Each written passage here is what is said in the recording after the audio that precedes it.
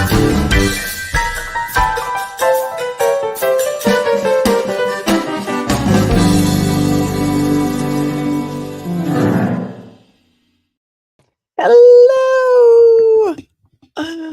Good morning, my friends, and thank you so much for coming to spend your Tuesday, April 30th, 2024 with me. Today is day 2 of the Karen Reed trial out of Norfolk Superior Court in Dedham, Massachusetts. And wow, it's going to start off with the cross-examination today of Officer Saraf. I've been calling him Officer Saraf this whole entire time. And I was wrong. How is everyone this morning? How is everyone this morning? Yes, that is Zydeco. Thank you. Thank you. Good morning. You're in New Orleans? Oh, I love it. Love it. Good morning. You know, I went back last night and I watched Lally's opening again because I just couldn't believe it. That I thought it was so lackluster and had no emotion and really, I mean, it really came across to me that he did not believe a word that he was saying. He was not passionate about it at all. I went back and watched the part where he said that Karen said, I hit him. And he just sort of rushed. It was so rushed and it was so dispassionate. It was almost like it lacked complete conviction in my eyes. And he just didn't believe a word he was saying. For someone who had never heard about this case before, which obviously I know so many of you and I have been going over this for months and something like 70 hours by now. We've looked at every report, every court document, every motion. We've watched every hearing. For people who didn't know anything about the case at all, are there any of you here who for the first time yesterday watched opening statements? And I want to know if you were just totally confused by that. There was absolutely zero reason for him to bring 75 characters into that opening statement in my mind. All he did was confuse the jury. It was just, there are a lot of players involved, but I think if you start naming all of them in your opening, it's going to just overwhelm the jury. You could have told that story in a much more simple way. There was really no reason to confuse everybody so much. The only thing we learned from that we didn't know is that they're going to allege that Karen Reed backed up 60 feet in her Lexus SUV at 24.2 miles per hour in the snow, backed into her boyfriend, Officer John O'Keefe, intentionally and killed him. And that rises to the level of second-degree murder based on some of the things that we heard about yesterday, some problems in their relationship that they were having. According to John's brother, Paul, who only testified about one thing, I think, that he could remember that they argued about. And it was so minimal that it kind of escapes me at the moment. But didn't they say that he was going to come in and testify that John was angry because Karen wouldn't let him fix a plumbing issue at his house? I think what Paul said yesterday was that they would get into arguments or they bickered because he thought that Karen spoiled the kids and he didn't want her spending so much money on them. Yeah. And then his wife got on the stand and she was very, in my eyes, you tell me if you think I'm wrong, she did not want to be there. She testified that she was very good friends with Karen, that she seemed sad that she never talked to Karen again after this incident, that Karen said something to her like, I don't think I'm going to see you again ever after this. New England runs on Duncan. Yeah. And then John was angry that morning, or they were bickering, she said, because Karen drove his niece to school and bought her an iced coffee on the way. That he didn't like that choice of breakfast, I guess. I don't know. Is that the smoking gun that they're going with? Guys, I mean, tell me, what are your thoughts? I mean, I don't watch other coverage. So what are these people on the other side? How are they defending this? Are they coming out thinking it was a big W for the Commonwealth? I mean, in what way exactly? I don't know. Enlighten me. And then Officer Saraf didn't really say much of anything other than he didn't say that she said I hit him. He said she was giving him CPR. She said, this is all my fault. I did this. She was very hysterical. Is he dead? Is he dead? Is he dead? I think the biggest takeaway that they're going to say was a huge win in their favor, the Commonwealth's favor, is that Officer Saraf said he did not see any footprints from the house to the body. But did he see any tire marks? Because he didn't mention that either. This is going to be a very interesting cross-examination today. I thought that Yanetti's opening, as we spoke about yesterday, was a masterclass in trial lawyering. This is how every opening should be done. He was passionate. He was engaging. He caught their attention in the first 5 seconds. You have 5 seconds to capture the attention of your audience, and he did it. She was framed. That's how he opened. She was framed. Once he mentioned Trooper Proctor, I went back and watched again, and I watched the chat, and I watched the reactions in the courtroom several times. When he told us that Trooper Michael Proctor got a hold of Karen's phone illegally without a warrant, went through her phone, and then talked to his high school friends about it through text, things that he never thought would be revealed to the general public and or the trial viewing public. Names that you could not even imagine, he called her. And I know one of them, I think, is the C word. So it'll be interesting to hear that in open court. He told his high school friends that he hoped that she would kill herself. And he told his high school friends that he was looking for nudes in her phone and was upset that he couldn't find any. I don't know how they're going to get over that. If anybody has any ideas of how you think the Commonwealth is going to get over that, it's disgusting, it's repulsive, and you should be outraged. I know you guys are outraged because we talked about it yesterday. Put some "we are outraged" emojis in the chat. I put some new emojis up for you guys yesterday, members. I put in a salad, for word salad, but I don't know if it really looks like a salad. Can somebody put the salad emoji up? It looks like it has like a yellow background. And also I put, what else did I put up? There's a salad emoji. Oh, there's an emoji that says nope. Because that was my big takeaway from yesterday was nope. Does it look like salad? A little bit. My eyes aren't the greatest. Oh, yeah, we got nope. We got the nope in there. And there's another new one in there. Tell me what you think. I forget what it was. Is it just those two?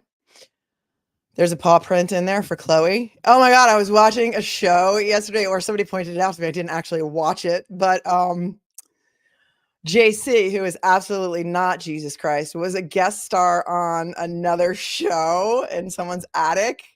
And there was a third person on that show who is a masshole and has behind her a poster of a paw print. I'm like, wow, is that where Chloe is? Did you take Chloe in and rehome Chloe? Yikes. That was classic. I don't make videos of other people, mean videos or, defamatory videos or videos just to make fun of people like she does. So I don't know how to do that, and I wouldn't do that. And I mean, really, there's some skill involved there. So it's surprising that she can't find a job. But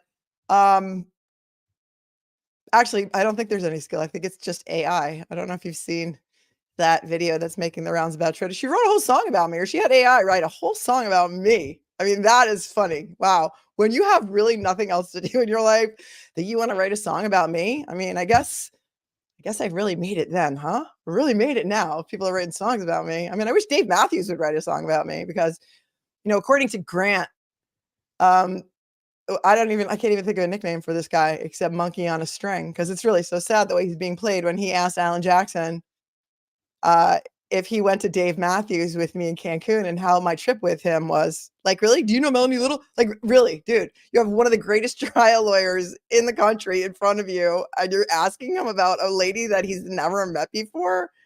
as if that is some sort of big smoking gun. Alan Jackson, did you have fun with Melanie Little in Cancun? Like, really? Dude, he doesn't know who I am. You just embarrass yourself on international television. Oh, international viewers, are you in the chat? If you're international, please, oh, journalist is a very strong word, loose term. International viewers, if you're in the chat, say hello and tell us where you're watching from. This has become an international story. It really has. I mean, initially when this case first hit the news waves or the news wire or the local Boston channels, it was a Massachusetts story. It was a Boston story. It was a New England story.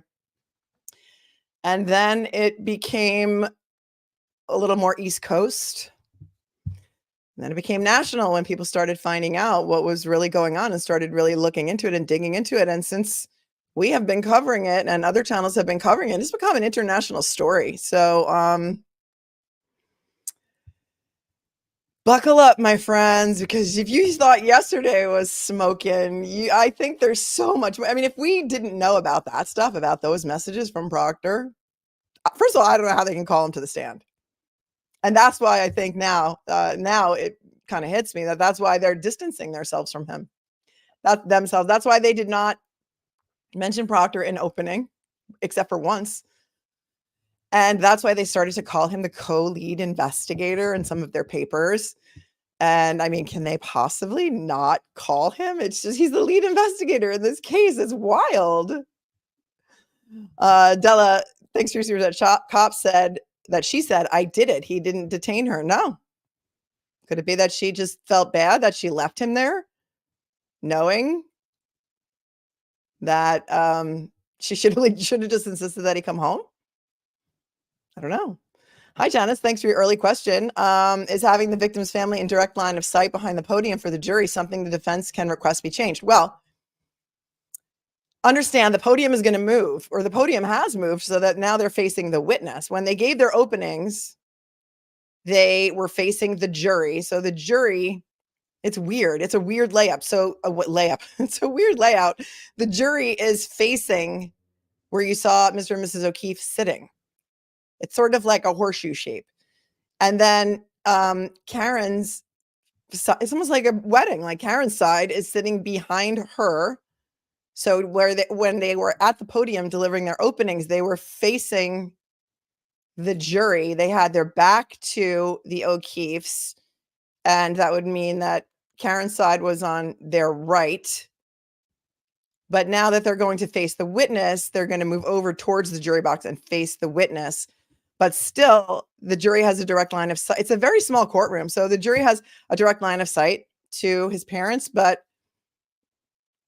I thought it was powerful because we watched that footage 3 or 4 times, and I don't know, but Mrs. O'Keefe, the second time that Yannetti said nope, she mouthed it with him.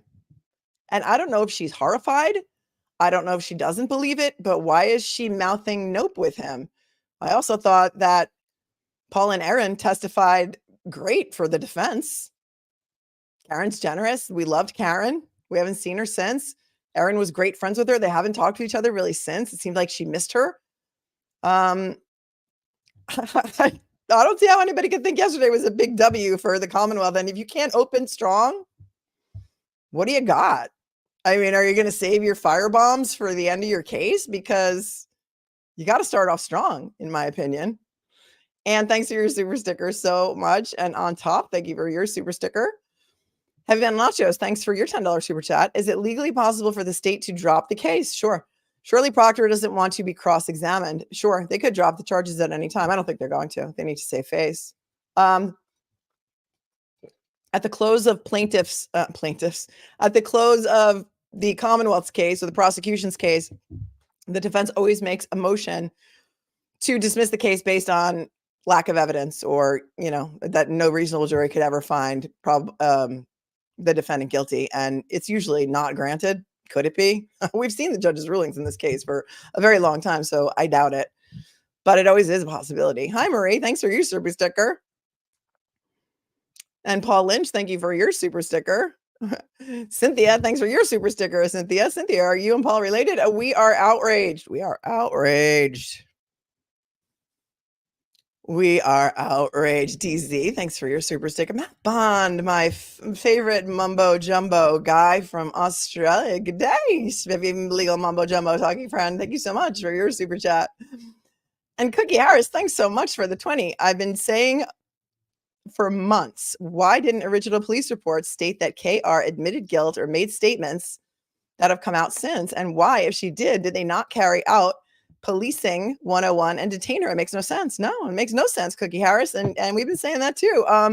In fact, you're going to find out when Jen McCabe takes the stand that after she gave her initial statement to the first officer on the scene, she called him at 9 a.m. and said, oh, could you come back? I have some things I want to add to my statement.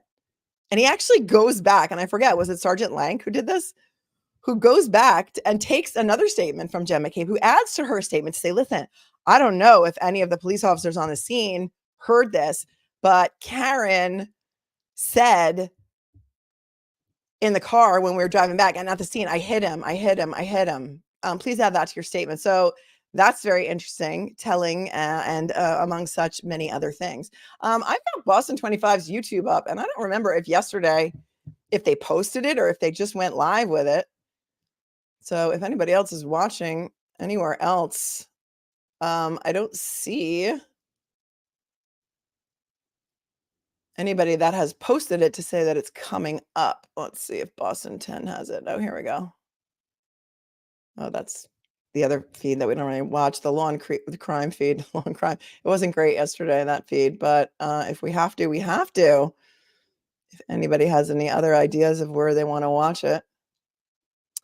Let's see, Boston 10.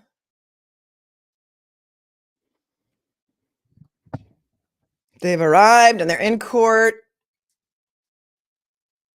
Lawn crime has it.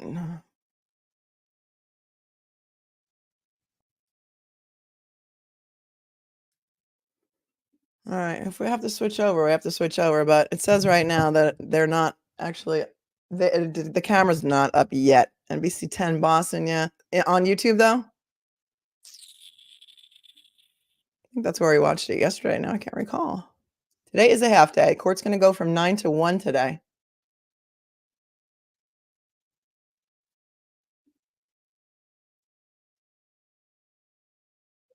They'll take lunch. They may not take lunch if it's only 9 to 1.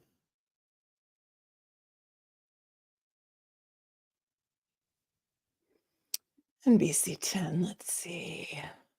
They only have 210 people waiting. I have more people waiting than they do. Wow, yay me. You know you made it when. You know you've made it when people are making AI songs about you. We should probably watch it. It's kind of funny, actually. We don't really have time for it. And I do suggest that if you don't like commentary and you like to watch the uninterrupted coverage, because we do stop and we do talk about and we do point out things, don't turn the chat open. Don't open the chat if you go to like Law and Crime or Court TV, because they can be really, really vitriolic over there. Oh, uncivil. Hi, Kurt. Good morning. Thanks for the super chat. I plead the fifth. 1, 2, 3, 4, 5. Anything you say, I say fifth. Go ahead and ask me a question. Can you believe this, dude? I don't know if you were watching this yesterday, but it's wild. It's wild. This is like, I don't know how they're going to overcome that. How do they overcome that? How do they overcome the lead investigator looking for nudes on her phone? Like, what was the end game in that? Was he looking for them for his own personal pleasure? Was he looking for them so that he could extort her into pleading guilty? Was he looking for them because he's just a pig? I mean, tell me. NECN. Nobody else is, has not started. This has not started. What's NECN? Are they on YouTube?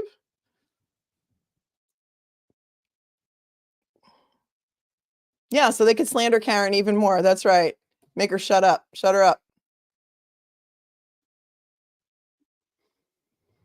It's repulsive. It's repulsive, you guys, and I don't think the jury's gonna get past it. I just don't. But that's just me. I mean, you guys are, the typical jury pool. What do you think? What do you think? Blackmail? Disgusting. Yep. Another day in the sausage factory. Oh my God, that's a good one.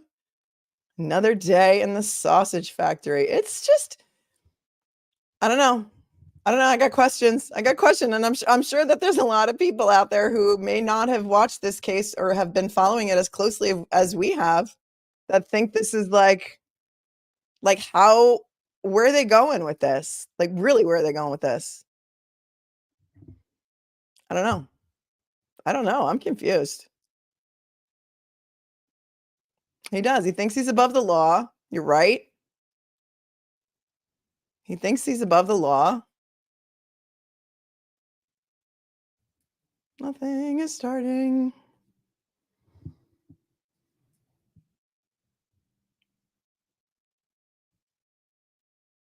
No, I'm not gonna restream another creator's stream, so that's not like anything I would ever do. It'll start. It'll start when it starts. They can't put cameras up until the judge takes the bench. So sometimes they have things to talk about. It's hot in here. I think it's like already time to start putting the air conditioning on. It is a beautiful day in the neighborhood. No, I can't. I'm not. And if you, I mean, I love those other creators too, but just it's not cool to like redirect. So I don't play other people's content unless they expressly give me permission. And when they do, I will. Yeah, stream sniping can be fun sometimes. But I don't do it. I mean, you know, I would ask you, Kurt, before I would go play your coverage. I would always ask you. And you would probably let me, like DUI guy did.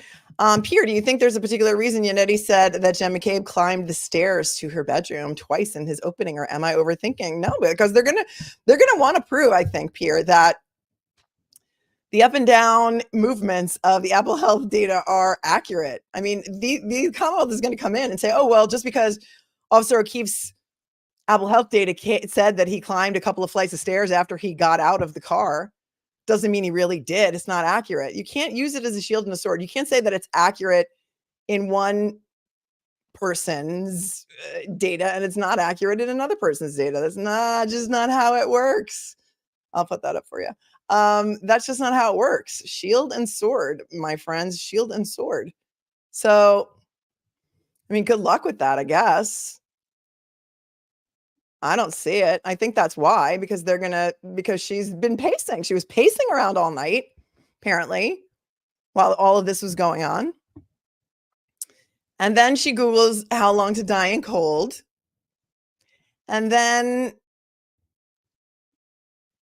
or before that, Higgins and Albert have a phone call. I mean, you could just see the stage that they're setting. The panic was setting in. So, that's my opinion. And remember, my friends, remember. Socrates once said, when the debate is lost, slander becomes the tool of the losers. So for those of you out there who are expressing your opinions and being personally attacked because of it, when the debate is lost, Tala says, how can you charge a person with murder when the cause of death is not homicide in the autopsy report? Great question. It was never even amended to homicide. It's actually a manner of death. So there are 5 manners of death that can go on the death certificate. They are homicide, suicide, accidental, natural, and undetermined. In this case, the medical examiner put undetermined on the death certificate. And the judge has already ruled that while the death certificate is going to be redacted, the undetermined is going to be redacted on the exhibit that the jury takes back into the jury room, the medical examiner can 100% be cross-examined on the fact that she wrote undetermined in the autopsy and on the death certificate. And it's going to be fodder for cross-examination. So, doctor, you couldn't even determine his cause of death. Isn't that right? Well, yeah, no, I couldn't. So you can't even tell us how he died, can you? Well, no, I didn't. So you didn't even say in your autopsy report that Officer O'Keefe's injuries were consistent with being hit by a car, did you? Well, no, I didn't. But you did say in your autopsy report that it did not seem that he had been in a fight. Isn't that true? Well, yeah, I wrote that. Well, why did you put that in there, doctor? Why would you put how he didn't die instead of saying how you think he did die? Like, the whole thing is going to be fantastic cross-examination. And we also learned that the defense has a dog bite expert. Oh, imagine all these trolls out there saying, oh, yeah, they abandoned that theory. They abandoned that theory because there was no canine DNA found on the clothing. Yeah, the clothing that Michael Proctor collected. Michael Proctor, who's too busy looking for nudes on Karen's phone, by the way, to actually log the clothing into evidence for weeks. Weeks. I can't wait until he testifies about where he kept that clothing. Was it in the backseat of his patrol car? Was it in his trunk? How did he get microscopic pieces of taillight in the clothing that wasn't turned in for weeks? This is going to be, for us, must-see TV. For Karen Read, it's been a hell that she's been living on Earth for the past 2.5 years. So, Until was like, I think it's normal to exclude things as part of an autopsy report. Yeah, she should have put, his injuries are not consistent with being pushed off the roof of a building. His injuries are not consistent with drowning. His injuries are not consistent with being choked. His injuries are not consistent with carbon monoxide poisoning from sitting in a car when you turn it on and you leave the garage door closed. Like, there are many things that it wasn't caused by, but yeah. Yes, Kimber is a disgusting human being, I think, is putting it mildly. Yeah, there's not right. I mean, his injuries were not. His injuries are not consistent with a skydiving accident. But when we find out who was in the room standing over him, well, he may have been looking for nudes on Karen's phone or texting his high school buddies that he hopes she kills herself, calling her the C word, and God even knows what else. This is going to become. And I said OJ could not have died at a better time for the Karen Read case, because he's going to be the new Mark Fuhrman. And it's so funny because I've been saying that for weeks after OJ died. Or I don't even remember when he died now. The days are all blending together. But I heard people on TV saying that last night. I don't know. Was it court TV? I don't know. I don't know. Oh, I had been talking to Vinny because I knew that he was going to going to Norfolk. And I said, Vinny, be careful. Like, they're going to come for you. And sure enough, last night, somebody sent me something from the cesspool that says, Vinny P, we're coming for you next. I was like, wow, really? Really? You think I'm a public figure in your little minds? Good luck with that. Good luck with that. If the Lexus didn't hit, you must have quit, says Tommy. Yeah, this is going to be fun today to see it's not fun. There's nothing really fun about it, but knowing what we know and how much we know about this case, and knowing how a lot of these witnesses have already testified and given statements, and how they kept changing their story and how they kept adding things to their story, and how we found out during one of the motions that Jen McCabe and Kerry Roberts got together and made a timeline together before they testified in front of the grand jury. Like, I can't wait to see that timeline. They're going to have to produce it. Like, where's your timeline? Let's see it. Why did you make a timeline? Is it because you wanted your testimony to be consistent with each other? Why? Why would you do that? Not fun. Energized. I know. I felt so good after the day yesterday. Like, I started the day off like I wasn't feeling great because I had dealt with all that BS all weekend from those disgusting people and those people, this woman who calls herself a grieving mom. Well, guess what? My PI is way better than yours, honey. Call yourself a grieving mom. You didn't lose a child. You had your children taken away. I guess that's why you're a grieving mom. So keep it up. Keep it up. Oh, Kurt, you know what, Kurt? I may need you, actually. Kurt, you want to do a little pro bono case against some trolls? Let's talk later. For real. There's some constitutional issues at play here and some federal law that you might really enjoy. Rochella, I have PT in 20 minutes. We'll be listening. Oh, honey, how's your knee? I hope you're feeling better. And I hope you're in recovery with that knee. I know you had a couple of setbacks. I have the best mods on YouTube. So, I mean, you could try and come in here and say gross, disgusting things, but my guys are faster on the button than, like, the world champion of whack-a-mole. Because whack-a-troll. Let's do that. Whack-a-troll. Oh my gosh. I just thought of something great. Oh, I got to make a troll emoji. troll emoji. That'll be my homework for tonight. It's only a half a day, so we got that. Where are these people? Who are these people? Anybody give me that reference? Who are these people? Who said that? Whack-a-troll. Isn't that great? Whack-a-troll. Oh, this is not just a trial commentary. It's comedy. It's comedy. Comedy's not always pretty. So there you go. Let's see. Gee, what we learned yesterday, Proctor looking for news in Karen's phone, and O'Keefe's brother blowing Karen a kiss at the hospital. Didn't cry, but fake cried on the stand yesterday. Who do you think fake cried? His brother? People are trying to spin that kiss on the other side as like he was like, yeah, see you later, honey. But like I didn't see it that way. I saw it like, we love you, we're here for you, we can't believe this is happening to you. I mean, she was being restrained because Sergeant Good, as we're going to see from his body camera footage when he testifies, he said, I'm going to have her sectioned at like 6:30 in the morning, which is like in New York we would call that a 5150 hold. In Massachusetts it's called a section 12. It's when they put you on an involuntary psych hold. And you're going to see from the testimony that after Karen Reed left the scene, and I think Saraf started talking about this yesterday. He started talking about it. After Karen Reed left the scene, because they told Kerry Roberts to take her back to One Meadows, which was John's house where they lived together most of the time. She came back a couple of minutes later because she was called back to the scene. Kerry was to bring Karen back because they wanted to section her. Can't wait to hear why they wanted to section her. We read in some motion papers that there was a call made to Canton PD saying that she was suicidal.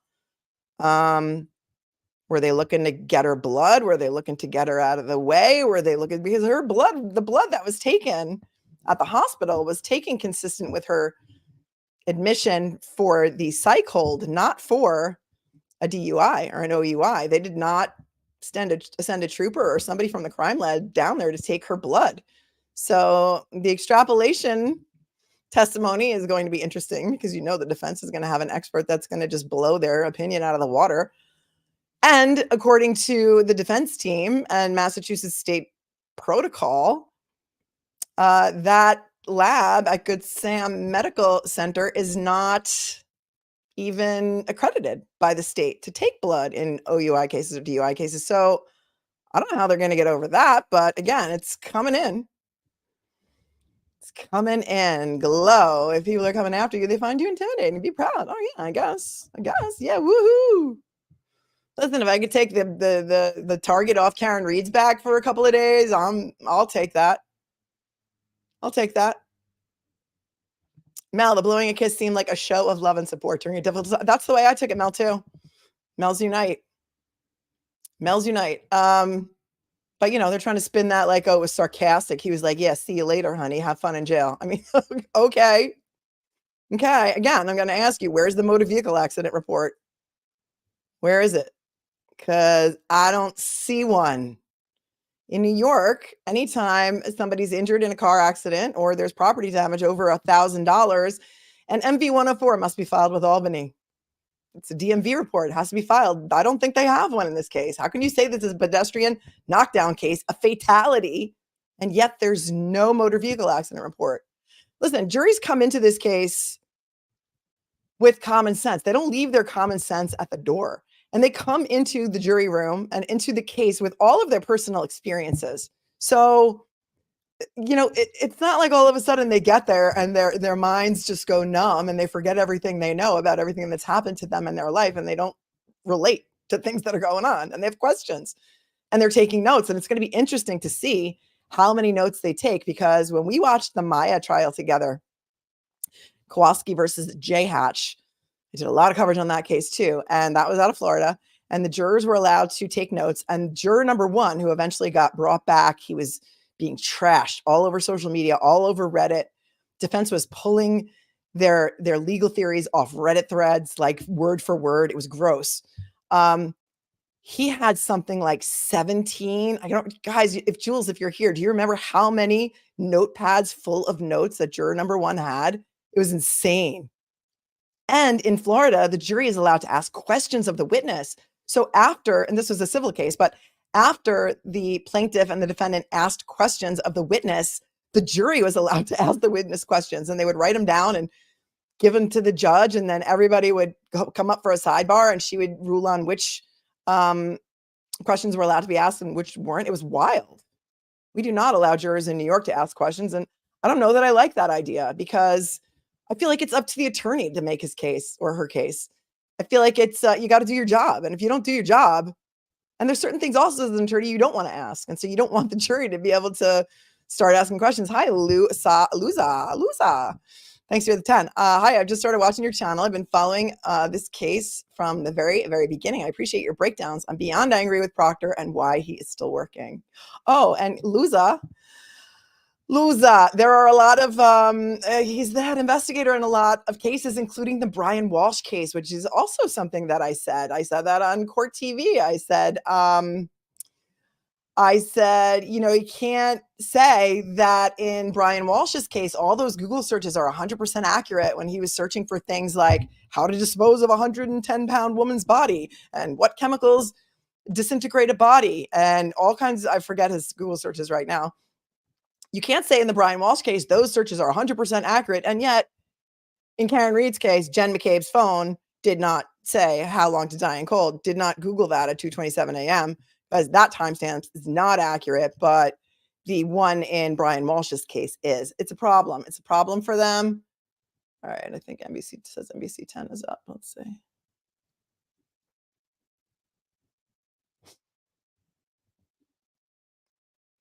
It is up. Here we go. Let's look. It's the fan, though. I hate looking at the fan. So I don't know how you guys feel about looking at the fan, but I'm not a fan. I'm not a fan of looking at the fan. It makes me dizzy. I guess we could put it on just for we'll take down this. Goodbye, law and crime. And again, fair warning, do not open the chats, guide your actions accordingly in those other on those other channels. Just don't do it. Just don't do it. I'm not a fan of the fan. I'm not a fan of the fan. No, I am not. I know. Can I even make it even smaller than that? Yeah, you know what? I'm just gonna take it off right now because it does. It makes me nauseous. It makes me Robbie, good morning. Good day. Good day. Robbie's one of my first fans from Australia. OnlyFans. I love it. OnlyFans. OnlyFans. Maybe we need a fan emoji too. OnlyFans. That's great. We got the fans. We got the troll. We got the whack-a-troll. We are on firing on all cylinders this morning, my friends. We're firing on it. Everything. Mama Montana. I'd love to go to Montana sometime. Thanks for being a member for 6 months. Never miss a show. You're the best on YouTube. Thank you so much. I'm so good that they're making videos about me. They're basing their channels on content about me. It's wackadoo. Wackadoo, whack-a-mole, whack-a-troll. Carly, thank you so much. Proctor is also the lead investigator for 2 other high-profile cases in Mass, the Lindsay Clancy and Anna Walsh case.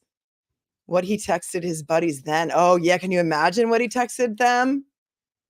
Oh, wow. And you know what? Now that the feds are onto him and there's this whole internal investigations affair, internal investigations, IA case against him that MSP is investigating him on, you know, they have everything probably from every case. Can you imagine what wow, that's wild, Carly. Excellent, excellent point.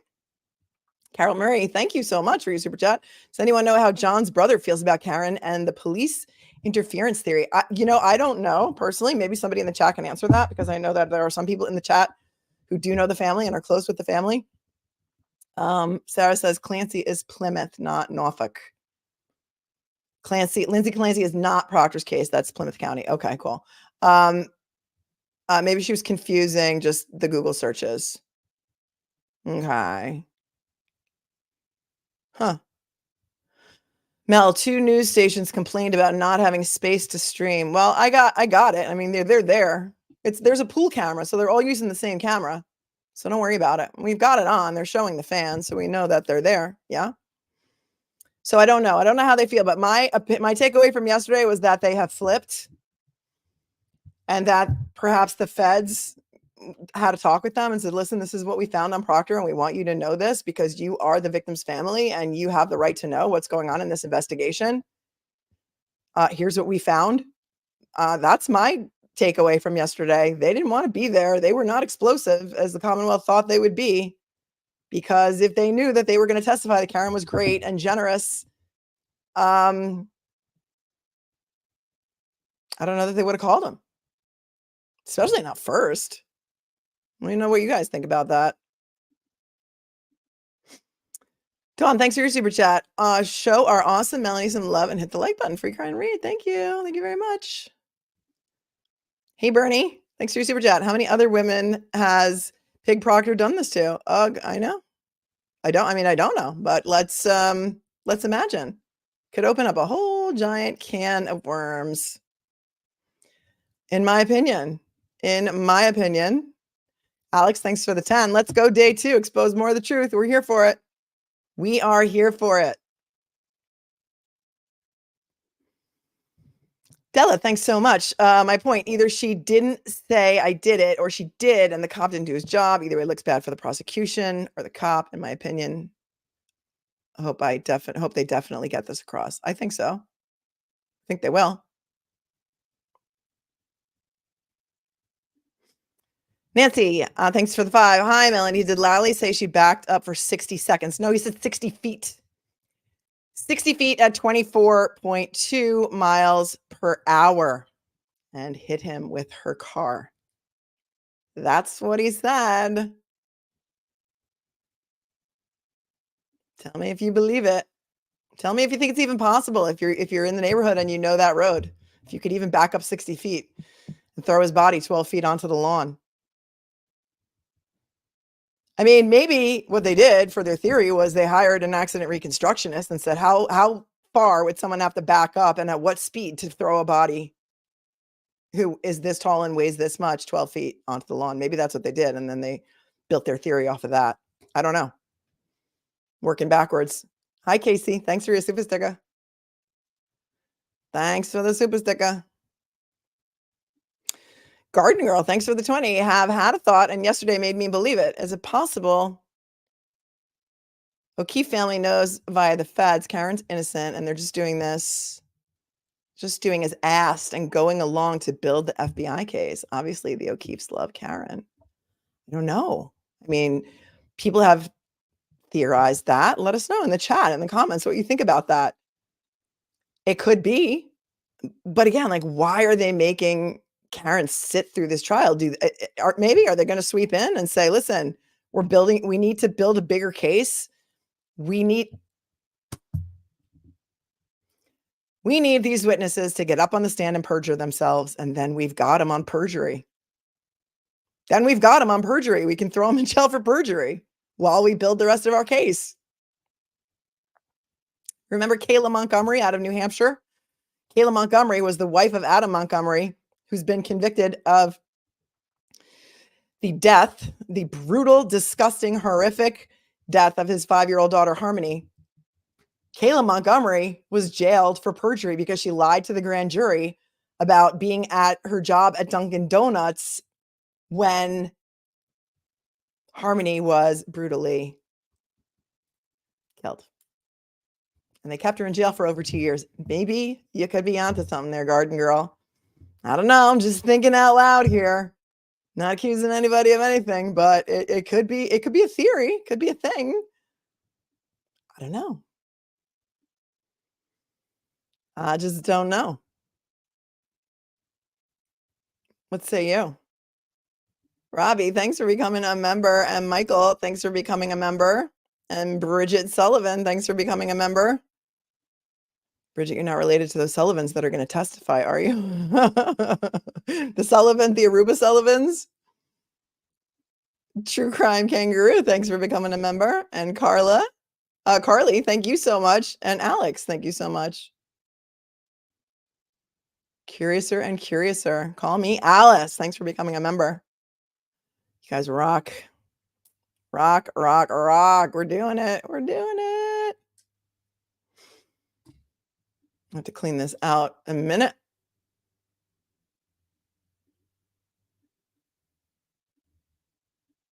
What else is happening, my friends, in the true crime world?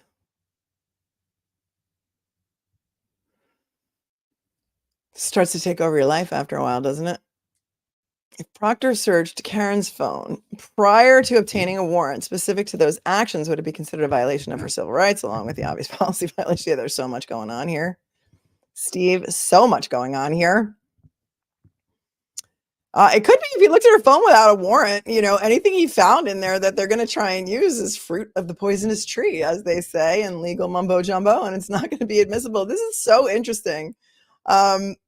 We're going to see there's a lot of violations of a lot of rights here, civil and other, constitutional, civil, state, federal, all of it, in my opinion. Madam Roz, yes, perjury while they build their case. It's going to be monumental. And then if they've got everyone's phone dump, they can see who was conspiring with who to cover up what, if such a thing happened, perhaps. Just theorizing here. Just a theory. It's my theory. I'm sticking to it. Jimmy. Does Proctor have nudes of himself on his phone? I know that. What a disgusting thing. Like, first of all, who does have nudes of themselves on their phone? I mean, if you do, okay. But like, why would he even think that she would? Is that a thing? I mean, people do that? Who does that? Especially nowadays when you know that it can get out. It's just gross. I don't know. I guess that's the kind of crowd that he hangs around with. That he assumes that everybody's got that on their phone. I don't know. Shelley says, Karen's a classy lady. No good can ever come of having photos on a phone that could end up on the internet machine. Pass it on, right? And teach your daughters. Teach your kids. Don't send it. Don't receive it. Because once you receive it, if the person who's sending it to you is underage, you are now in possession of what they call P, that I can't say in the first couple of minutes of this stream or I'll get stricken. And that can be a federal crime. So teach your children. Teach your children well. As Crosby, Stills, and Nash used to say. Yikes. That fan is really not fun to look at. And that tells you I guess they don't have air conditioning. Oh, here they come. I can hear sound anyway.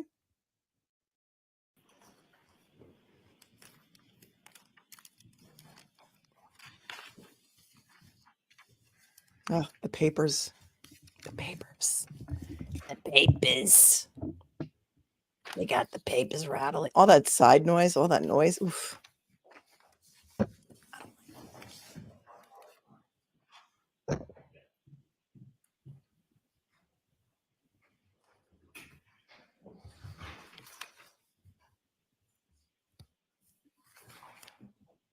Hear ye, hear ye, hear ye. All parties having anything to do before the Honorable Court of Justice, doubly known, now sitting in the Gentleman's Superior Court within the County of Norfolk.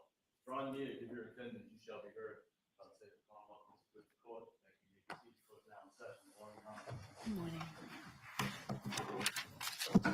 Commonwealth versus Karen Reed, 22117. Okay, good morning again, council. Good morning, Ms. Reed. Good morning, jurors. I appreciate everybody's commute today. It took everyone, I'm sure, a lot longer than we all anticipated. But we thank you for being so thoughtful. I do have to ask you those same 3 questions. Was everyone able to follow the instruction and refrain from discussing this case with anyone yesterday?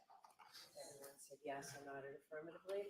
Were you also able to follow the instruction and refrain from doing any independent research or investigation into this case since we left yesterday? Yes. Everyone said yes or nodded affirmatively. Did anyone happen to see, hear, read anything about this case since we left yesterday? No. Everyone said no or shook their heads. All right, thank you very much. Could we have Officer Saraf, please?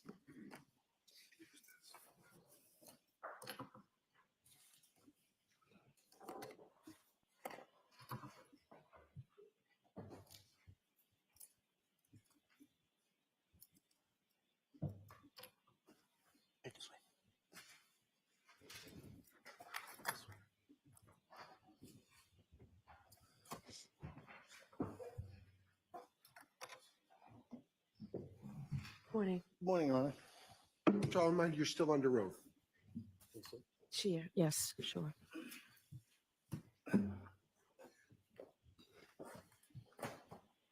All right, Mr. Jackson. Thank you, Your Honor. Good morning, Officer Saraf. Is there anything that you would like to change or amend or modify about your testimony yesterday that you thought about overnight? No. Did you discuss your testimony with any person between the time you got off the stand yesterday and coming back to the courtroom? No. Officer Saraf, I want to ask you a question about, or a couple of questions about something called a dispatch log. Do you know what a dispatch log is? Yes. What is a dispatch log? Can you describe to the jurors? Just notes saying what time calls come in and sometimes a short synopsis of what happened on the call. It's an official document generated by the Canton Police Department, correct? That's correct. And it's kept in the ordinary course of business? Yes. It's created at or near the time of the event that it's recording? Yes. And it's supposed to be accurate? Yes. Is that yes? Yes. Yes, Okay. sir. And in fact, what it has is the dispatch details of the event that's in question. Whatever officers show up, what time they show up, the order in which they show up, the location to which they're dispatched, things of that nature, correct? Yes. Have you looked at the dispatch log in this case? No, I have not. May I approach you? Yes. He's never looked at it.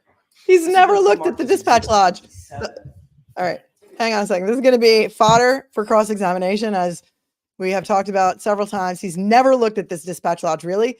The dispatch log. This is, and he asked him first, is there any of your testimony from yesterday that you'd like to change? He gave him the opportunity to come clean, but he's been prepped for trial in a murder case, and he's never seen this dispatch log. Buckle up, my friends. Tell me if you recognize that document.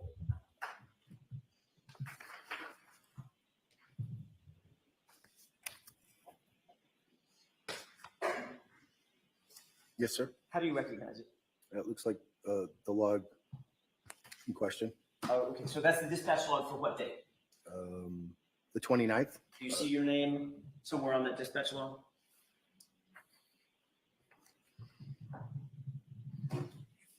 Yes. To the right, one of the three officers that was called to the scene. Yes. And that looks like the dispatch log for the call out that you were testifying about yesterday. Is that right? That's correct. May I approach you? Yes. May I publish this as we Yes. discuss it? That is really small font. I'm going to make I approach one more time. Yes. Yeah. This is not an eye contest. That would not. I stand, I should say. Oh, look at that. The magic of technology. All right. You can either look up on the screen or look at the dispatch log that's in front of you. I'll try to look at the one on the screen, but my eyes aren't that great either. If you look to the right, there appear to be 3 entries for the dispatch of the officers that were on the scene about which you testified yesterday, correct? Yes, sir. And in fact, it has this dispatch log shows that you and then Officer Mullaney and then Sergeant Good all arrived to 32 Fairview that morning within 7 seconds of each other, correct? That's what it says. Yes. It actually has Officer Mullaney arriving first at 6:09:26. You see that? Yes. And you see that it also has 3 seconds later at 6:09:29, you arriving. Is that right? 6:29. It says. Excuse me. It's 6:09. Yes. 6:09 and 29 seconds. Yes. I'm sorry. Yep. That's okay. And then it has Sergeant Good arriving 4 seconds after you at 6:09 and 33 seconds, correct? Sure. Yep. So all 3 of you, according to the official document generated by Canton Police Department for this event, has Officer Mullaney arriving first, you arriving second, Sergeant Good arriving third, all within 7 seconds of each other, correct? Correct. That is completely false, isn't it? Yes. Yeah, you've looked at your dispatch, your dash cam, correct? And clearly, we saw it yesterday. You arrive and there's nobody else on scene. Correct. That was at about 6:10 a.m. that you arrived, correct? About that. Yes. And then Officer Okay, let's stop for a second here. He said, this is a complete lie, isn't it? And he said, yes. Look at the address on there. They have that address as 32 Fairview Road. This incident happened at 34 Fairview, the home of a Boston police officer, Brian Albert. And I can't wait to hear the 911 call made by Jen McCabe, whose sister lives at 34 Fairview as well. If she says it's at 32 Fairview, immediately trying to distance themselves from Brian Albert's house. Oh, snap. I think I need to make a snap emoji. I'm putting that on the list. I'm taking that back because I can't, closed captions don't come up on live television, so we can't hear the closed captions, but he said yes. That was completely false. He said yes. I love this. Smooth as butter. Alan Jackson, butter emoji coming up. You arriving second, Sergeant Good arriving third, all within 7 seconds of each other, correct? Correct. That is completely false, isn't it? Yes. Yeah, you've looked at your dispatch, your dash cam, correct? And clearly, we saw it yesterday. You arrive and there's nobody else on scene. Correct. That was at about 6:10 a.m. that you arrived, correct? About that, yes. And then Officer Mullaney actually arrives after you about 6:11 a.m. Is that right? Yes. And Sergeant Good does not arrive, according to your own dash cam, until about 6:16, a little after 6:15. Yep. All right. So right off the bat, the official Canton Police Department dispatch log, one of the first documents generated in any investigative event, that's completely wrong, right? The times are, yes. The times are. Okay, how about the address, officer? Isn't it true that it should be an accurate report? Use guys, put the lies emoji up. Those of you who has lies, yeah. Thompson twins in the chat, lies, yeah. Well, the times and the orders, right? I mean, not only did Officer Mullaney not arrive first, you arrived first. That's and correct. then he arrived. Sure. So that's two things that are wrong about just that, correct? Sure. And then it has Sergeant Good arriving 4 seconds after you, which is also incorrect. Yep. He didn't arrive until about 6 or 7 minutes after you, right? Sure. All right. Have you reviewed this document in the past? Yeah? No. You've never seen the dispatch log? No. Did you ever seek to make sure that the dispatch log that's so important and so vital in an investigation was actually accurate before it was turned over to the defense, for instance? No, I didn't. All right. But without that dispatch log, without your dash cam, we would be relying on your dispatch log to be true and accurate. Is that right? Other than what I'm saying that what happened, correct. And do you think it's accurate otherwise? Yes. Yeah. Not in order, no. It's not. Not in order, no. Other than In the time. order and the time that the officer's responding, is it correct in all other respects in your mind? Can you rephrase? Sure. Say it one more time. Let's take away the order and the time that the officers responded. Ignore that. Mhm. Is the dispatch log otherwise accurate? Yes. Oh boy. Take a look. Oh boy. Oh boy. He's gonna wish he never got out of bed this morning. At the left-hand column where it's highlighted in green. What's that address? Highlighting green? On the screen, it's Oh, highlighted. I'm sorry. I don't have the document. That's okay. It says 32 Fairview. Did you arrive to 32 Fairview Road? No, You arrived to 34 Fairview Road, that's correct. Yep. So that even the location on the dispatch log is faulty. Is that right? Sure. Yep. May I approach you? Yes. Everything about Yep. this investigation in the beginning was wrong. Intentional, negligent, you decide. You testified at a grand jury in April of 2022, correct? I did. At that grand jury, do you remember telling the grand jurors what address you actually responded to? The lights, please. Don't recall. Probably what I said in the grand To jury. refresh your recollection, if you took a quick glance Sure. at a copy of your grand jury testimony. May I approach you on it? Yes. She's like, yes, please. Please, endless bloodbath. Thank you. Officer Sheriff, I've done you the favor of highlighting a page on page 9. Where did you indicate to the grand jurors that you actually It arrived? says 35 Fairview. I know what it says. I'm asking if it refreshes your recollection that you actually testified under oath that you responded to 35 Fairview Road. Yes. And that is incorrect as well, isn't it? Yes. May I approach on? Yes. Dazed and confused for so long. Have you reviewed any of the other officers' reports that relate to your dispatch out to the location that you've been testifying to? No, I did not. Did you ever review Sergeant Good's report? No. Are you aware that have you ever discussed with Sergeant Good that he wrote in his official report that you responded to 32 Fairview Road? No. And of course, we just talked about the fact that the dispatch log lists 32 Fairview Road and not 34 Fairview Road, correct? Correct. So none of the initial police reports, not the dispatch log, not your police report, apparently not Sergeant Good's, list 34 Fairview Road as the actual location where you responded that morning, correct? As far as I know, yes. Yes, sir. Was there an effort on your part or anybody else's, to your knowledge, to mask the actual address of Brian Albert's house as 34 Fairview Road? No. All those are just mistakes. Yes.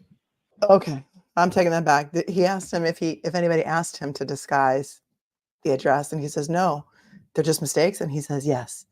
So basically, Canton PD is incompetent. They weren't asked to hide the address because 34 Fairview is actually the address of a Canton police officer's brother. Things that make you go,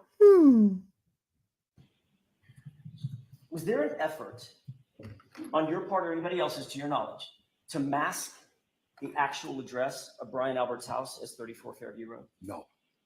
All those are just mistakes. Yes. Over and over and over. Yes. give me some nope emojis. When you made contact with Please. the victim and the women that you described yesterday, did you see any evidence that any of the women had been engaged in life-saving measures? Yes. What did you see? It appeared that Karen Reed was doing mouth-to-mouth on John O'Keefe. You saw, I don't want to get too graphic, but you saw blood on her face? Yes, I did. You saw blood on his face? That's correct. You saw blood in her hair? No, I didn't see anything. You didn't notice that? No, I didn't notice that. Okay.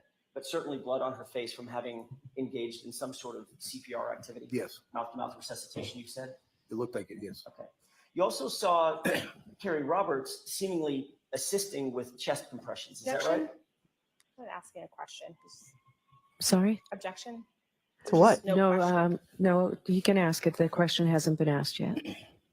Finish the question. Thank you, Your Honor. Did you also see Carrie Roberts seemingly assisting in chest compressions? I don't remember who exactly it was, but it appeared that somebody was doing What about crutches. the third woman, Jennifer McCabe? They were all around the body. Did you see Jennifer McCabe ever engage with John O'Keefe as he lay on the ground and assist in any life-saving measures? Did I don't- you witness that? I don't recall. But you do recall my client engaged. Yes. Remember that clip from the courthouse steps that everyone loves to play, where Karen's asked, "Did you do it?" And she looks at the guy and says, "We know who did it, Steve. We know who did it. I'm the only one who tried to save him." And we saw that dash cam footage yesterday from his vehicle. Jen McCabe is just walking, moseying around in the street, moseying around. And Karen Reed is screaming hysterically. And I don't know if the people in the courtroom were able to hear the audio from that dash cam footage, but in the beginning, we could hear her piercing screams, which to me sounded authentic. And Jen is moseying around in the street like she doesn't have a care in the world. There's no panic. There's no fear. There's, you be the judge because the jury's going to be the judge.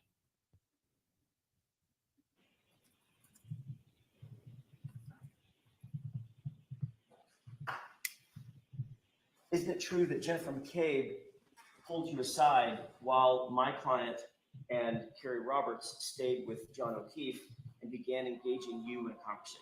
Yes, And she was providing some sort of a narrative to you, correct? correct. While the other two women are trying to save John O'Keefe's life, she's talking to you For brief seconds, I would say. for brief seconds. Yes, You saw the dash cam video. Was those several minutes on the dash cam video where she's standing and having a conversation with you? Are those the brief seconds? I don't know what time frame you're talking about. I'm talking about right after you got there. Right after I got there. Correct. Did you ever see Jennifer McCabe do anything physically to help John O'Keefe? No, I didn't see anything. No, she didn't. It was her friend for 10 years, but she didn't even try and Did help. Jennifer McCabe offer to you during that brief seconds that you described, this narrative that she was having, this conversation she was having with you? Did she ever offer the fact that she was standing in front of her sister's house? No. Jennifer McCabe never told Officer Saraf that it was her sister's house where the body was found. Never mentioned it. Would that not be an important detail to tell the police? You be the judge. Did she ever offer the fact that her brother-in-law, who lives in the house, is a first responder? Objection. Sustained. Wait, why is that? Why is that sustained? Why can't he ask that question? Did she ever mention that her brother-in-law, Brian Albert, was a first responder? Why? Okay. Were you apprised at any time while you were out there that the homeowner was a first responder? Objection. Sustained. Why? Why is that sustained? Anyone know? How about that he was a Boston police officer? I mean, same difference, right? Based on your observations between Karen Reed and Jennifer McCabe, which one of those women appeared to be more focused on trying to save John's life in the moment? Objection. I'll allow it. Can you repeat the question, sir? Between Karen Reed and Jennifer McCabe, which one of those two women, based on your observations, appeared to you to be more focused on physically trying to save John O'Keefe's life in the moment? At that point, it was Karen Reed. Oh, so she was the only one trying to save his life at that point until the EMTs showed up. So when she was on the courthouse steps, she didn't lie. Everyone out there who thinks she's guilty and wants to crucify her and hang her in Town Square in Canton has been defaming this woman for over 2 years, calling her a cop killer, running up to her while she's trying to get from the SUV that she has to drive to court in, which is probably bulletproof, and walk 3 blocks to the courthouse because I don't know, I think they won't let them drop off in front of the courthouse. It's probably bulletproof, that car. Like, she's the only one trying to save his life.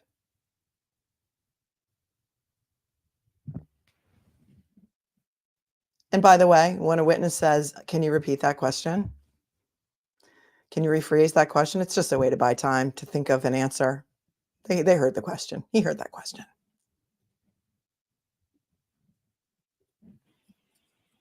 You would agree with me, Officer Saraf, that in any investigation, details matter, accuracy matters, correct? Sure. Reports are written in police investigations in order to memorialize observations, things heard, seen, experienced by the officers, correct? Yes. And generally speaking, you're trained to write those reports and memorialize those observations as quickly as possible so that things are fresh in your memory. Correct. You don't want to write a report about an incident that you respond to today, 2 years from now. No. As a matter of fact, you're trained exactly the opposite. When you respond to a scene, it's somewhat important. You need to get it down on paper as quickly as possible for detail and accuracy, right? Yes. You did, in fact, write a report, a supplemental report for this investigation where you laid out your observations of that morning, correct? That's correct.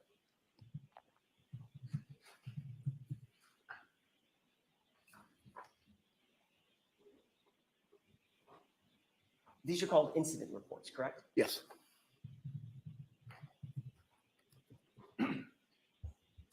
I'm holding what appears to be a multi-page document that is entitled an incident report. May I approach? Yes.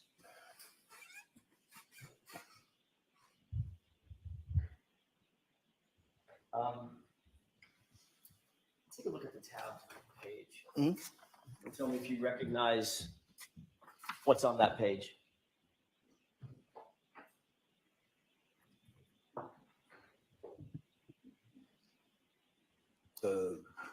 I'm sorry. Do you recognize that? All I'm asking you is, Oh, you yes. recognize that as your report? Yes, yes, sir. Okay. Sorry. Did you write that? Yes, sir. When did you write that?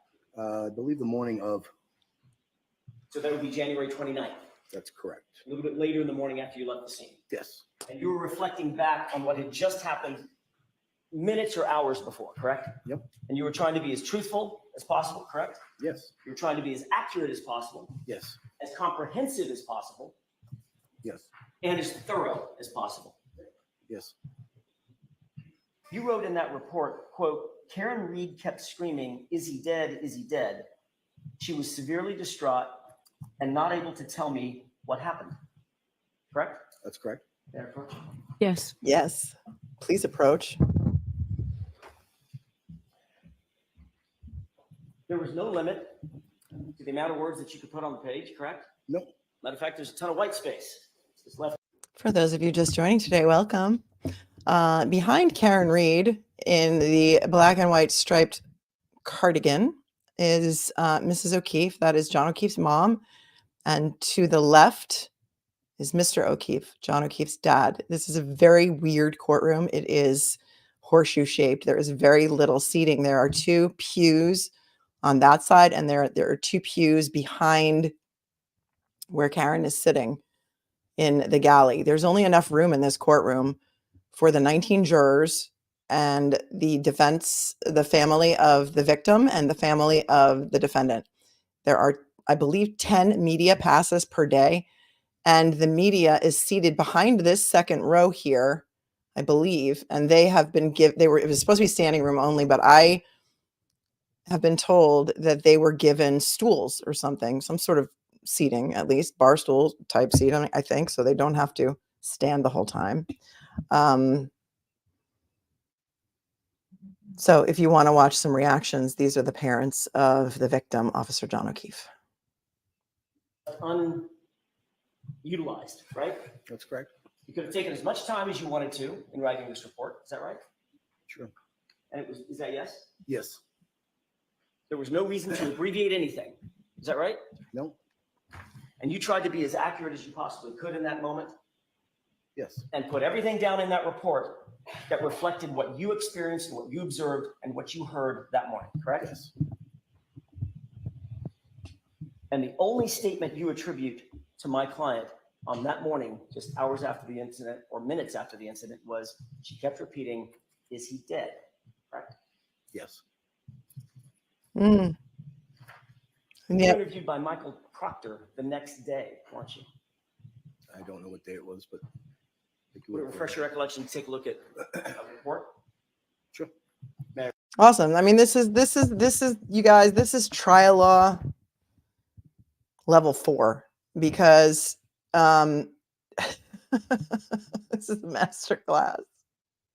All you need to do to get him to look at that document and make him look like a fool is have him say, "I don't recall." And then you say, "Oh, would you like me to refresh your recollection?"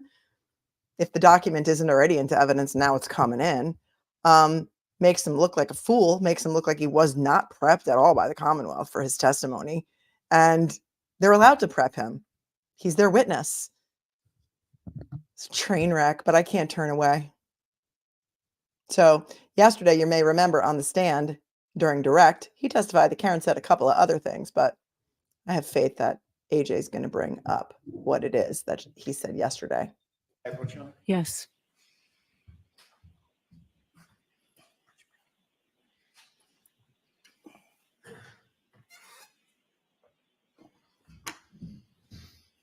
Take a look at that report that's dated March 15, but reflects an interview on January 30, and then tell me if you recognize it.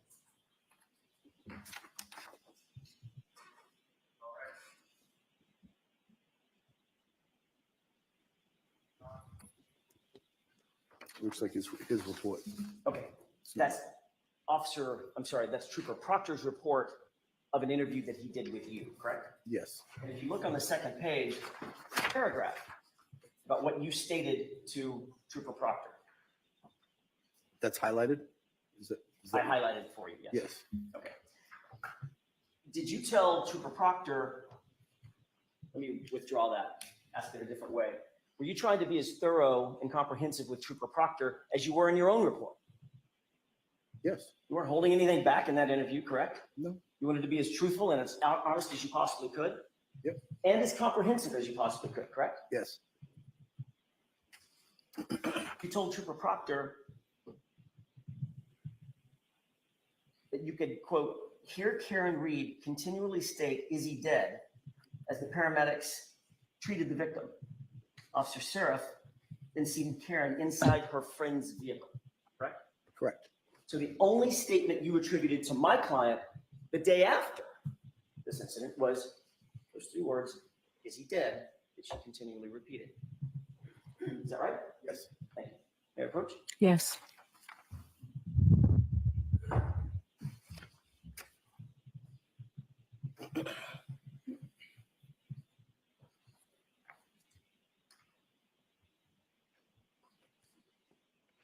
In the two times that you were asked to reflect back on exactly what happened that morning, on January 29th and January 30th, both times you attributed only three words to my client having been repeated continually in her distraught state. "Is he dead?" Right? Yes, And she wasn't saying that calmly, I'm assuming. no, Matter of fact, you used the word she was severely distraught. Is that right? that's correct. When you say severely distraught, we saw part of that on your dash cam. She was emotional, Yes, upset, yes, focused on John, yes, trying to save his life, yes. and asking, what was the question that she asked? Is he dead? Over and over and over, correct? Correct.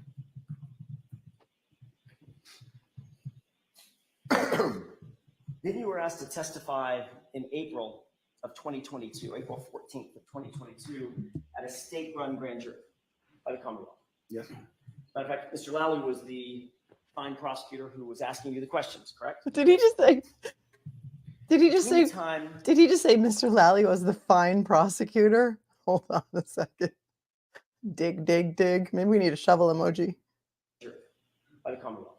yes, Matter of fact, Mr. Lally was the fine prosecutor who was asking you the questions, correct? yes, Between the time you wrote your report on January 29th and you gave a statement officially on January 30th, between that time and when you testified in April of 2022, do you have any meetings with anybody from the Massachusetts State Police?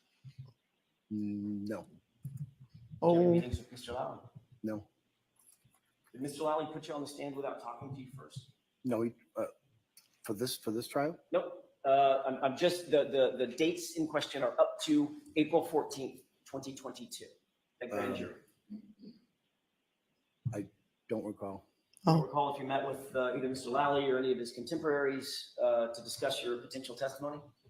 Not, I don't recall meeting with him for that, no. One time I met with him in his office was a couple of weeks ago with this. In preparation for this testimony. Correct. But your testimony now is that he didn't meet with you or you did not connect with him to discuss your testimony before the April grand jury? I don't recall. When you did testify in that grand jury,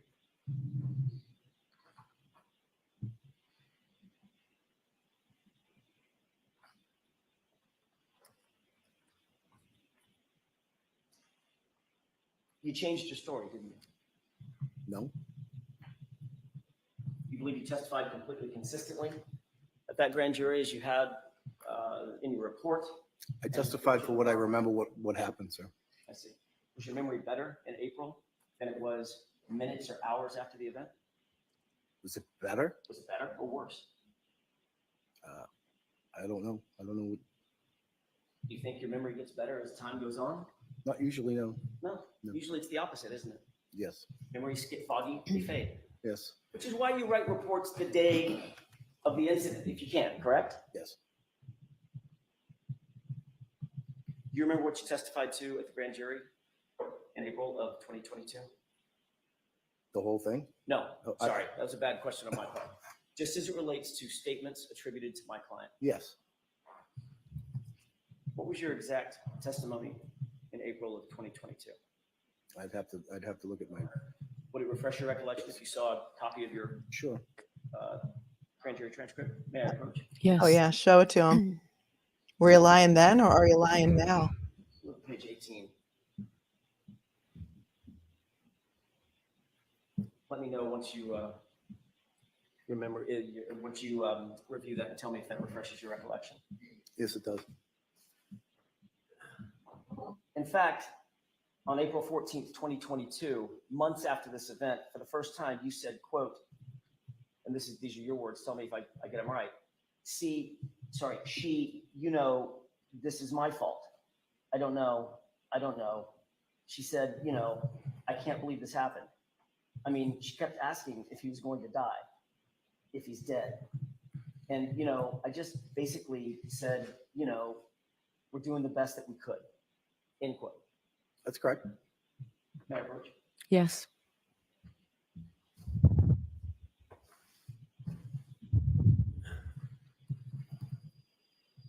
So in April of 2022, for the first time, you attributed the phrase, "This is my fault. I can't believe this happened," to my client, correct? That's correct. But nowhere in your official report did you say that. That's correct. And nowhere in your interview with Trooper Proctor the next day did you say that. That's correct. You think that was a pretty important omission on your part? It was an oversight. An oversight. oversight. Yes, sir. That a woman whom you made contact with, standing over the body of a fallen police officer, said to you, "This is my fault." Just missed that one. Yes, I missed it. Yeah, I didn't write it down. And then, of course, you testified yesterday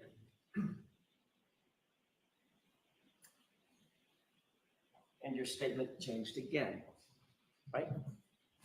I don't Remember what you said yesterday, these jurors? remember word for word. Would you Well, I like? wrote it down. Let's see if this helps. Yesterday, you said that my client said, quote, "It's all my fault. I did this," end quote. Yes. Remember that? Is that yes? Yes, sir. But you didn't say that at the grand jury. No. And you didn't say that to Trooper Proctor. No, sir. And you didn't put it in your report. That's correct.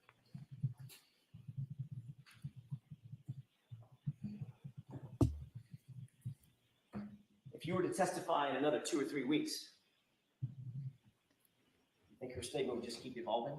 Objection. Sustained. Yeah, here's another thing. I thought Bev's rules were that the only person allowed to make the objection is the attorney who did the direct examination of the witness. And Lally was the one who did the direct examination of the witness yesterday. And therefore, as such, he should be the one objecting. The first objection was made by Ms. McLaughlin. Is it because Lally was late to court? Is it because I thought that that's the rules that the judge has set forth at the at the beginning of the case? Tell me if I'm crazy.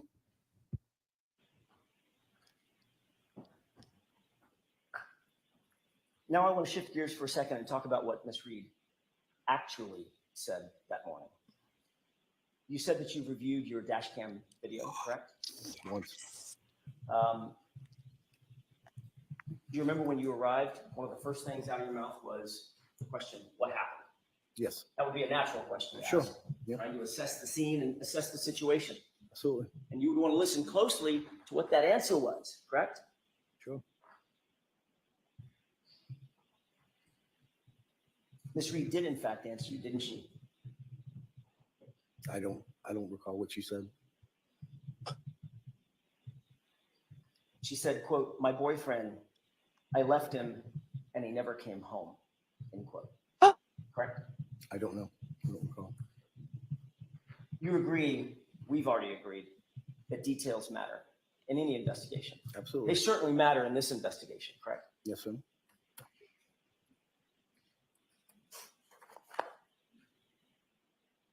I'd like you to take a look at what's been pre-marked as Exhibit 26.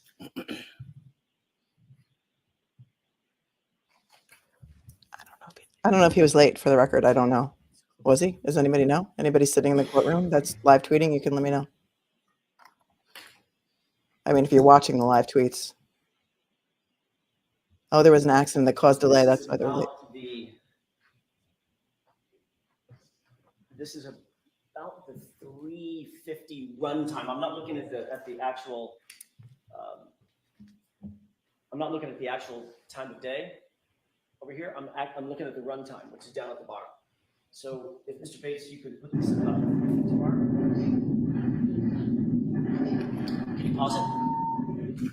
Just to orient everybody, does this appear to be your dash cam? Yes, sir. Same dash cam you were looking at yesterday? Yes. Okay, let's go ahead and play it, Mr. Bates.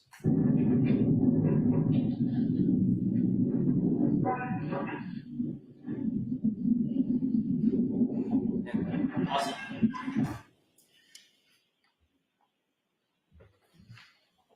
Officer Saraf, just like it's not an eye exam, it's not a hearing exam either. I'm going to do the best I can to raise the volume. And Officer Saraf, I want to focus your attention, if you wouldn't mind, on 9 seconds after you say what happened. Just count in your head and listen very, very carefully to the woman's voice that responds to what she says. Go ahead.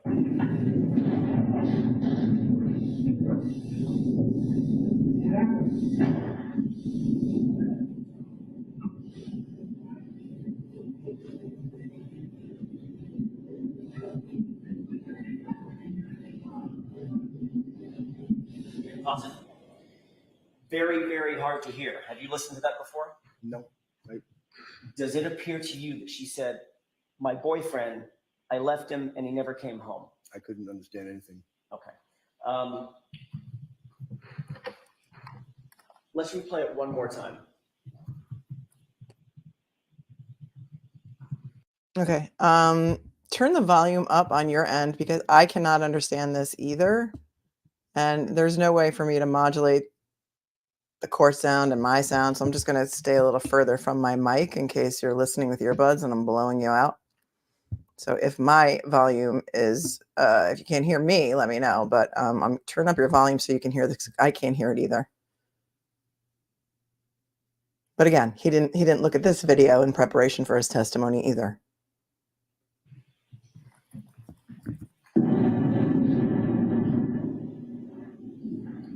Turn the volume up one more time right at that moment. Listen for a woman's voice just under. Sorry. I was asking Officer Saraf, please listen to, there's a dim. Can we see the video instead of Karen, please? Like, are you kidding me right now with this camera? Of noise, obviously, road noise, wind noise, etc. It's your dash cam, the audio from your dash cam. Once you close the door, listen very carefully about 9 seconds after you say what happened for a woman's voice and see if you can make out what that voice says. Sure. One more time.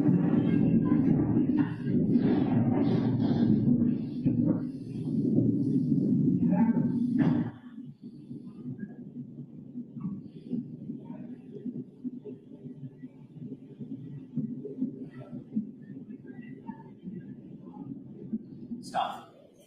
Did you hear? I left him and he never came home. I couldn't understand what they were saying. You couldn't understand that? No. You want to hear it one more time? No, I don't think it. no. Really? Turn the lights on, please. Okay, everyone put your volume back to normal now. I did hear it. Did you guys hear it? I left him and he never came home. She didn't say, it's all my fault. Wow. She doesn't want the jury hearing it a third time, but I think she's going to let them bring this back into the jury room as an exhibit so they can listen to it all they want. Now, if my client had said, my boyfriend, I left him and he never came home. Would that be something that you would find important to put in your report? Objection. Sustained. Really? It's totally a question Let's that you move to another area of the dash cam video. I want to keep playing it at the 28-minute mark, 28-minute and 20-second mark or so. So can I see Council sidebar for just a minute, please? Oh, she doesn't want him. Really? She's not gonna, she doesn't want them to hear this? The officer should have been wearing a body mic. That's why that option is listen on the dash cam screen recording. He was not wearing it. It would have picked up everything he said. Thank you very much for that, Stelzy. I didn't think it could really get any worse, but it's getting worse and worse and worse. So just to recap what we've already heard this officer say, he has admitted on the stand that Karen Reed was the only one who appeared to be trying to save Officer John O'Keefe's life by providing any sort of life-saving measures. He has said that he never saw the dispatch log before. And when presented with the dispatch log from Canton PD, an official business record of the Canton PD, he said that it was wrong, that the order that the officers arrived in was wrong, as was the times that they arrived on scene, as was the address, which is listed on the official dispatch report of Canton PD as 32 Fairview, not 34 Fairview. Oh, there's Aaron and Paul sitting right there. All right, guys, put the volume back on. I didn't turn it off. Do you recognize your dash cam video being on the left of the screen? Yes, sir. Okay. Have you looked at Sergeant Good's dash cam video, which is squared up on the right side of the screen? No. You've never seen it? No. Okay. Does it appear to you that these are two different perspectives of the same scene? In other words, you see the car or the SUV on the left side of the screen right here, correct? Yes, sir. You see that same SUV right there, correct? Yes, sir. Okay. Does that appear to be two different perspectives, two different angles Yes. of basically the same thing? Yes. Okay. I want to draw your attention to the individuals to the left of the SUV right here. There's a person wearing a hood with fur on it. Is that Carrie Roberts? Do you remember? I don't know. Okay. There appears to be another person with a darker jacket standing just in front of that person with the hood and fur. You see that person? Yes. Okay. I'm going to ask you to focus on the person in the darker jacket. Sure. I believe, and the only reason I'm asking you to focus at this point is because I want to try to play this just once and see if you recognize what's depicted in the video. Sure. What I expect you may see is this person move out of sight behind the SUV, and then in the background, there's an SUV parked in the driveway. Pay special attention to that portion of the SUV and see if you see that person in the dark jacket pass from right to left in front of that SUV as if they're going to the house. Let's go ahead and play it.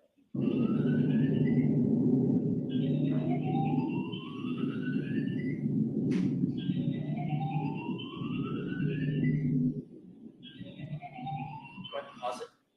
Have you seen the person in the dark jacket leave the view? Yes. Did she appear to go behind the SUV? Yes. Okay. Go ahead and play it.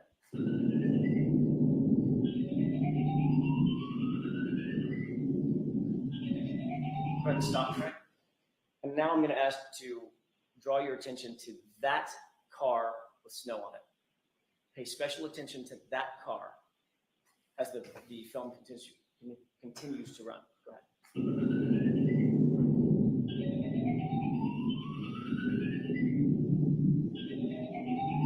Pause.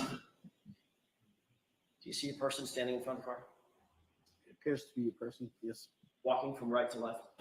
Yes. Would that be toward the house? Yes, it would be. Okay. And also, if you wouldn't mind switching your perspective, now you're looking more at the front of the house.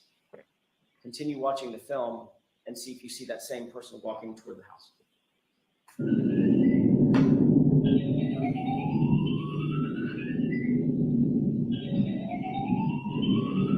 Stop. Did you see that? No, I didn't see. Oh, yeah, yes. I saw Oh, the you shadow. can Yes. see her right by the Shadow of garage. the person walking toward the front of the house. That was Jennifer McCabe going into the house, wasn't it? I have no idea. Was it a person going into the house? It was a person, yes. Did you give anybody any permission to go into the house? No, not my own. Would you think that a witness in a homicide scene, we can go ahead and raise the lights. Thank you. Would you think that a witness at a homicide scene being allowed to go into a house to make contact with other witnesses? I didn't know it was a homicide scene, sir. If I could finish my question. Do you think it's appropriate for a witness at a potential homicide scene, an unconscious person scene, whatever crime scene, Yes. to make contact with other witnesses and begin discussing the situation unsupervised? Can you rephrase that question, sir? Do you think that's an appropriate thing to have happen? I have no answer for that, sir. I don't know what you're asking. Officer Saraf, when you go to a crime scene, Yes, sir. one of the first things that you'd want to do is secure the scene and separate witnesses so that interviews could be conducted, correct? Sure. You wouldn't want witnesses just cavorting together and getting their story straight, right? Correct. You'd want to avoid that at all costs, right? Yes. Yes. And why is that? So they can't collaborate their story. Yet there was a person walking from the area where a body was found in the lawn of a house, walking into the house to make contact with other individuals, correct? It appeared that way, yes, sir. Does that seem appropriate to you? No. Of course not. For those of you who say it's buffering, YouTube is probably overloaded right now with people watching this trial. So I suggest if it's buffering for you, it's not buffering on my end. Just refresh your browser and that should solve your issue. If it freezes, if it buffers, we are breaking the internet right now with this trial. So YouTube may be having issues. So just do that.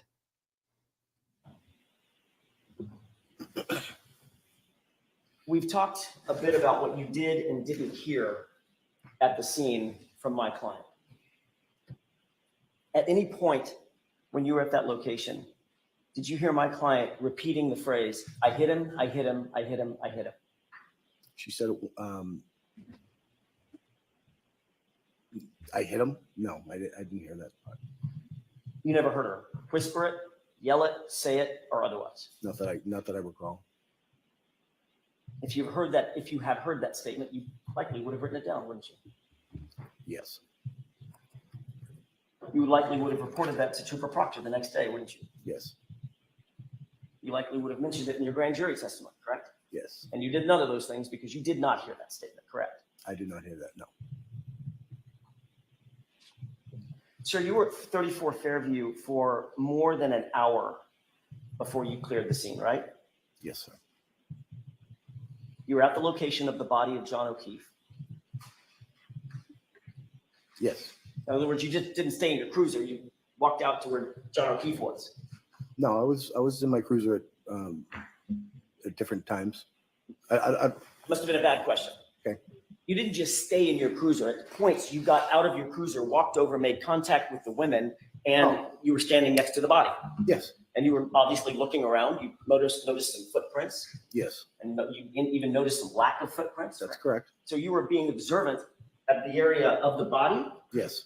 and the area adjacent to the body. Yes.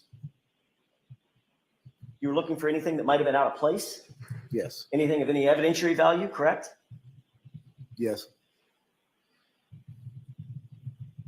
You never saw or otherwise observed, located a single piece of taillight material, did you?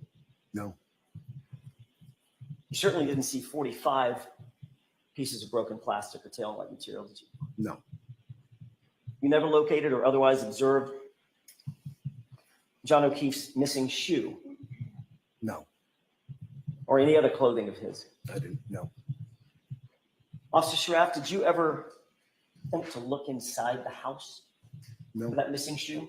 No. That never crossed your mind? Nope. You think that might have been a smart thing to do at the time? Objection, Your Honor. Rephrase the question. Sure. Do you think that would have been appropriate protocol when dealing with a body laying on a lawn that is partially unclothed to look inside the house of the lawn? No, You No. don't think that would have been an appropriate protocol no, for you or anybody else? no, Obviously, you did not conduct a search of that house, did you? nope, And you're aware that to this day, no law enforcement officer ever conducted a search of that house. I'm not aware of that. He doesn't think it would be important, and he's sticking to it. That's the only thing that he's been really confident about saying this entire time. Nope. Give me some nope emojis in the chat, my friends. Nope.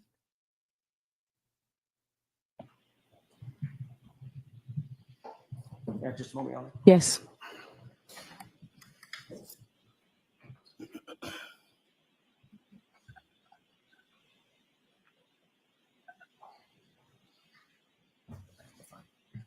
No further questions, Your Honor. Thank you. Anything, Mr. Lally? Briefly, Your Honor. Okay.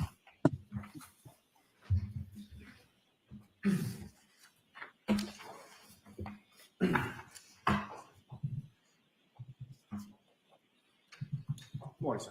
Morning. You were asking questions and you were shown a dispatch log, is that correct? That's correct.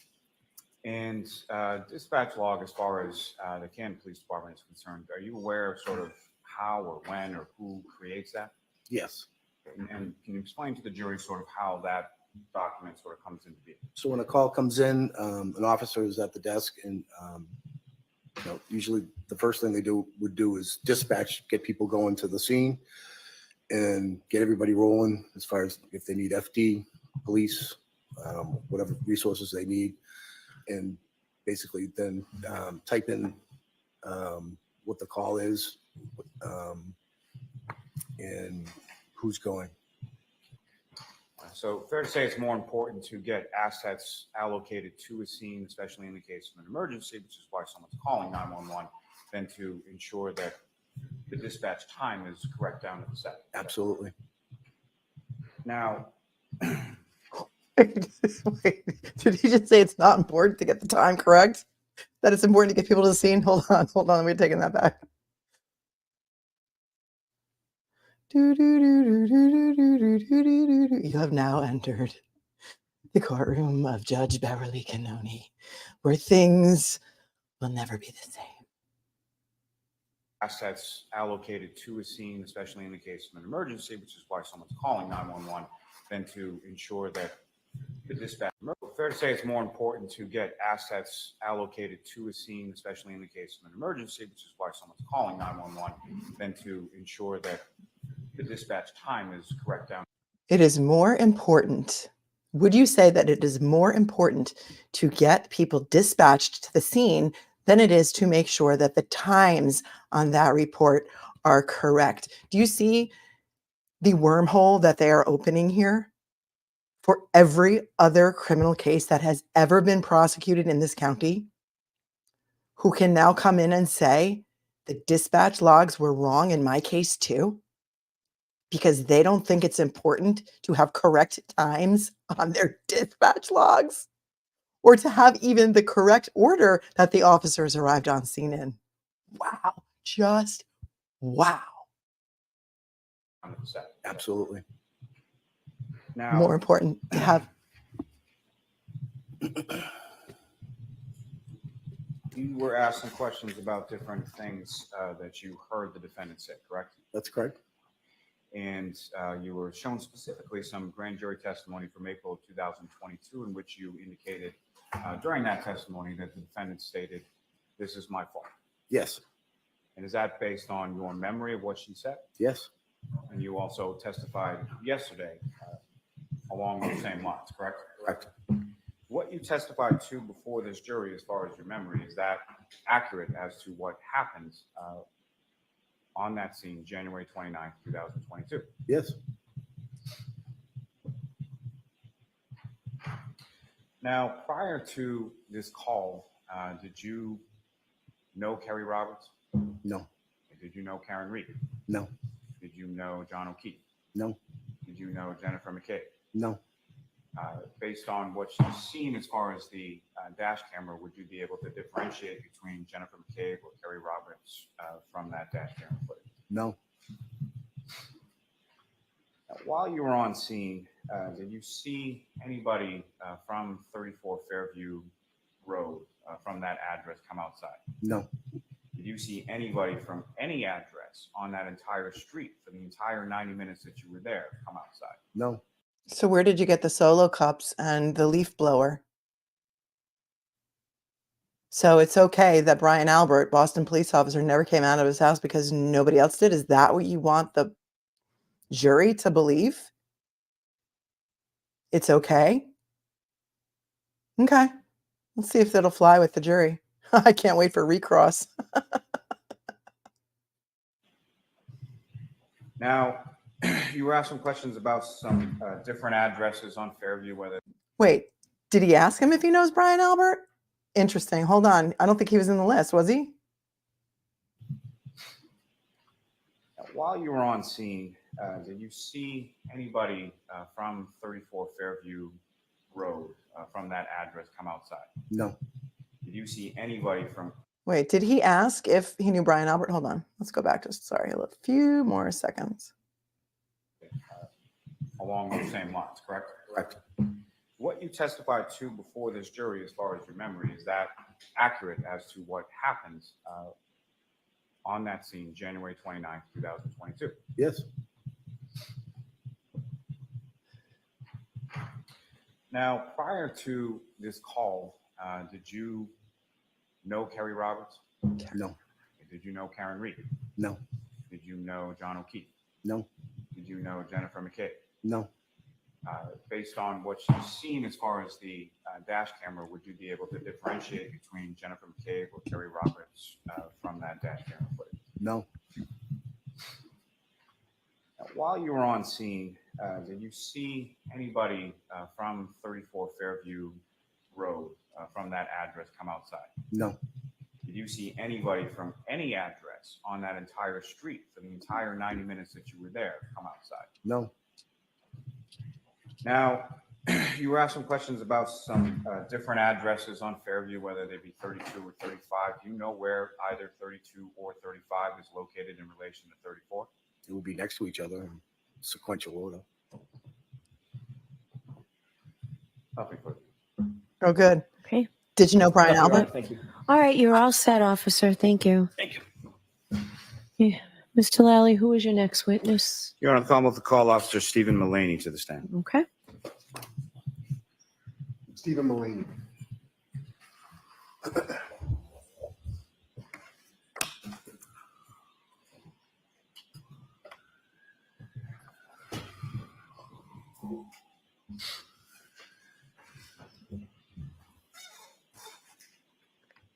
To my amazing law enforcement friends in the chat, tell me, do you think that in a town like Canton, that the Canton PD knows where every police officer lives in the town, whether they're Boston PD or Canton PD? I would submit to you that they probably do. Of course they knew it was Brian Albert's house. Raise your right hand. Do you solemnly Karen swear the Reed's evidence given in the parents. court and during the case now and hearing should be truth, the whole truth, and nothing but the truth, so help you God? Yes. You can stand or sit, sir, whatever is more comfortable. Just make sure you speak into the microphone, please. Okay, whenever you're ready, Mr. Lally. Thank you. Morning, sir. Morning. Could you please state your name and spell your last name? Stephen Mullaney, Mullaney. And how are you employed, sir? I am employed by the Canton Police Department as a patrolman. And how long have you been a patrolman for the Canton Police? Since July 2020 and a full-time officer since August 2021. And if I could call your attention to the evening of January 28th, 2022 into the morning of January 29th, 2022. Were you working on that occasion? Yes, I was working the 11:45 p.m. to 7:45 a.m. patrol shift. And were you dispatched to a call shortly after 6 a.m. on the 29th? Yes, I was. And where were you dispatched to and what was that in regards? 34 Fairview road for a unresponsive party. Now, if I could turn back just for a second, as far as when you're assigned as far as a patrolman with Canton Police, are there different sort of geographic sectors within the town to which you're assigned? Yep, I was assigned to the east sector. And is Fairview Road within that east sector? It's the west sector. So you were assigned to the east sector, but dispatched to a call in the west sector. Is that correct? Correct. Okay, do you know why that was? Yes, east. The east sector backs up the west sector.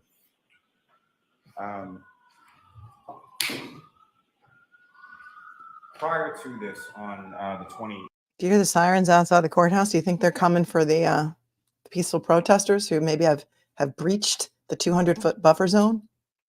Or maybe some people who were honking their horns on the way by. It's crazy. There's been a lot of sirens there today. going into the 29th, were you Why aware? don't you hold on a minute for that? Okay. Go ahead, Mr. Lally. No, thank you. So on the 28th, going into the 29th, what, if any, awareness did you have as far as the weather forecast or sort of what was predicted as coming? I believe around midnight it began to snow. And that's while you're on shift, is that correct? Yes. When you're on shift and you're on patrol, particularly when there's a weather situation as far as snow or something like that, what is it that you're doing on patrol? Well, I stayed in the parking lot that shift, so didn't get stuck anywhere. And as far as the snow that was predicted and the snow that fell, how much precipitation, what kind of a storm was it? Well, by the morning it was pretty heavy snow. And by the morning, by what time? About around 6 a.m. So by the time that you were dispatched to that call, we were just talking about the snow was picking up and getting heavy. Yes. And as you were, so you were at the station when you received the dispatch, is that correct? Correct. Yes. And about how far away is Fairview Road from where you were at the station? Mile and a half, 2 miles. And can you describe to the jury sort of the route that you took going from the station to Fairview Road that Yep. morning? I took a right onto Washington Street from the station, and then I took a right onto Dedham Street from Washington Street, a left onto Cedar Crest from Dedham, and then a left onto Fairview Road from Cedar Crest. And so Fairview Road runs sort of between two other more major roads in Canton, fair to say? Yes. And you mentioned Cedar Crest, is that correct? Yes. And Cedar Crest is off of Dedham. Correct. And so what is the other sort of major road on the other sort of intersecting side of Fairview Road? Chapman Street. So when you're coming from Cedar Crest onto Fairview, about how far into Fairview is 34? 2 houses down on the right. So the house would have been on your right, is that correct? Correct. And in addition to yourself, who, if anyone else from your department was dispatched to this call as well? Officer Saraf. And who, if anyone, arrived first? Officer Saraf had arrived prior to my arrival. And Officer Saraf, as far as which direction was his cruiser facing? The same as yours, directly at yours, or something else? I don't recall. You recall seeing Officer Saraf during your en route time, sort of between the station and arriving on the scene? I do not know. Now, as far as when you're driving from the station to the scene, what, if anything, do you recall about sort of the road conditions, visibility, anything like that? Visibility was difficult. I don't exactly recall how far you could see, but it was definitely coming down. And at this point in time, on January 29th, just after 6 a.m., what is sort of the lighting conditions? Has the sun come up yet? Is it dark out, or what's going on? It was still dark out. And if you recall, what was sort of the vehicular traffic on the roadway between the station and your arrival on Fairview Road? I don't recall there being any traffic. Now, as far as when you are coming to the scene, do you recall whether or not you had to activate sort of your lights or your sirens or anything like that? I believe I would have used the blue lights. Do you recall using sirens? I do not recall whether or not I used sirens. And if you know, about how much time elapsed between the time that you received the call and the time that you arrived on Fairview? 3 minutes approximately. And when you arrive there, what, if anything, is sort of the first thing that you see? I saw Officer Saraf towards like the front lawn, kind of surrounding the victim. There's a couple other people as well. And the fire department was on arrival right about the same time. And so, beyond yourself and Officer Sarah from the Canton Police, were there other sort of town assets that were dispatched to this call as well? The fire department. And when you say the fire department, how many sort of vehicles, or what was their response as far as? I believe they had a fire engine and ambulance. And do you recall if the fire engine and the ambulance came from sort of the same side as you from Cedar Crest, or did they come into the scene from the opposite side as far as from? I think they had come down Chapman Street to Fairview, and they were facing towards Cedar Crest. Now, so you arrive there, you see Officer Saraf and people from the fire department, correct? Yes. And you indicated that you saw a person on the ground. Is that correct? Yes. And just for clarity purposes, at some point subsequent to this, you were able to identify the person that was on the ground. Is that correct? Yes. That was John O'Keefe. Is that correct? Yes, sir. And where the other people that you indicated were there, where were they in relation to John O'Keefe? I think I don't really recall where everybody was upon my arrival, but I think everyone was kind of like in the vicinity around the curb to the street. Now, as far as when you're first arriving, you're pulling up to the scene, were you able to see Mr. O'Keefe on the ground at that point, or did? I saw people around him, but I had to get closer before I saw the victim on the ground. And so the other people that you saw around him, were they kneeling down, standing up, or something else? I believe Officer Saraf was still standing up. I don't recall anyone else. And so fair to say you saw Officer Saraf standing up near Mr. O'Keefe before you actually saw Mr. O'Keefe, right? Yes, yes. Now, this particular area where you saw Officer Saraf standing up and Mr. O'Keefe or Officer O'Keefe on the ground, what, if any, sort of additional ambient lighting did you observe in that area? Was there any street lights or anything like that around there? Not that I recall. Now, in addition to Officer Saraf, at some point did you encounter some other individuals or civilian people on scene? Yep, Miss Jen McCabe. And in addition to Miss McCabe, were there any other female parties there as well? Yeah, Carrie Roberts. And in addition to Miss Roberts, was there any other female parties there? Yes, Miss Reed. And just to be clear, do you see Miss Reed in the courtroom today? Yes. Okay. And could you identify as to where she's seated or an article of clothing she's wearing? Black dress. That's a record reflect identification of the defendant. Yes. Now, prior to this call, did you have any prior sort of familiarity with Karen Reed? No. With John O'Keefe? No. With Jennifer McCabe? No. With Carrie Roberts? No.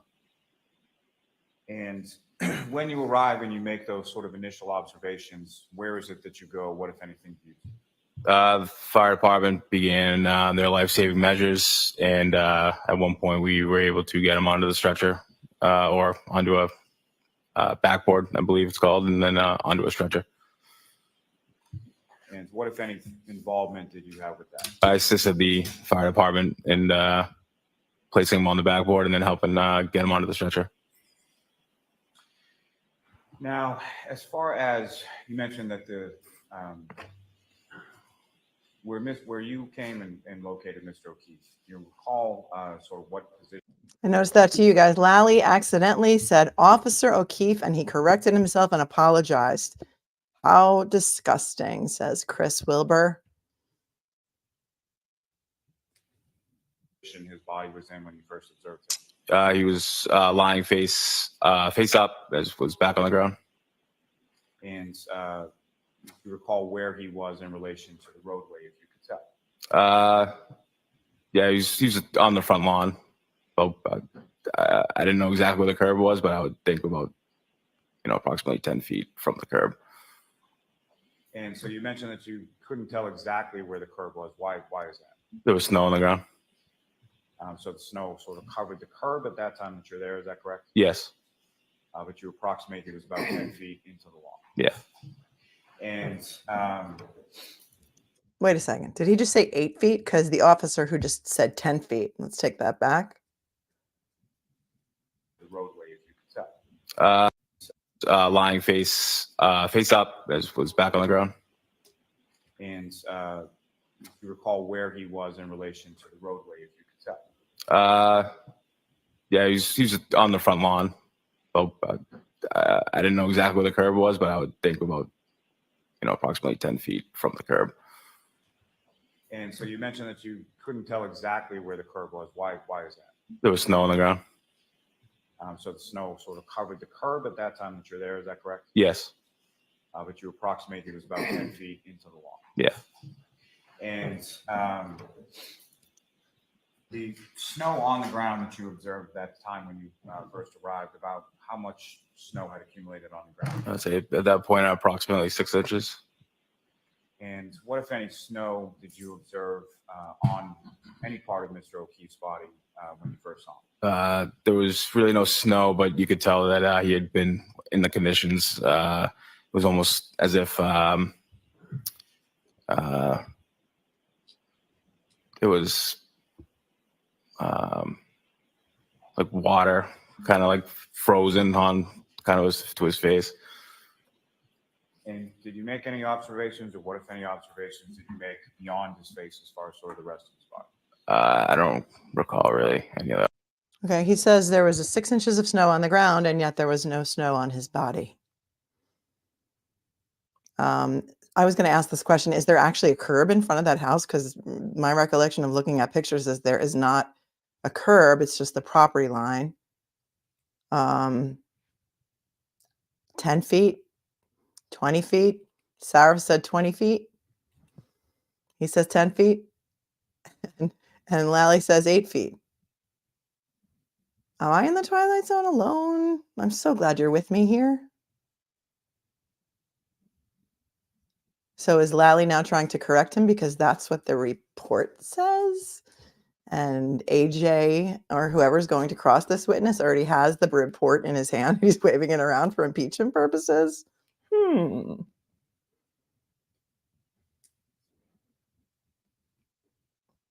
observations. Do you recall how he was dressed? I do not. Do you recall what, if any, snow was on any other part of his body? I do not. Now, as far as Mr. O'Keefe was concerned, what, if any, observations did you make as far as any injuries to Mr. O'Keefe at that initial time? I did not recall any injuries. So nothing stood out to you, is that correct? No, correct. And you assist the fire department getting him onto a backboard, correct? Yes. And where did Mr. O'Keefe go from there? To the ambulance. And did you go to the ambulance as well? Not that I recall, no. So fire department sort of takes over care of Mr. O'Keefe at that point. Yes. So after Mr. O'Keefe is lifted up, when he's lifted up, what, if anything, did you observe as far as the grounds that had been underneath Mr. O'Keefe and where he was? I didn't recall anything. Observe anything? No. He didn't observe anything about the ground underneath Officer O'Keefe. Neither did the last witness. Part of the theory of their case is that underneath John O'Keefe's body was his phone and no snow. So far, nobody's backing him up on that. No.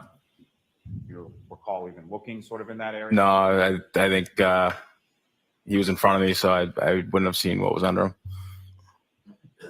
And so after Mr. O'Keefe is taken by members of the fire department over to the ambulance, what is it that you did? Officer Saraf, at that point, we were trying to identify the victim, so I spoke to Ms. McCabe.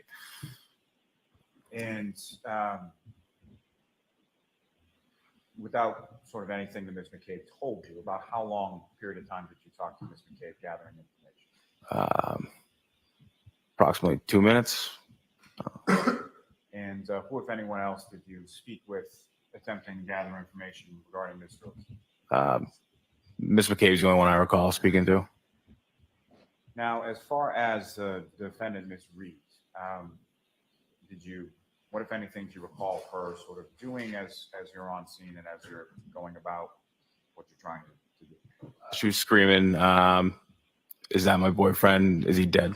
And when you say screaming, in a fairly loud voice, correct? Very, very loud, yes. And as far as that sort of phraseology, as far as is he dead, how many times was that something she said? Once, more than once, or something? Repeated many times. And with the same sort of volume that she had said it with, as you described the first time? Yes.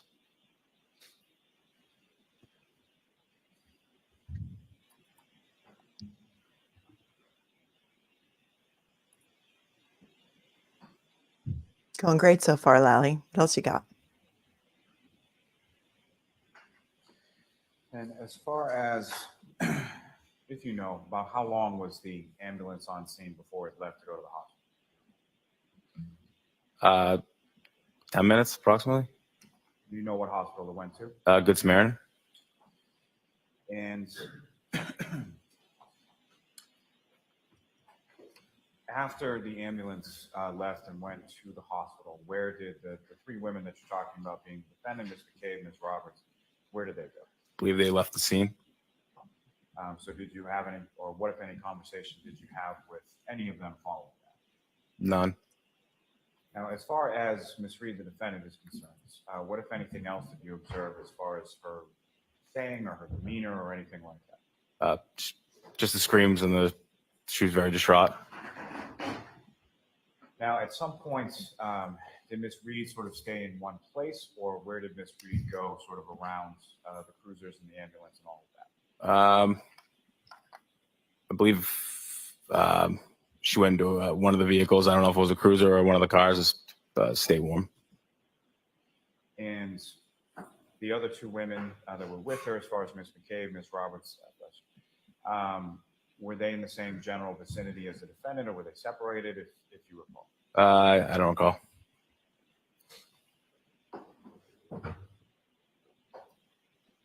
Now, at some point after they had left the scene, what, if anything, were you advised by your dispatch in regard to Ms. Reed? We were dispatched that, or Canton Control had advised us that she's making suicidal statements. And so based on that, what, if anything, did you or the other officers that you were on scene with do at that point?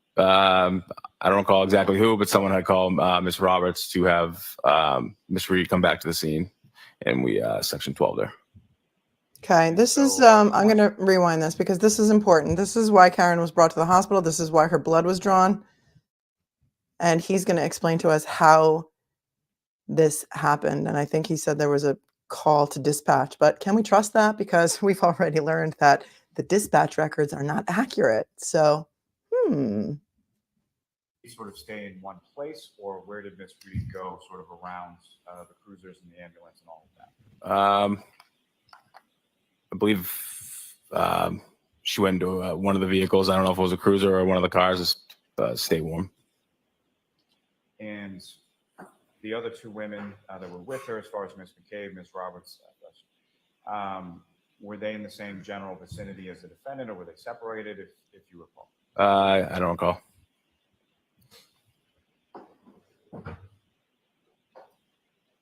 Now, at some point after they had left the scene, what, if anything, were you advised by your dispatch in regard to Ms. Reed? We were dispatched that, or Canton Control had advised us that she's making suicidal statements. And so based on that, what, if anything, did you or the other officers that you were on scene with do at that point? I don't recall exactly who, but someone had called Ms. Roberts to have Ms. Reed come back to the scene, and we section 12 there. And so about how much time elapsed between the time that you learned that from dispatch and the time that Ms. Reed arrives back on scene with Ms. Roberts? 5 minutes, approximately. Now, you mentioned that there may have been other officers on scene. correct? Yes. So in addition to yourself and Officer Saraf, who, if anyone else from your department, arrived on scene while you were there? Sergeant Good arrived, Sergeant Link at the time, and Lieutenant Gallagher. And when was that in relation to when yourself and Officer Saraf arrived on scene? Sergeant Good was there shortly after, and then Sergeant Link shortly after him, and then Lieutenant Gallagher after that. Okay, let's just digest this for a second. So within 5 minutes of Karen Reed leaving the scene with Kerry Roberts, this officer Mullaney states that he was notified by Canton Dispatch within 5 minutes of them leaving that Karen Reed was suicidal and that they were going to Section 12 her, which is an involuntary hold, and called Kerry Roberts to bring Karen Reed back to the scene. Who called Canton PD to say that she was suicidal? I have questions. I've had a question about this since we started covering this case, and I don't have a direct answer to it. So I can't wait to hear who called Canton PD. Charlie says, Jen, she went in the house. She told them to call dispatch. That's going to be interesting. Let's see the call logs from Canton PD. This is something that we have not seen yet in our investigation of this case. Who had her phone number? I think, Kristen, that her phone number was on a witness statement taken by one of the officers. Let's see. It's probably what Jen McCabe was discussing while in the house. They said, make it look like she did it, and someone made a call to say she was suicidal. I think maybe we're about to find out. And I know we're behind. So if you're coming in from watching this somewhere else, we are behind. I stop, I give commentary. That's what I do. I prefer to do it in real time so that we can discuss it together instead of having to go back and recap it all later. This way we can rewind if we think we're crazy and didn't hear what we heard. Well, we already know the Canton PD dispatch logs are not important. It's not important that they're accurate, because that's what Officer Saraf testified when confronted with the dispatch log, that everything he testified to was incorrect, and he said the log was incorrect. Didn't matter that the times were off. Doesn't matter that the address is wrong. The only thing that matters is that they get someone to the scene. Accuracy is not important at the Canton PD. That's what Officer Saraf wants you to believe. And in total, as far as sort of the earliest and the longest, about how long was it until Lieutenant Gallagher arrived on scene? I would say less than 45 minutes. And in total, how long was it that you were on scene that morning? 90 minutes to 2 hours. And during the course of time that you were on scene, at some point, did the sun come up? Yes. And during the time that you were on scene, as far as the conditions, and let me ask just a little bit more about that. So you indicated something about snow being on the ground and not being able to see the curb, correct? Yes. What, if any, sort of other things in addition to that, from a weather perspective? What was the temperature out at that time? It was very cold. It's cold. Could you, or do you have any estimate as far as to how cold? 25, and it was windy. And when you say windy, could you expound upon that as far as like what kind of wind? Are we talking constant wind, gusts, or something? I would say gust to constant. And fairly strong Right. winds, light winds, what kind of? Not necessarily strong. I would say gusts, but constant. Okay, so if it was windy and were wind gusts and it was why would you need a leaf blower then to blow around the snow? Wouldn't the snow just be blowing around already? Why would you need to go borrow a leaf blower from the neighbor to start blowing around the snow to find evidence? What I find interesting about this witness, I'm going to point it out now since we're here, is that he's very young. And I find him more credible than the officer who testified before him, who has a lot more years on the job and a lot more to lose in a case like this.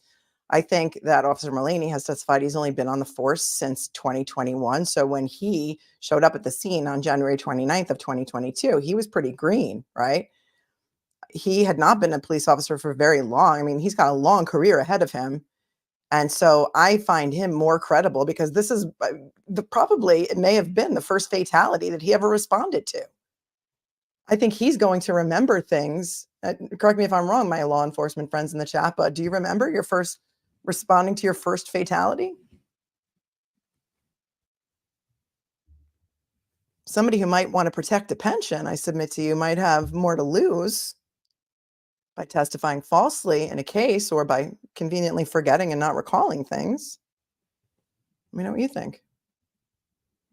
Just going to take that back a little. I know there's been way too much weather discussion already, but it's windy. Why do you need a leaf blower? Oh, he's going to say, because that's why the hat blew away and the sneaker blew away. Okay. How about we call it, I don't know, who's your most famous weather person in the Canton area? Like here we would call to the stand like Storm Field, if you can believe that. He was like one of the greatest weather guys in New York ever. His name was Storm Field. And his dad was also a weatherman. I forget his name, but being a weatherman, he named his son Storm. Why don't we just call in the weatherman and ask him what the weather was? 25, and it was windy. Out at that time. It was very cold. It was cold. Could you or do you have any estimate as far as to how cold? 25, and it was windy. And when you say windy, could you expound upon that as far as like what kind of wind? Are we talking constant wind, gusts, or something? I would say gust to constant. And fairly strong winds, light winds, what kind of? Not necessarily strong, light winds, but it was definitely windy. And during that sort of total time, about 90 minutes or so that you were on scene, was the weather consistent throughout that entire period that you were on scene? That I recall, yes. Now, in the area where you first observed Mr. O'Keefe's body on the lawn, after his body was removed by the fire department, what, if anything, did you observe sort of in that general area? Nothing. Nothing. No evidence. So nothing. That wasn't the answer Lally wanted, I guarantee. Crickets.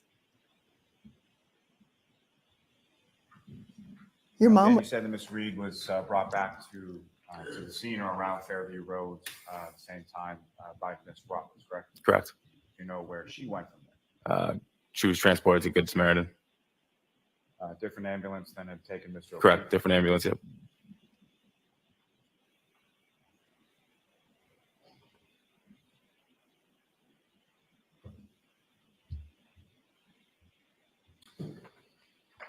Now, as far as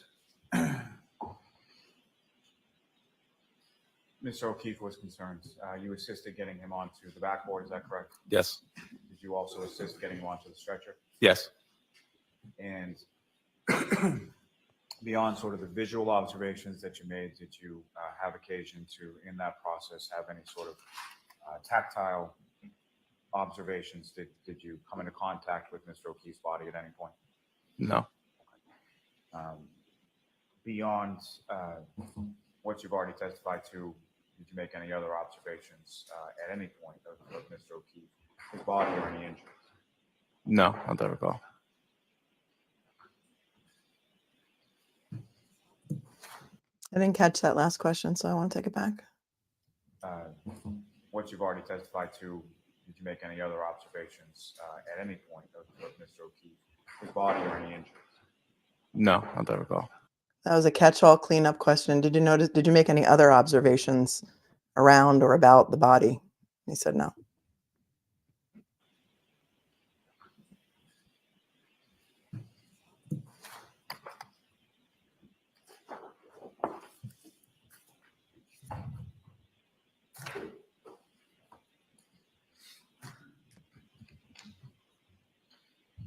Sir, I'm going to direct your attention up to the screen over here.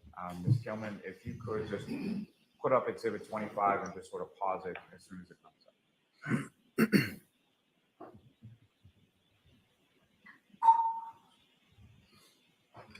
I'm going to full screen this for you. So, Officer Mullaney, I'm directing your attention to the screen and what's been marked as Exhibit 25. Generally speaking, what's depicted up on the screen here, is that consistent with what you recall as far as the conditions when you were responding to Fairview Road that morning? Yes. Thank you, Mr. Chairman. If I could ask for exhibit number 3.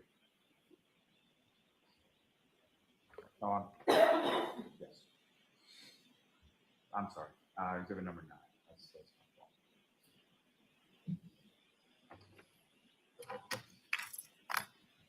Somebody must have been watching my stream yesterday because remember in between exhibits yesterday, they put up the whole exhibit list for us all to see.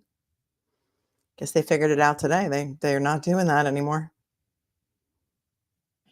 And Officer Mullaney, directing your attention to what's up on the screen has been previously marked as exhibit number 9. Do you recognize what's depicted in that photograph?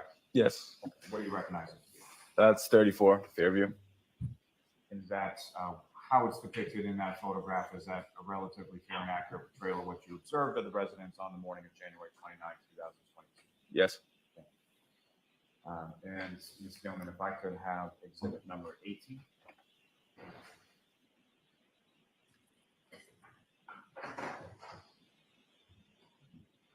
And again, Officer Mullaney, what's up on the screen? Do you recognize what's depicted in exhibit 8? Yes. And what do you recognize that? That's 34 Fairview. That's sort of a different view, is that correct? Yes. Now, with regard to the residents, if I'm standing on the street and I'm facing the residents as in the previous photograph, the area of the lawn where you first observed Mr. O'Keefe laying on his back with his face up, would that be to the left of the residence, the right of the residence, or dead center, or something else? Left. And what, if anything, did you observe sort of in that general area as far as any sort of landmarks or things that were in that area? A fire hydrant and a flagpole. And may I approach the witness, Ron? Yes. I'm going to submit to you, this photograph is worthless. It's indicative of nothing. Did they take photos of Officer O'Keefe's body on the lawn? No. There's been no indication as to when this photograph was taken. So it's a picture of snow in front of what appears to be 34 Fairview. There's been no foundation laid for who took the photograph, when the photograph was taken. In New York, there's a thing called foundation. And you have to lay a foundation to offer and to admit a photograph into evidence. Who took it? What time was it taken? When was it taken? So to me, this photograph is indicative of nothing. But again, they're letting it in. I can't even, I mean, the photograph is so bad that I can't even see where the fire hydrant is. And so what time was this photograph taken? After 6 p.m., after 20 more inches of snow fell? It's worthless.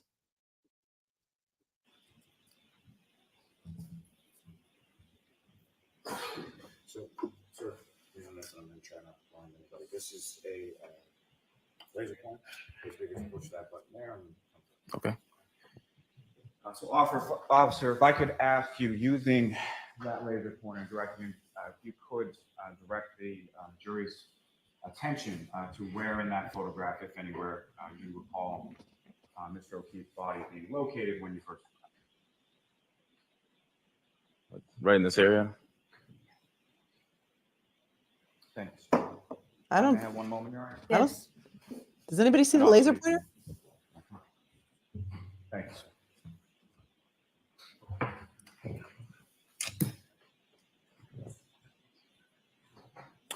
I have no further questions to this witness, Your Honor. All right, cross-examination. Thank you, Ron. Wait, so psyched. Do this. Let's do this, Miss Leonetti.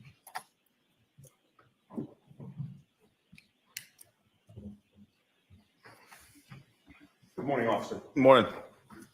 Officer Mullaney, you and I have never met before, correct? Correct. We've never spoken about this case. No.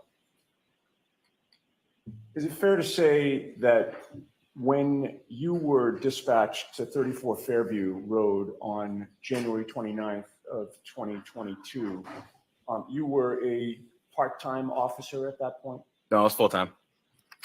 When did you start at the Canton Police Department? July 2020. Did you start as a part-time officer? I did.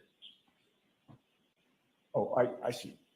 I misunderstood your testimony. You actually became full-time in August of 2021. Correct, sir. Yes. All right. So you had been full-time at that point for about 6 months when you received this call, correct? Yes, sir. And it's fair to say that you were the junior officer on scene. Yes, it is.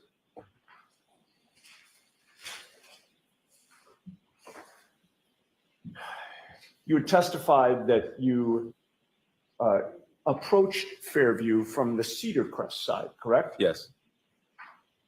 34 Fairview Road is much closer to the Cedar Crest side than it is to the Chapman side, correct? And when you take a left on Cedar Crest to enter Fairview Road, 34 Fairview is the second house on the right. Does that make sense? From Cedar Crest, yes. Yes. And you were quickly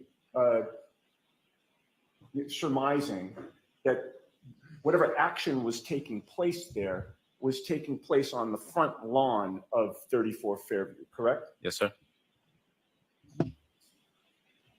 And one of the first things that you saw was there appeared to be a woman giving CPR to somebody on the ground. Yeah, yes. You didn't know who that woman was at the time, correct? No, sir. But you later learned her identity. Yes, I don't recall which female it was that was giving CPR though. Okay. So you don't recall that it was Karen Reed who was giving CPR to John O'Keefe?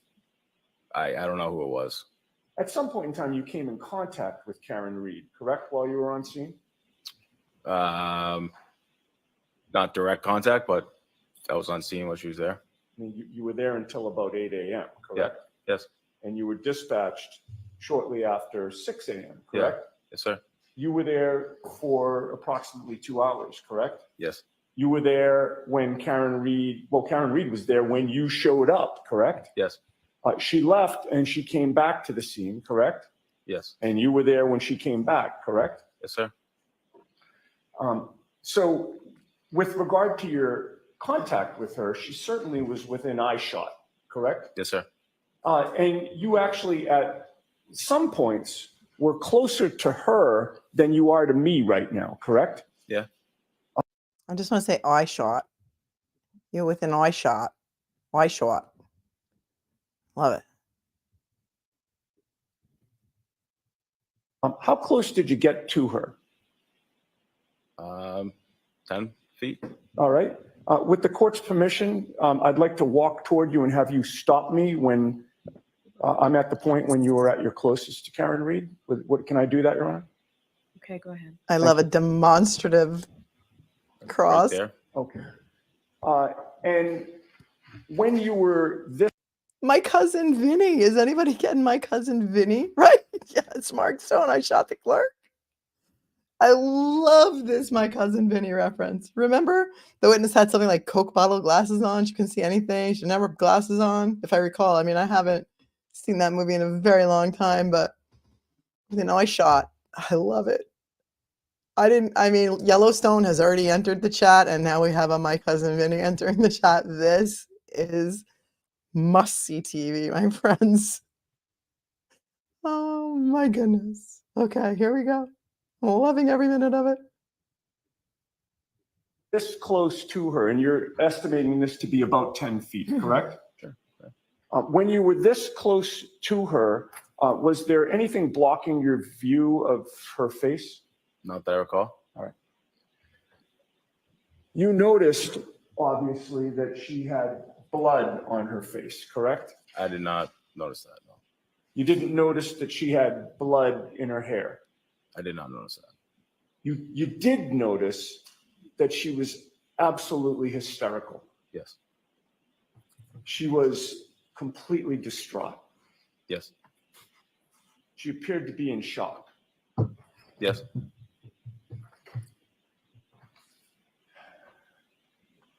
And there was a contrast between that demeanor that you observed with regard to Karen Reed and the demeanor of one of the other women on scene, Jennifer McCabe. Was there not?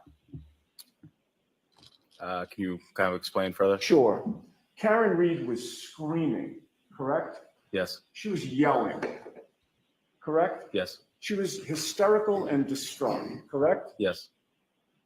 Jennifer McCabe was not. Correct. And you actually had more contact, direct contact with Jennifer McCabe that morning, correct? Yes. And you spoke to Jennifer McCabe for a good 2 minutes, correct? Yes, sir. Face to face. Yes, sir. You were closer to Jennifer McCabe than you ever got to Karen Reed, correct? Yes. You were able to observe her demeanor. Yes. You were able to hear her tone of voice. Yes. You were able to hear how loudly she was speaking, correct? Yes. You were able to hear how quickly she was speaking. Yes. During those 2 minutes that you were face to face closer to Jennifer McCabe, she was not screaming, correct? Correct. She was not yelling. Correct.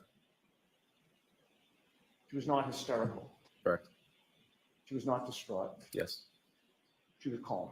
Correct. Objection, Your Honor. Why? I'll allow it, but let's move on. He's allowed to talk about his observations. And this, my friends, is how you get to the meat or the bone of the matter. They are going to hammer down, chisel down the demeanor of Jen McCabe at the scene, and they are going to dissect every single statement that she gave to investigators, every single conversation she ever had. They've got a lot of her phone records, remember.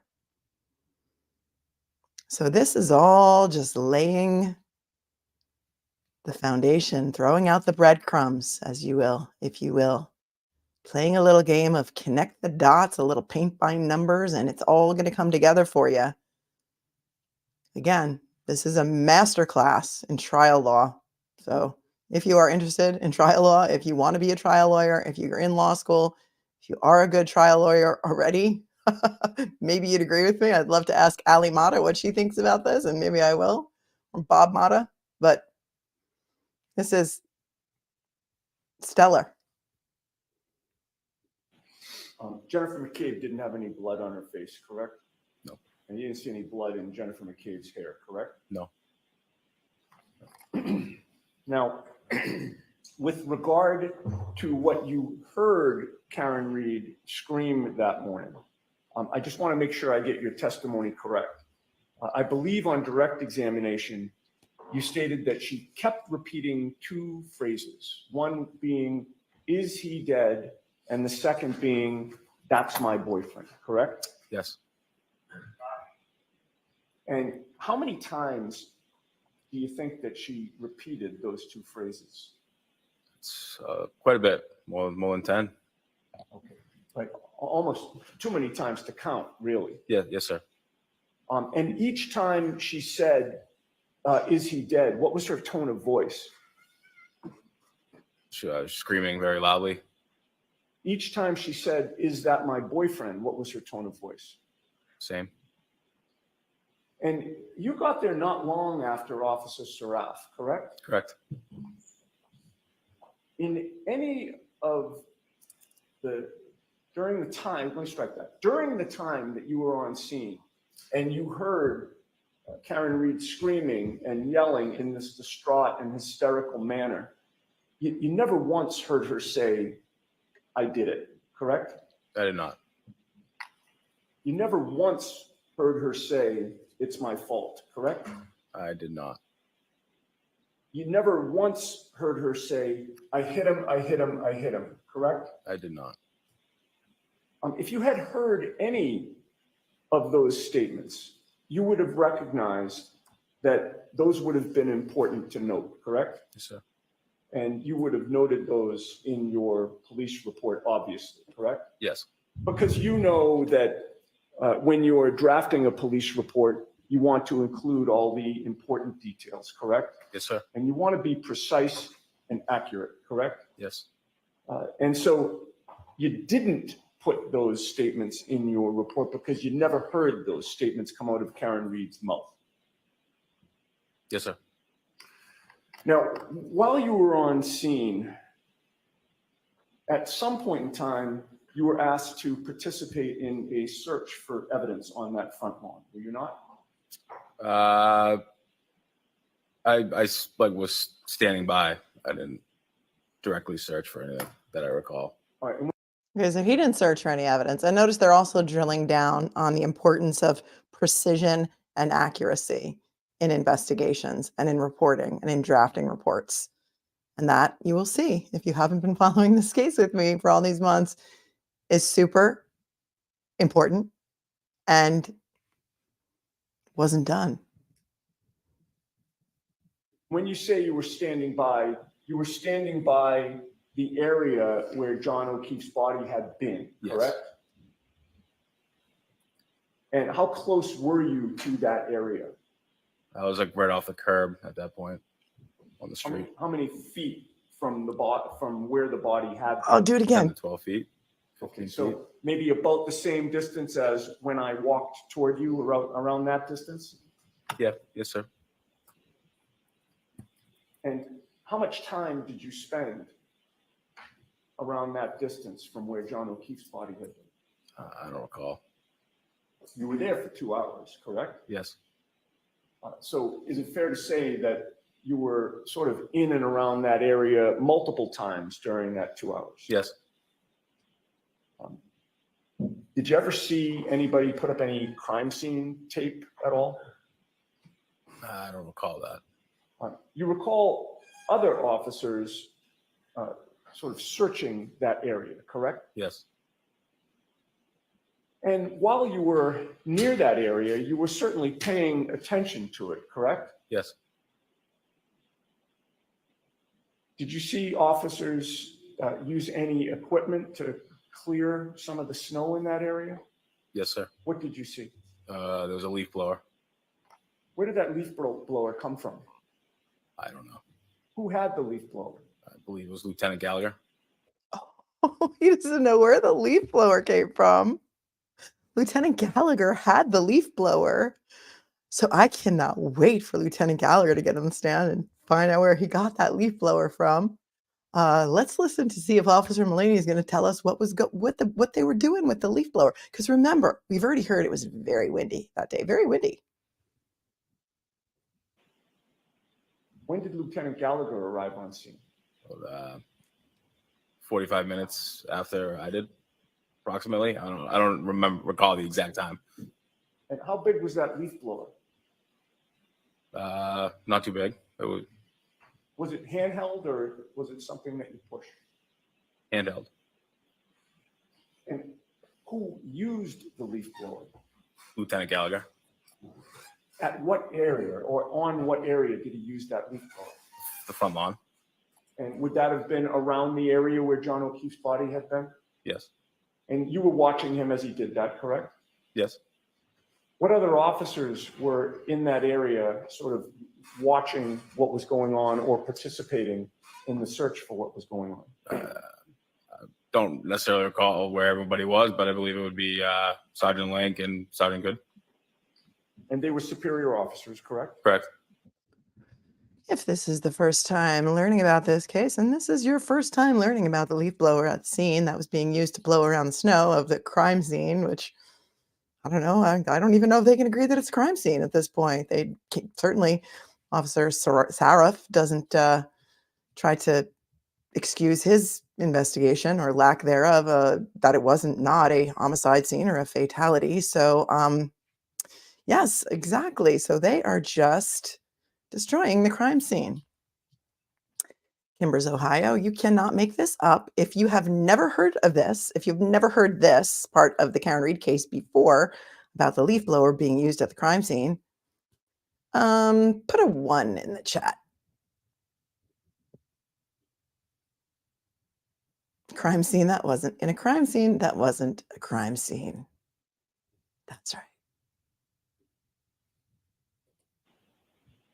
And you understood that these brother officers of yours were looking for evidence, right? Yes. They were looking for clues about potentially what had happened to John O'Keefe, correct? Yes. And you were paying attention too as they were doing their work, correct?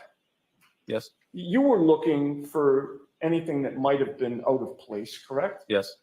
If there was something large there that didn't appear to, be appropriate for a front lawn, you would have made note of that, correct? Yes. And if there was something small there, you would have still made note of that if it didn't appear to belong on a front lawn, correct? Yes. At any point in time, either before or after the leaf blower was taken out by Lieutenant Gallagher, did you see 45 pieces of bright red, black, and clear plastic pieces scattered all over the scene? I did not.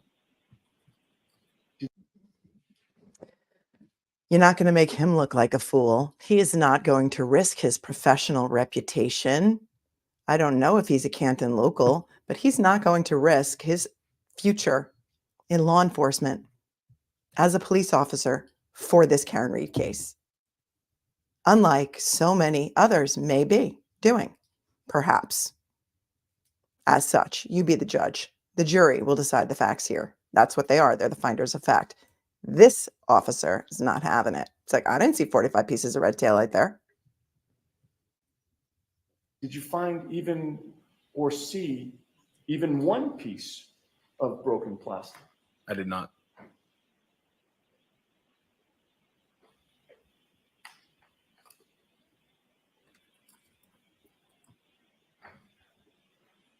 Now, when you came to the scene, John O'Keefe was still lying on the ground, correct? Yes.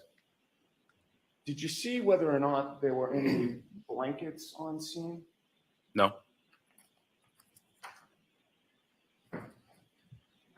Did you know that one of the women on scene had a sister who lived in that very house?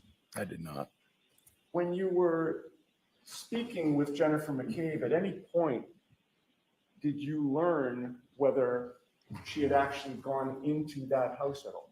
Objection. Sustained. Wait, did you learn if she ever went into the house at all? Hold on. We saw video of her going into the house. This is mind-blowing.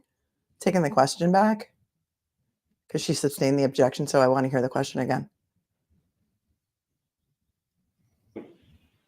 Did you learn whether she had actually gone into that house at all? Objection. Sustained. Did you learn whether she had actually gone into that house at all? Talking about Jen McCabe.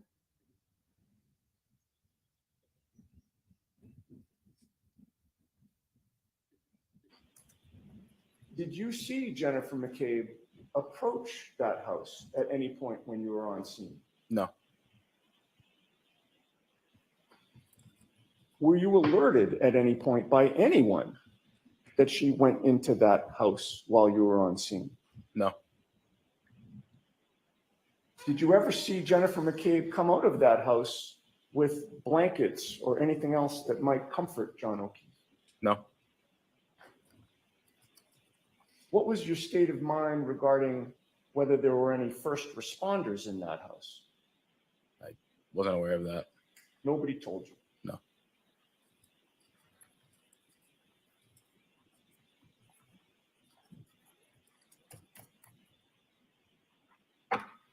You had testified that at one point you saw Karen Reed being escorted into a motor vehicle, Yes. and that was one of the women on scene, her motor vehicle? Yes. It was either that or a cruiser. All right. Both kind of the same area. But you'll agree with me, at no point in time did you see Karen Reed and Jennifer McCabe in a vehicle together? Not that I recall. No. And at no point in time did you ever hear Karen Reed ask Jennifer McCabe to Google anything? No. I may have a moment, Your Honor. Yes. Yes. Why would they object if we saw it? No Because he has further to questions. testify Thank as you, to his officer. own personal recollections and observations.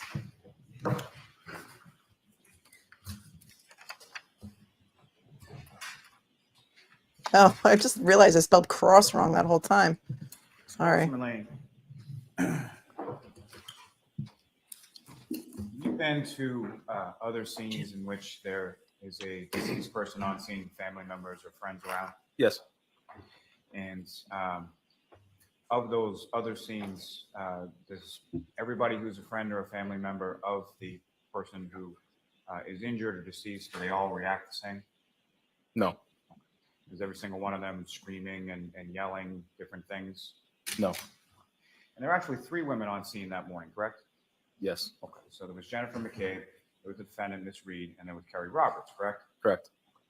And did you see any blood on Miss Roberts's face or hair?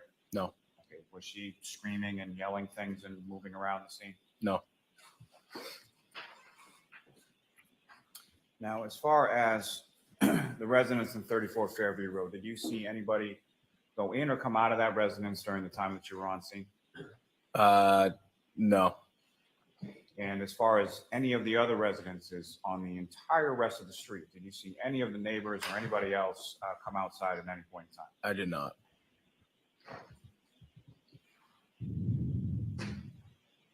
Nothing to see here. Nobody else came out of their house either. And nothing to see here because, everybody acts differently in certain situations. And so it's perfectly normal for a woman who's known a dead police officer on the front lawn of your sister's house for 10 years to behave in a matter that is totally maybe contrary to the way that any person would behave if their friend of 10 years was laying dead or near dead on the front lawn of your sister.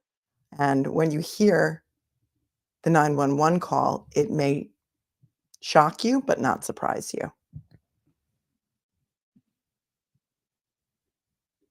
I have nothing further. Just one question, if I might. Okay. Recross. Sure. And I don't mean to be a wise guy, sir, but did any of the other neighbors on the entire street have the body of a dead police officer on their front lawn? Objection, Your All Honor. right. So that's sustained. All right. You are all set, sir. Thank you. Wait a minute. All right, folks, it's 11 o'clock. We'll take our morning recess, 15 minutes. We're behind, so they may already be back. He may not have been done with his recross. You can't just cut him off like that. We wanted to hear if he had more questions. Well, at least we're going to catch up to real time a little faster. Man. Well, that was an epic fail. What say you?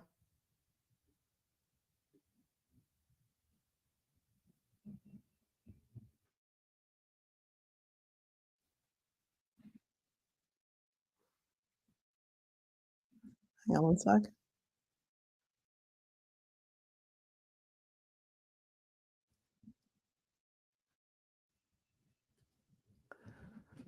What say you, my friends? What say you? Epic fail? Anyone? Anyone? Guess all officers who work in snowy conditions carry a leaf burrow in the crime scene tool bag. I think it's going to come out that they borrowed it from a neighbor. So, Bryce James, thank you so. Bryce Jones, thank you so much for your super chat. But because it mentions another creator and not in the kindest of ways, not that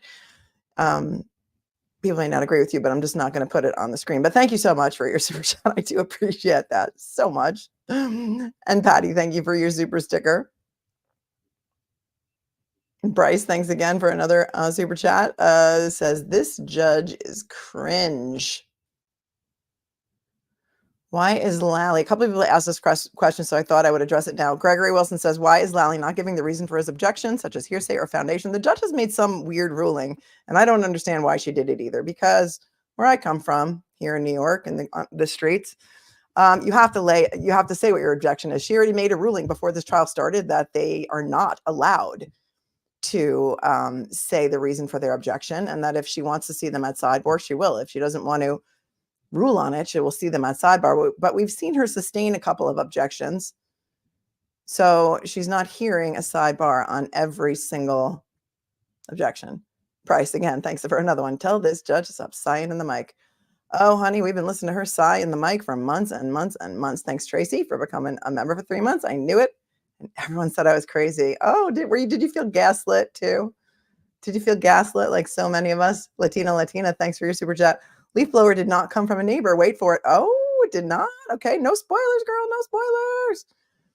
Megan, thank you so much for your super chat for the 20. Our judicial system is under attack in this country, and it is scary as heck. Praying for Karen and the USA.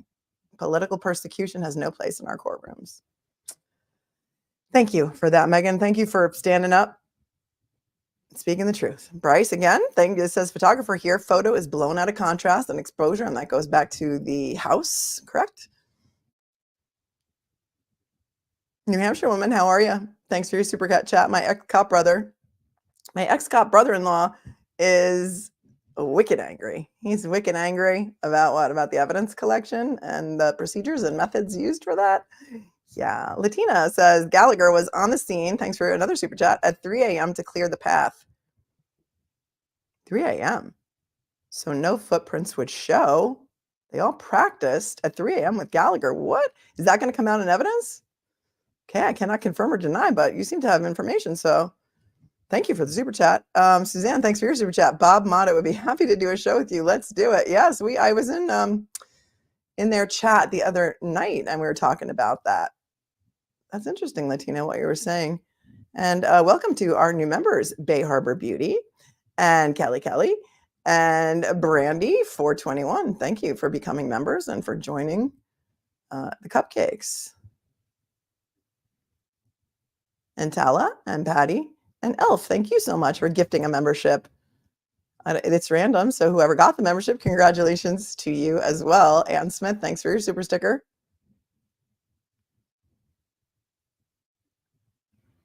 Thanks, Bryce says, just jumped on and within 1 second, lies. Yeah, thank you, Bryce, for another super sticker. Very generous today. Very, very generous. And he's wicked angry. He's wicked angry, the brother-in-law. All right, let's go back. Go back to court. We're going back to court. They're ending at 1 today. So let's see who the next witness is going to be. No spoilers if you're watching on another stream and this one at the same time.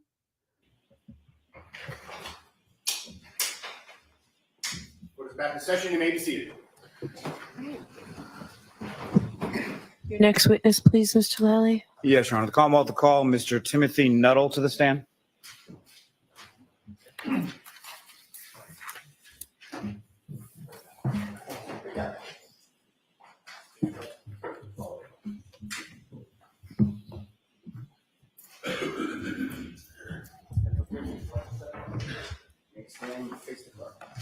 You raise your right hand. Do you solemnly swear the evidence given to the court and jury in the case now and hearing should be the truth, the whole truth, and nothing but the truth, so help you God? Thank you. You can stand or sit, whatever makes you more comfortable, sir. And just bring that microphone down. Okay, I've never heard a judge say you can stand or sit, whatever makes you more comfortable. So the witness is allowed to stand and give their testimony. Never heard that before, ever. Has anyone else? Number one. And number two, when she said it earlier, since the camera wasn't pointed in that direction, I thought she meant to be sworn in, that you could stand or sit. But now she's saying for your testimony, you could stand or sit. Never seen a witness stand during testimony. If anybody else ever has, let me know. That's whack. Down to you. Thank you. How's that? Okay. Whenever you're ready, Mr. Lally. Thank you, Your Honor.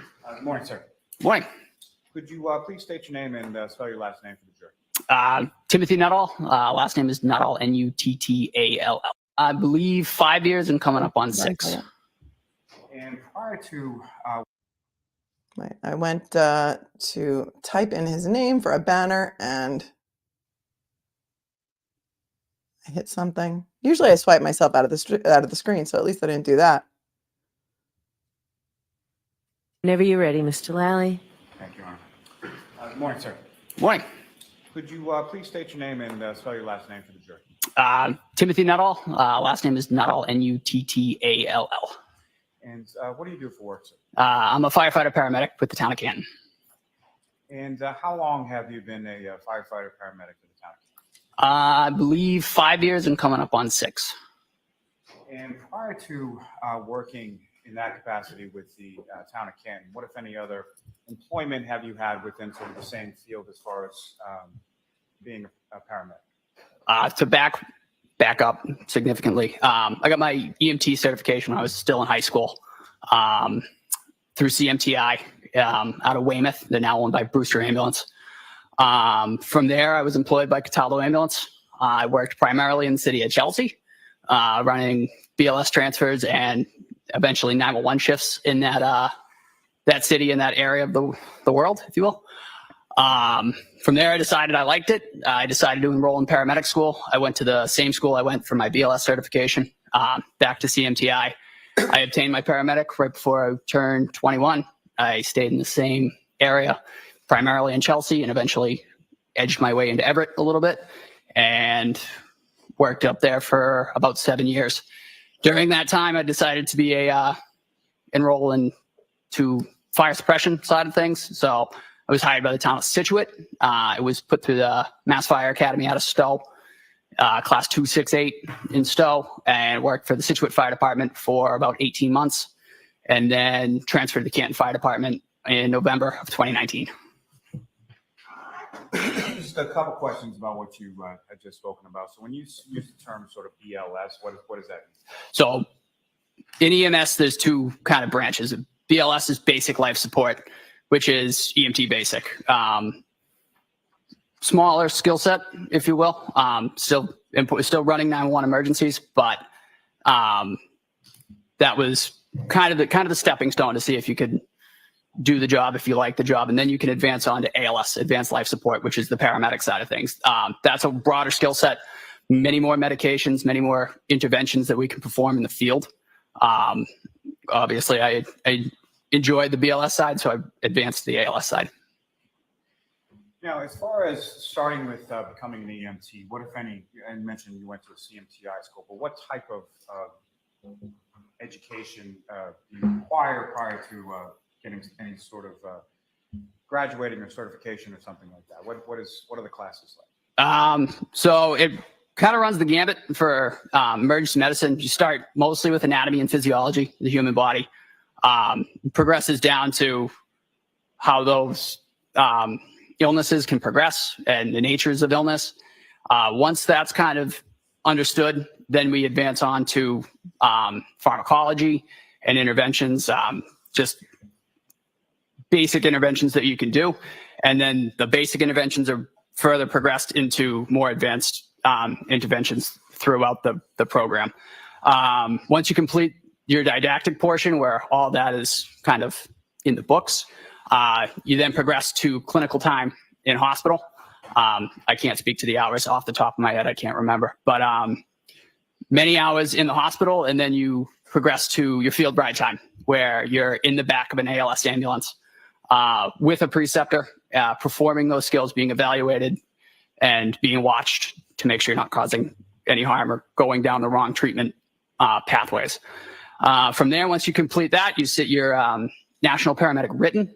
I'm a nationally certified paramedic, so I had to sit that written, and then finally a practical examination. And once you pass all that, you're certified to be a paramedic. And so with respect to both your training as far as becoming an EMT and then your training as far as becoming a paramedic, there's sort of a written portion and a practical portion as well. Is that correct? Correct. You use the term in there as far as a preceptor. What exactly does that mean within your field? So a preceptor is a senior paramedic who's been practicing for, it varies from place to place, but the standard is usually 3 to 5 years, who will watch you to make sure that you're not, like I said, drifting down the wrong path in terms of treatment, making sure that your care is adequate and not doing any harm. My preceptors that I was with, they were medics in the city of Brockton.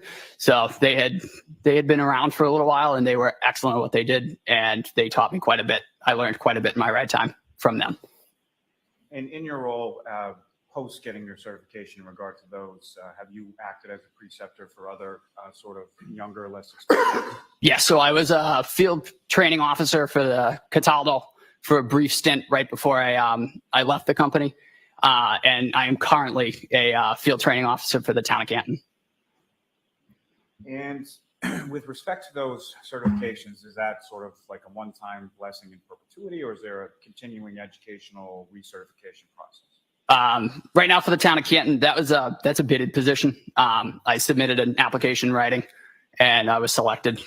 So I am currently on my group. I am our field training officer for my group 2. Okay, and my apologies, poor question on my part. I was asking sort of more in general. So beyond the sort of preceptor sort of faction of that, just in regard to, in general, being an EMT and a paramedic, as far as your certifications are concerned, is that something that you have to continue? Is there any sort of recertification process, and how often is that? Oh, I apologize. Okay, yes. So every 2 years, we're required, both by the national component and the state component, to complete a certain amount of hours per year for your recertification. I actually just recently recertified in March. I can't speak to the exact number of hours, but there's a national component, state component, and a local component, and the trainings are quite in-depth. Now, turning your attention to your work with the Canton Fire Department, how many fire stations are there within the town of Canton? We have 2 fire stations. Okay, where are they located? Station 1 is 99 Revere Street, and Station 2 is 7 Sassamon Street. And when you're working with the Canton Fire Department, is there a typical kind of schedule or shift schedule that you're working on? So my work schedule is I work 1 24-hour shift, 1 24-hour off, 1 24-hour shift on, and then 5 consecutive 24s off. And as far as the 24-hour shift, what time to what time does that run with the Canton Fire? For us, we report at 0800 to 0800. So 8 a.m. to 8 a.m.? Yes. And within both of those station houses, how much sort of apparatus, or how many different sort of vehicles and apparatus do you have within each of those station houses? For Station 1, 99 Revere Street, we have Car 5 staffed with a captain. We have Engine 3 staffed with 1 lieutenant, 2 firefighters, and Ambulance 1, who is staffed with 2 firefighters. We do have a PB waiver, so we will run paramedic basic on Ambulance 1. However, that is primarily a double medic ambulance. And for Station 2, it's a very similar setup. It is Engine 4 with 2 firefighters and a lieutenant, and Ambulance 2 with the same setup as Ambulance 1. Both those stations also have ladders that run out of them, Ladder 1 and Ladder 2 respectively. And the crews from Ambulance 1 or Ambulance 2 will cross-band those ladders as needed. Now, with respect, if I could turn your attention to January 28th into January 29th, sort of Friday into a Saturday, do you recall 2022? Do you recall those days? Were you working one of those 2 days? I was scheduled to work the morning of the 29th, I believe. So you were scheduled to work essentially the morning, 8 a.m. on the 29th until 8 a.m. on the 30th? Correct. And prior to, or the 28th sort of going into the 29th, what, if anything, were you aware of as far as weather that had been forecasted or that was reported to come? I was aware that there was a significant storm, supposedly. Well, there was a significant storm coming through. I woke up very early that morning just to check. I took a peek outside of my house. I live in the city of Brockton. I noticed that the conditions it was starting to snow a little bit. So I got up early and got ready for work and left earlier than I normally do. And about what time, which station were you assigned from that? I was at Station 1, 99 Revere Street, and I was on Ambulance 1 for the day. And about what time did you arrive at Station 1? Due to the inclement weather, I believe I arrived several hours early. I showed up to the station around 5:45, 5:50 that morning. And around the time that you were driving from your home to Station 1 in Canton, what, if anything, did you note as far as sort of driving conditions, visibility, anything like that? The snow was starting to accumulate. The roads, I drove through several towns, but the roads were starting to be treated, but they weren't pristine. There was obviously a buildup of snow starting on my ride, which was part of the reason I left early, just either to relieve people if they needed to get out before the storm really hit, or just to help them with snow removal. And to that point, when it comes to sort of snow removal at the fire station, what, if any, sort of duties and responsibilities? Yeah, he said it was starting to snow a little bit. It was just starting to accumulate. It was just starting to stick. Interesting. Far cry from 6 inches on the ground.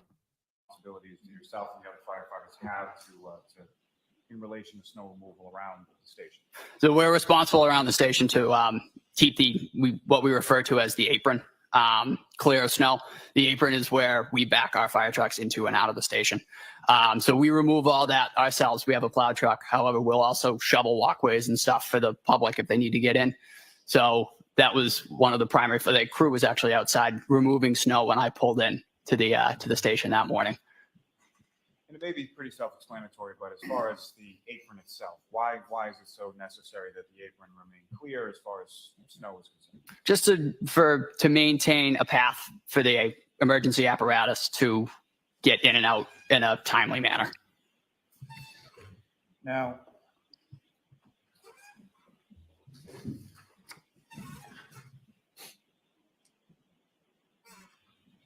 beyond sort of the snow accumulation that you noted on your way to work that day, what, if anything else, did you note as far as the weather conditions, whether it be temperature, winds? More anything to that weather. effect? They were approaching blizzard conditions. It was windy. It was still very early in the morning, so it was quite dark, and it was windy and snowy. So we were approaching blizzard conditions, like I said.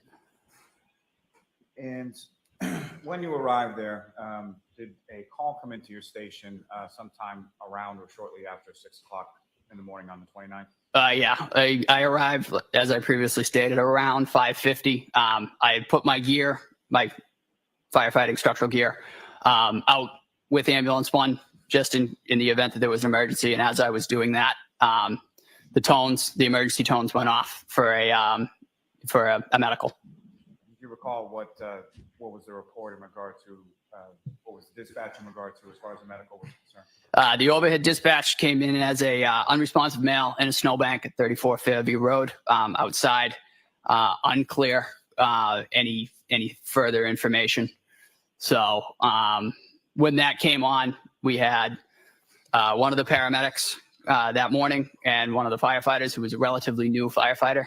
I made the decision to step onto the ambulance to provide an extra set of hands as one of the more senior paramedics in the station at the time. And correct me if I'm wrong, when you step onto the ambulance, you're essentially still sort of getting your gear on and getting dressed, right? Correct. I was, as the tones were going off, and because I came in so early, I was still in civilian clothing. I had a Canton Fire t-shirt on. So I actually donned my turnout gear for that call. And as far as the other individuals on that ambulance one that were going to that call as well, who were they? So it was firefighter paramedic Anthony Flematti and firefighter EMT Matt Kelly. And Mr. Kelly, he was sort of the less experienced one at that time. Is that correct? Correct. So you get into the back of the ambulance and start going to the scene. Now, as far as other sort of vehicles or apparatus, who, if anyone, or what, if any, other sort of vehicles were dispatched on this call as well? The initial dispatch was Canton Engine 3 and Canton Ambulance 1.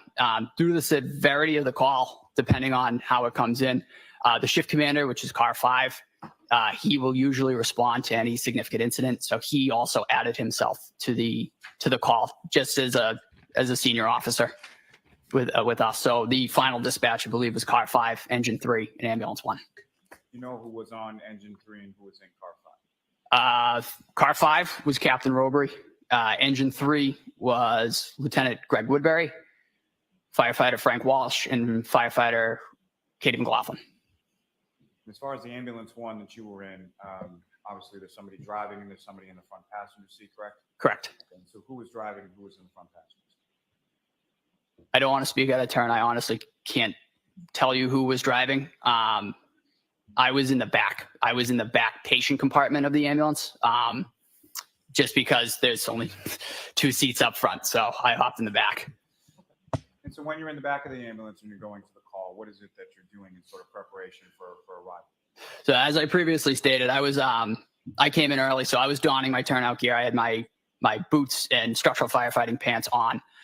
So I finished putting those on and I put the rest of my gear in the back. And as we were driving to the scene of the incident, I started prepping the gear that we were going to need off the initial dispatch, an unresponsive male in the snow. So I grabbed our first in bag, which... Remember that unresponsive male in the snow. That's how the call went in. You're going to hear it. You're going to hear the call. but it went something more like, there's a man passed out in the snow.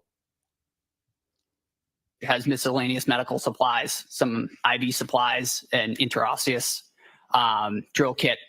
The airway bag, which has just a bottle of oxygen, and then quite a bit of airway management supplies, and our cardiac monitor. So I had all of those prepped out and ready to go. So as soon as the ambulance was in park, we could step right out, ascertain what we had, and go from there. So when the ambulance arrived on scene, I had all 3 of those bags on my person, and we were able to, the entire ambulance crew was able to step out and provide patient care. And as far as, if you know, approximately how much time elapsed between the time that you hear sort of the sound go off and you get in the ambulance to the time that you arrive on scene on Fairview? I couldn't give you an accurate estimation of the time. Like I said, I was in the back. I was trying to prep everything and get myself kind of prepped just in terms of appropriate attire. So I couldn't give you a fair estimate. And as far as when you arrive on scene, you step out of the back of the ambulance, is that correct? Yes. And as far as the weather conditions where you were on Fairview, what, if any, difference was there between the weather conditions there versus the weather conditions when you were arriving at the station? I remember, as I previously stated, I remember it was still very dark. The sun was not up yet. I remember the wind. It was quite windy that morning. The wind had, in my opinion, had seemed to have picked up since my drive in, and the snow was increased. And so when you step out of the ambulance, can you describe to the jury sort of where you go and sort of what is it that you first see when you get out there? So I stepped out of the ambulance and came around with all 3 bags. I could hear commotion. I could hear some screaming off in the distance. I couldn't really tell you where it was coming from because it was still quite dark. Came around the passenger side of the ambulance, walked in front of the ambulance, and there was a small huddle of 3 individuals and what appeared to be a human form laying in the snow. So we made our way over to that and went from there. And when you come around the passenger side of the ambulance and you observe that and start to, are you sort of turning left or right, or how are you heading when you come around the ambulance? I came out of the ambulance on the passenger side and I took a left. And you make your way over to the patient on the ground, is that correct? Correct.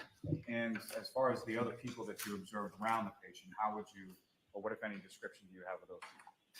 There were 3 individuals. I believe they were all 3 of them were female. My primary focus was the individual in the snow on the ground. I went right to him. I kind of bypassed everybody from there and went directly to that individual.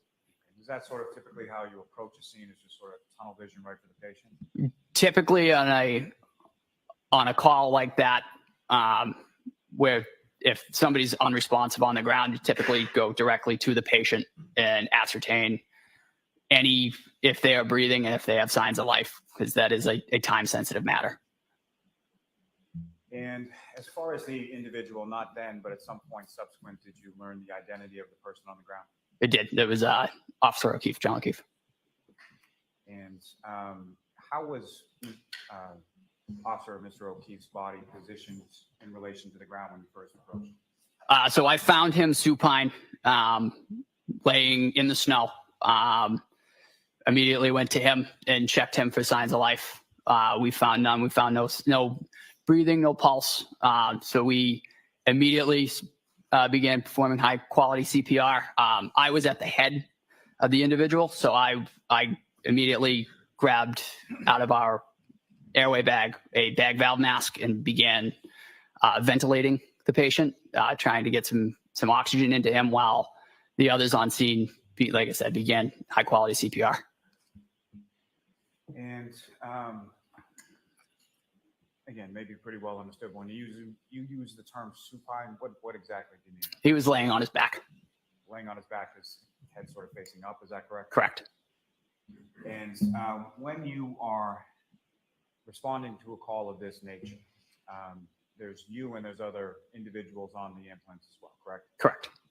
And is there a certain division as far as treatment and diagnosis and things of that nature are concerned between you and the other people on the ambulance? So typically, just to use the scenario of a cardiac arrest with 2 paramedics, it's generally split into the airway individual or the airway monitor and the, lack of a better term, code monitor. The airway individual will be responsible for ventilation and eventually advanced airway placement. The other part of that equation will monitor cardiac status, cardiac activity. They will deliver medications and a route for those medications, and they will work together to monitor that patient throughout. As I said, I was on the head. I just happened to fall at the head. So I took the ventilation portion of that. And you use the term as far as a bag valve mask, is Yep. that correct? And Right. can you explain to the jury sort of what that is? All that is it's, for lack of a better term, it's basically a glorified balloon with a mask on it. When you squeeze that bag, that forces air into the airway, so you can ventilate an individual who is no longer breathing on their own. And as far as obviously with your work with the fire department, there are sort of records or reports that are written in regard to treatment of different individuals on any given call, correct? Correct. And is there an acronym that's used within those reports as far as bag valve mask? BVM. And turning back to sort of when you initially approach where Mr. O'Keefe is, if you know about how far away from, where is he in relation to, well, let me back up to sleep, okay? So you arrive at this residence at 34 Fairview Road, correct? Yep. Okay. So if I'm standing on the street and I'm facing Fairview Road, is Mr. O'Keefe's body to the left, to the right, center, or something else? I would say to the left of center. And what, if anything, did you sort of note or observe sort of in the general area as far as where Mr. O'Keefe was? In terms of when I got to him? Yes. So when I first got to him, we checked for signs of life, and I was, as stated, at the head. There was a small pool of blood that seemed to be underneath him. It was hard to ascertain, again, because of the conditions. It was still very dark. It was snowing, and it was quite windy. So we were able to check the area as best we could with our handheld lights. But that was one of the things that I noted. There was a pool of blood. Now,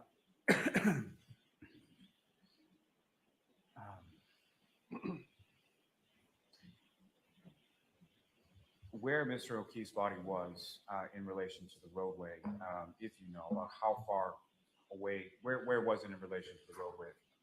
I estimated it about where the sidewalk met the front lawn of that residence. That would be my best estimation. Do you have any estimate as far as foot? Is there a sidewalk there? I don't think there's a sidewalk there. Okay. Bridge or anything like that? I would say about 6-8 feet, perhaps. That's approximately 6 to 8 feet from Yeah. the curb. Correct. So you indicated that sort of what are the first things that you're checking as far as when you first arrive at a patient for this kind of? I'm sorry, could you repeat? That's okay. That's okay. It's my fault. So as far as when you, let me back you up for just one second. You use the term in there as far as a cardiac arrest, correct? Correct. Can you explain to the jury what you understand that term to mean based on your training experience? So cardiac arrest is the cessation of a stable cardiac rhythm in terms of life. Typically, it's either asystole, pulseless electrical activity, or VFib or VTAC. Typically, you ascertain that, but there's no pulse. You check any of the pulses, be it a femoral pulse, a carotid pulse, or a radial pulse, you will find nothing. And when that is found, you go to life-saving measures, which is CPR. And just in reference to one other term you used in there as far as asystole, if you could explain to the jury what you understand that term to mean based on your training experience. Asystole, to put it as clear as I can, is a flat line. There's no electrical activity in the heart. And so you're working sort of at the head of Mr. O'Keefe, is that correct? Correct. And sort of while he's still on the ground, and what is it that you're specifically sort of doing in reference to your treatment? So I was, as we talked about earlier, I had a BVM, bag valve mask, and I had Mr. O'Keefe, I was ventilating him. So I had the mask on his face, and I was giving him positive pressure breaths with that BVM. And as you're doing that, what, if anything else, did you observe beyond sort of the blood pooling you've already talked about, as far as any tactile observations you made of Mr. O'Keefe, any visual observations you made of Mr. O'Keefe at that point outside of the ambulance? He was dressed for the weather. He had several layers on. Other than that, our primary focus was kind of getting him extricated and out of the elements, just because it was, as stated, conditions were suboptimal, and we wanted to get him into an environment with better lighting and some heat, so we could further assess if he had any injuries and go from there. Okay, he had several layers on, he said. Several layers of clothing. It'll be interesting to see what clothing was eventually logged into evidence, and if anything is missing. And so the other firefighters, paramedics, excuse me, that are on the ambulance with you, while you're doing sort of the back valve mask at his head, what, if anything, are they doing? I believe the other firefighters that were dispatched, they were getting extrication equipment. I believe we put this individual on what we refer to as a scoop stretcher, which is basically a long plastic stretcher that we can roll an individual onto and then just pick him up, just for our safety and the safety of the patient. It's just really just a long board that we can pick up and then put onto our ambulance stretcher. So somebody was grabbing the scoop stretcher, somebody else was grabbing the ambulance stretcher, and I believe that was the coordinated effort on their part. And I apologize for keep going back and forth, but if I could take you back just one moment before that. So when you first sort of arrived to Mr. O'Keefe, you mentioned that there were 3 females sort of huddled around. Is that correct? Correct. What, if anything, did you observe any of those females doing with respect to Mr. O'Keefe when you first got there? That group seemed to be agitated. There was it was a scene of heightened emotions. As I stated, when I stepped out of the ambulance, I could hear screaming, I could hear people yelling, and it seemed just to be, that group was just quite agitated. Karen was the only one yelling. Everyone else said Karen was the only one yelling. So he's calling it a group of heightened emotions. But again, his job is to save a life. It's not to respond to an injured victim. It's not to make observations about the witnesses and the crime scene. That's not what he's focused on. He's focused on getting to the body and life-sustaining measures, as he testified to. Now, at some points you are able to get him on the scoop stretcher and then over to the ambulance, correct? Correct. And when you get to the ambulance, what, if anything, did you note as far as what, if any, difference was there in the lighting in the back of the ambulance versus on the front lawn? The lighting was significantly better. All of our ambulances have fluorescent lighting in the ceiling of the ambulance, so those were on, and we were able to see that there was some more injuries once we were able to get him out of his winter clothing. And so, to that point, when you sort of first get into the back of the ambulance, what is sort of the protocol? What is it that each of you are sort of doing with respect to patient care at that? So the biggest. Okay, he's going to go into patient care when we get back, but he said get him out of his weather-related clothing. My understanding was that he did not have a coat on, that he had a hoodie and a shirt, jeans, and a sneaker that was later found. Went into the hospital with one sneaker on.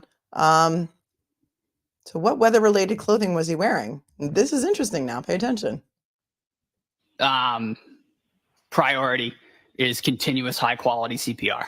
And that is the biggest thing with any cardiac arrest, is uninterruption of compressions. So when we got him into the back of the ambulance, we continued CPR throughout. So while multiple people were performing CPR, and eventually a mechanical CPR device was applied. Those compressions were uninterrupted, and others were removing clothing, I honestly couldn't tell you the number of articles of clothing, but I believe a winter jacket and a sweatshirt were removed, and then eventually. Okay, Lally's going to have to clean this up because there's no jacket that we know of, winter jacket. This is interesting. I wonder, do they have cameras inside ambulances? Would they have surveillance footage of the ambulance? Because they didn't take any photos of Officer O'Keefe's body on the ground, or they did take them, but then they lost the camera. So it'd be interesting to know if they have any surveillance cameras inside of an ambulance. If anybody knows that question specifically, I guess this is Canton Fire Department. Let me know. He was all the clothing was removed, and that's protocol for any cardiac arrest or any traumatic injury. Is usually all clothing is removed so we can have unfettered access to the individual to see if there are any other injuries. And why is that the protocol? Just there is, you mentioned earlier, sir, that there is tunnel vision. The absence of clothing kind of helps to remove that, so you can see everything. You can assess everything. And you mentioned sort of a mechanical means of CPR. Is there a specific device that's used for that? Yes, we use a Lucas device manufactured by Stryker, and for lack of a better term, it's basically just a plunger that does CPR. It frees up a set of hands for us, and that can provide CPR uninterrupted as long as the batteries last. Now, at the time that you get him get Mr. O'Keefe into the back of the ambulance and you're removing some of the clothing, what, if anything, did you note at that time or at any subsequent time in regard to footwear? To be candid, I wasn't really looking at the footwear. I believe it was brought to my attention when we eventually transferred patient care at Good Samaritan Medical Center that the individual was missing a shoe. However, that wasn't my primary focus at the time. And the items of clothing that were removed from within the ambulance, eventually when you transfer that patient care to the hospital, what, if anything, happens with that? In terms of the chain of custody of the clothing, that is typically brought. He's coming in with the chain of custody questions. You think he was prepped on talking about chain of custody? Interesting. In either with the individual or after, and that is usually deposited on the floor of the room where that patient is, and then the hospital takes custody of it. Occasionally we'll put it in bags. However, I could not speak to where that clothing went on this case. Wow. Well, we've seen the pictures. We've seen the pictures of Officer O'Keefe in a hospital bed with the clothing piled up on the floor, and he's saying that's the protocol? That they bring it to the hospital and put the clothing on the floor? Okay. Anybody know about protocols, fire department protocols? Is that what they do? When they bring a patient in the ambulance, they put the clothing on the floor? Okay. Wet clothing, yeah, it was wet. On the floor, okay. Clothing was taken off in the ambulance, left the ambulance at some point. Correct. And went to the hospital, is that correct? Yes. Now,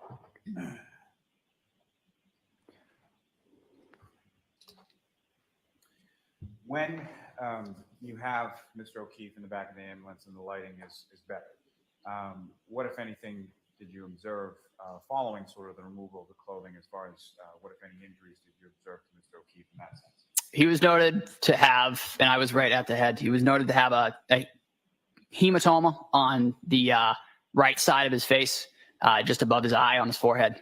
And there was some scratches on the right arm, the upper arm. And Scratches. He called them scratches on his right upper arm. I want to roll that back a second because he said something about a hematoma or a bruise on his forehead above his eye. did you observe following sort of the removal of the clothing, as far as what, if any, injuries did you observe to Mr. O'Keefe in that sense? What injuries did you observe to Mr. O'Keefe? He was noted to have, and I was right at the head, he was noted to have a hematoma on the right side of his face, just above his eye on his forehead. And there was some scratches on the right arm, the upper arm. And use the term as far as hematoma. Could you explain what you understand that term to me? Lack of a better term is just an egg. He had a pretty good egg on his head. Egg on his head. An egg on his head, not his eyes. It wasn't his eyes that had what Paul O'Keefe said appeared to be ping pong balls on them. It is an egg on his forehead, on the right side of his face. He said he was in charge of his head, and that's how he noticed it. And I'm believing what he has to say. Megan said that would be consistent with a fight, not a hit and run. I'm taking this guy's word so far. He's the most credible witness in my mind. He's very serious about his job. And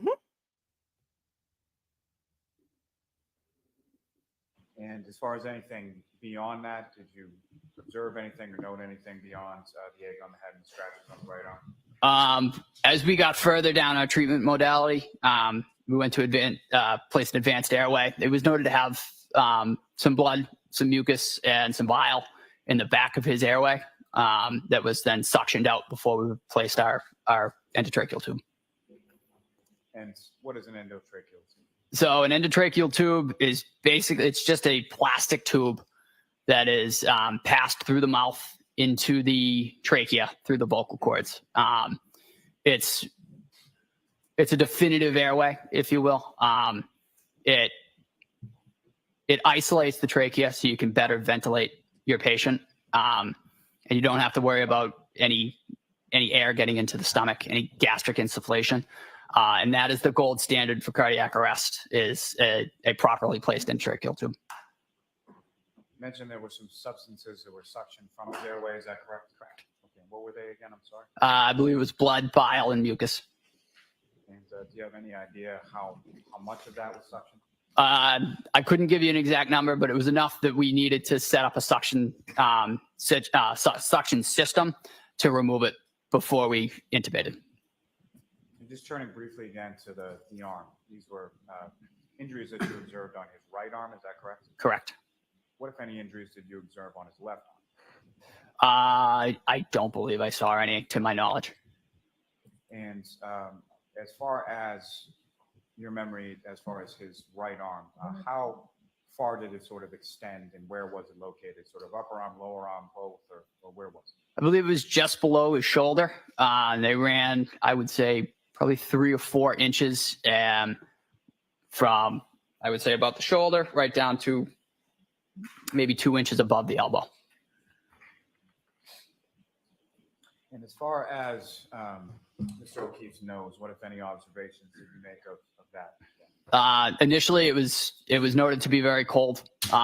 The individual was cold all around to the touch, but his nose was also quite cold, quite white, just because he had been in the elements for a little while. There appeared to be a little bit of blood on his nose as well. Yeah. And through your training experience, are you familiar with a term or a device known as an OPA? Correct. Yes. Can you explain to the jury sort of what OPA stands for and what is that device? What does it do? So an OPA, or oral pharyngeal airway, is basically a small plastic device that is curved. And when inserted into the mouth, all it does is it prevents the tongue from falling backwards into the airway and occluding the airway. It's relatively simple, but it's very effective in keeping an airway open. Just turning back for one moment to the injuries that you observed on Mr. O'Keefe's right arm, were those injuries that were actively bleeding at the time that you observed them? No. What, if anything, did you observe as to that in reference to those injuries on the arm? Those injuries seem to have been congealed. In my opinion, it looked like they had been cold, which could have aided in the clotting of those injuries. But when we observed them, they were not bleeding. And you mentioned a little bit about Mr. O'Keefe's nose. What, if any, observations did you make as far as any sort of digits, whether they be his hand, his feet, or something else? So his all of his digits on the upper extremities were noted to, they were very cold. They were immobile. They were very stiff. I'm presuming due to the exposure, because we did, when we got him onto the ambulance, when we were removing clothing, it was noted that Objection. No presumptions here. he was all of his digits were very stiff. They were immobile, and it caused a little bit of problems just trying to get clothing off of him just because they were so stiff. And taking you back outside of the ambulance just for a moment, when you're sort of initially there and you're doing your assessment, and the 3 females are in your general area, correct? Correct. And at some point, can you or any of the other paramedics or EMTs on scene ask them any questions about what had happened or anything like that? So as I was ventilating at the head, there was a small delay in just getting equipment, nothing significant, just enough time that as I was ventilating, I was able to ask, did anybody see anything? What happened? And there was one individual that replied several times, I hit him. And Okay, did that's you know that individual at that time? I did not. okay. So he says somebody said I hit him. And when he said what happened, he said I hit him. That's how they're getting this in. But he doesn't know who that person was. Okay. Can you describe the Individual that replied several times, I hit him. and did you know that individual at that time? I did not.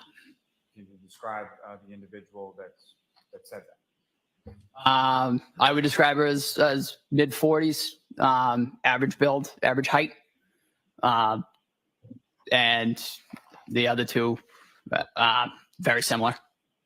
So could be anybody. With Any of the reference 3. to that statement of I hit him, is that something that she said once or more than once or something? It was several times. And as far as the tone or demeanor, how loudly was this being said? As previously stated, they seemed to be erratic. There was a lot going on in that scene. It did seem to be said over and over and at varying volumes. And then there was just a lot of, everybody appeared to be quite flustered. And the individual, one of the 3 females that said that, what, if any, observations did you make as to her face or anything? The individual that said I hit him appeared to have some blood on her face, presumably for attempting CPR prior to our arrival. And Don't presume. Why are they letting him presume? No, objection. You can't presume. You need to know what you actually know. She had blood on her face, you presume? From giving CPR? Is that what he said, CPR? Or mouth to mouth? Or is that the same thing? What? Huh? I hit him, appeared to have some blood on her face, presumably for attempting CPR prior to our arrival. And you say presumably attempting CPR. When you first arrived at Mr. O'Keefe, what, if anything, did you observe any of the females doing with reference to Mr. O'Keefe? Mr. O'Keefe was not being touched by any individual when I first got to him. That whole group was kind of pacing around, lack of a better term, kind of running around in circles.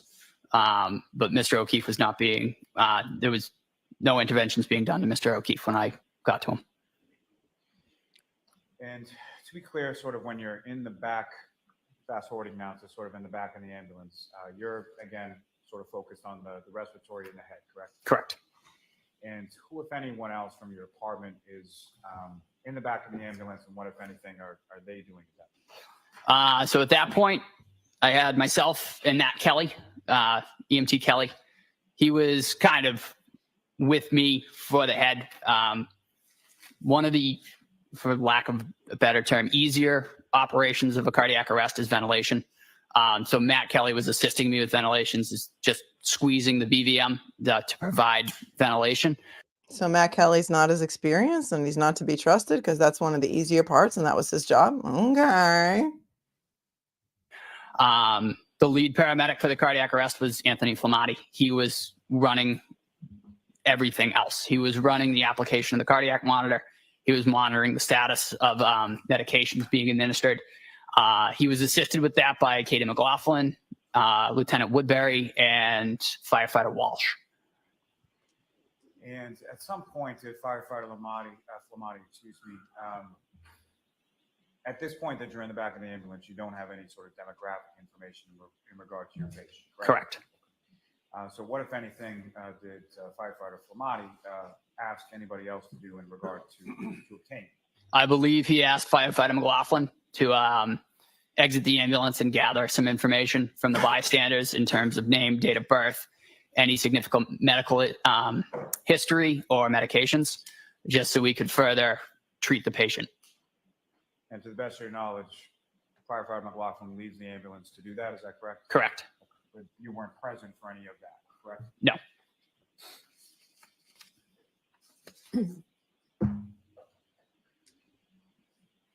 So there's some period of time in the back of the ambulance and then the transport to Good Samaritan happens, is that correct? Correct. Do you recall where different people from your department were in relation to that transport to the hospital? So the transport in the back in the patient compartment was myself, Firefighter Kelly, and Firefighter Flematti, with Firefighter McLaughlin driving ambulance 1.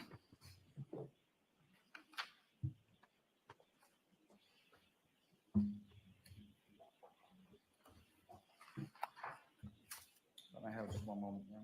Yes.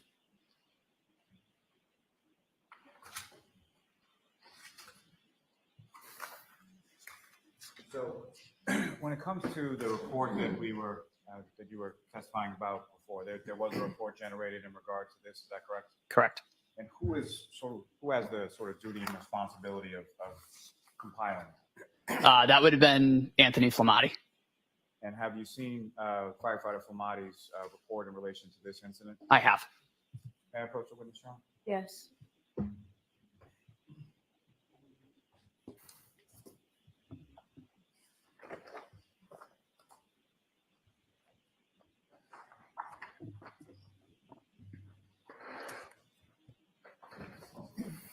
Come on, you don't have your report ready. You know who you're calling today. Have the report out and ready. You know you're going to use it. Just burn down the clock.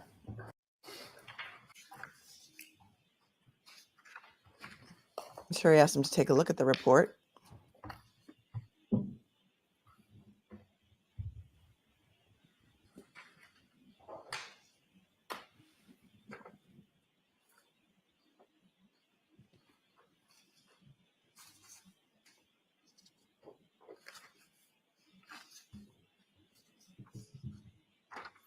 Do you recognize that, sir? I do. And what do you recognize that? This is what I believe to be the NFIRS report written by Captain Robery and the patient care report written by Firefighter Flematti. Thank you, sir. May I approach, John? Yes. I'm up to seek to introduce and admit as the next exhibit, I believe. He's not even going to have him testify about It's it. already pre-marked, or you're moving to introduce it now? Is there an objection? You may have just one of the other. Okay.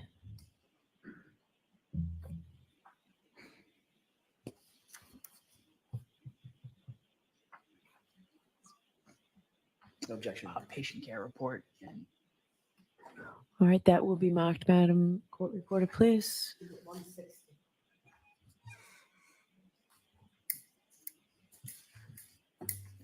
And thank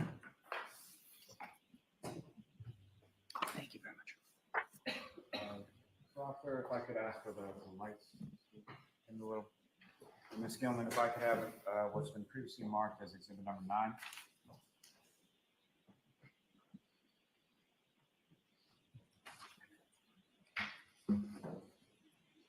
Mr. Nuttall, just directing your attention up to the screen there and what's been previously marked as exhibit number 9. Do you recognize what's depicted in that photograph? I do. What do you recognize as? I believe that's B34 Fairview Road. Is that a relatively fair and accurate portrayal of what it looked like around the time that you arrived there, absent sort of lighting conditions and things of that nature? No, then it's not a fair and accurate representation of when he arrived. If when he arrived it was dark and now it's light. This is ridiculous. as far as the building a foundation to allow something into evidence. It's nobody has who took this picture, unless they stipulate, unless the defense was just like, we're just going to stipulate it, let it in. Shows nothing, it proves nothing, means nothing. That's possible. Ms. Gilman, if I could have exhibit number 18. Oh, there's the list again. And they wanted the defense to be forced to use their tech person, their AV person. That's what they fought the defense of being able to bring in their own tech person, AV squad. They wanted them to be able to use the state's AV squad. Really? No. Approach the witness, Sean. Yes.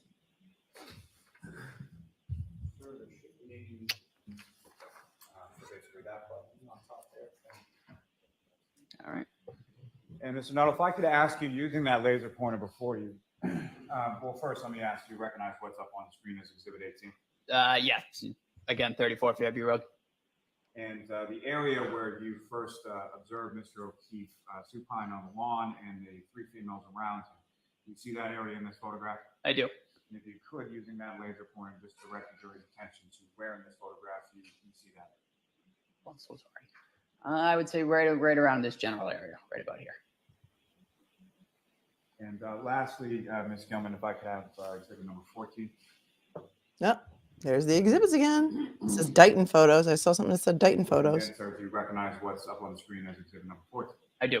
When do you recognize that? That I believe to be is where we found Mr. O'Keefe. And as far as the pooling of the blood that you It's believed to be where you found Mr. O'Keefe, and yet there is snow on the ground there. So what is it that you say you're trying to prove here? I thought you were trying to prove there was no snow underneath his body and his phone was there. And now you have this witness saying that's where his body was found and it's covered in snow. And we can clearly see what looks like footprints there, maybe some blood. observed around Mr. O'Keefe's head. Do you observe that area within this photograph as well? Yes. If you could, again, using that laser pointer, just direct the jury's attention to where in this photograph you observe that.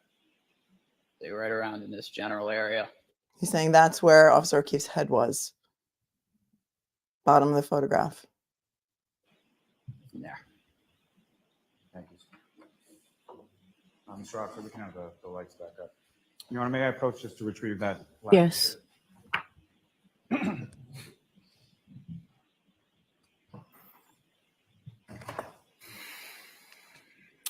I have no further questions for this witness at this time, Your Honor. All right, cross-examination. Oh, yeah.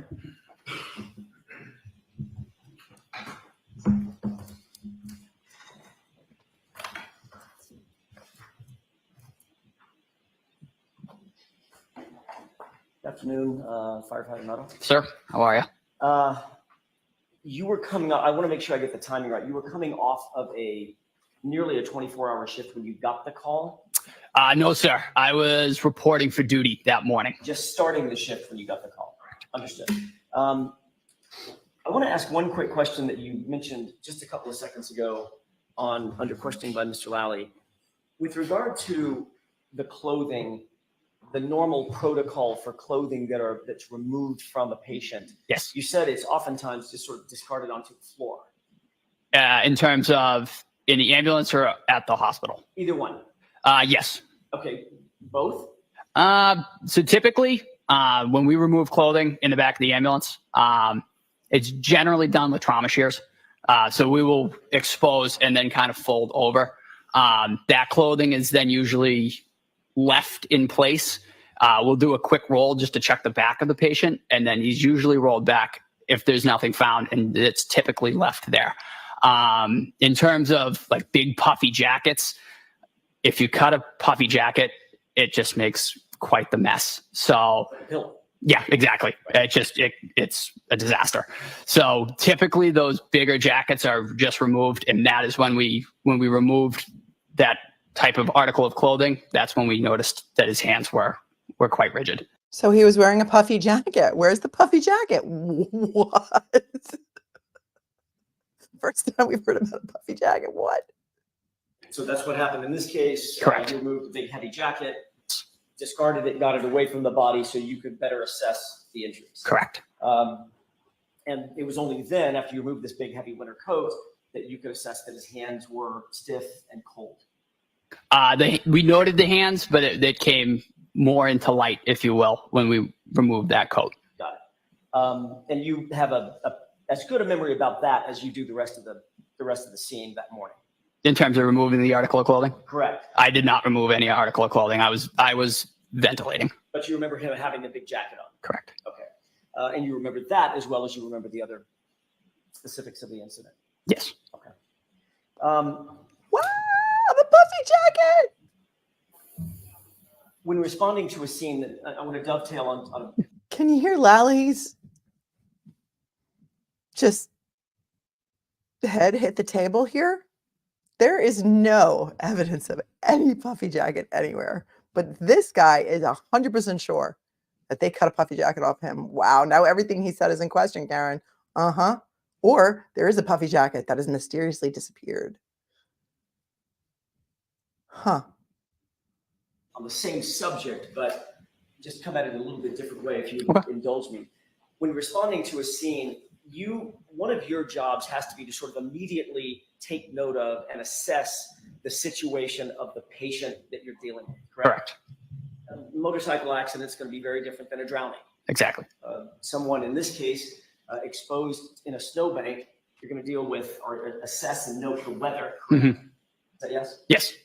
You're also going to note and assess the condition of the patient Correct. as it pertains to the weather. Yes. So someone, for instance, that's in a snowbank naked, Mhm. no clothes on at all, is going to be a little bit different assessment than someone who's completely dressed for winter, correct? The initial assessment with every patient is going to be automatically circulation, airway, breathing. Understood. We approached this individual the exact same way. Is automatically went directly to cardiac. Make sure. I guess what I'm asking is your attention is focused on some of those details for sure. Correct. All right. And that's how you remember that big heavy coat that he was wearing, correct? I remember he was appropriately dressed. Correct. Okay. As a matter of fact, you testified to that in the grand jury that, quote unquote, he had a heavy coat on, Yes. consistent with how you're testifying today. Is that right? Correct. All right. Your Honor, I'd like to mark 2 photographs as next in order. Not yet been marked. I believe it would be 160. It doesn't matter so much the number, but why don't you Really? just What we need to make a record, Judge, so it kind of does matter what the photograph has been already marked as so that we can make a proper record. But however, people are saying he's wrong about the jacket. Maybe he's right about the jacket, and maybe the jacket has disappeared. Maybe the jacket had dog DNA on it. I don't know. We know, or we think we know, from the waterfall bar video that Officer O'Keefe was not wearing a jacket in the bar, wasn't on the back of a chair. We don't know. Karen hasn't been questioned about what he was wearing that night. Did somebody put a jacket on him at some point? This guy already testified in front of the grand jury that he had on a puffy jacket. show the prosecutor the photos? 161 and 162 in order. May I approach? Yes. Yes, sir. I'm going to ask you, first of all, whether you recognize what's depicted in those photos. Honestly, sir, I couldn't recall the exact, but yeah, You do recognize them. yes. Does that appear to be what John O'Keefe is wearing when you found him? I don't recall, sir, to be perfectly honest. May I approach him? Yes. Do you recall this being part of, let me ask you a different way. Do you remember somebody cutting this off of John O'Keefe at the time? I remember the clothing being removed. Okay. If you don't remember this clothing. I could say that he had clothing removed, but I couldn't tell you exactly what it was. And Oh, you just looked at these. What I'm holding in my hand appears to be the front and back of a thing. So don't hold it up to him from that distance where he said he doesn't recognize it. You can put it back in front of him. Don't hold it up for the jury, please. May I? Yes. Sandy says, or maybe if he's wrong about the jacket, he's wrong about what he heard Karen say. Lucky we trust. Oh my goodness. That appeared to be a thin cotton hoodie. Yeah, that appears to be a thinner layer of clothing. Okay. May I approach? Yes. Not a heavy coat. Is that fair? Fair. Not a winter jacket. Fair.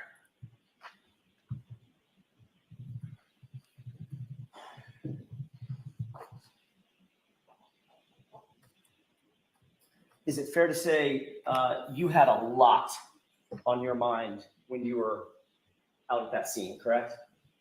In terms of just the Saving a man's life.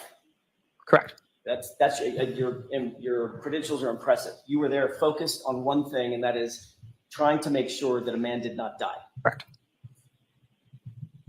Would you agree that that was your primary concern and your primary focus the entire time you were at the scene? Correct.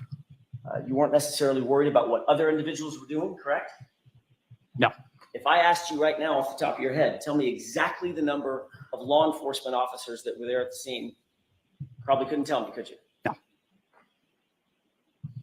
If I asked you whether or not you remember Pay attention to an example of an excellent trial lawyer slaying in cross-examination.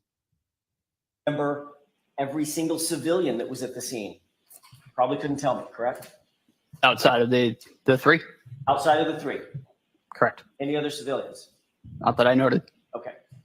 Matter of fact, you can't even identify the three civilians other than generally middle-aged, 40s, Caucasian, female. Correct. You said all three of them sort of looked alike, right?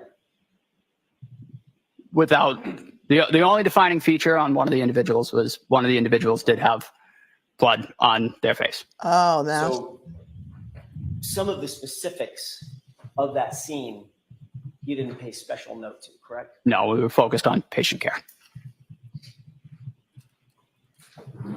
Is it fair to say that, specifically as it pertains to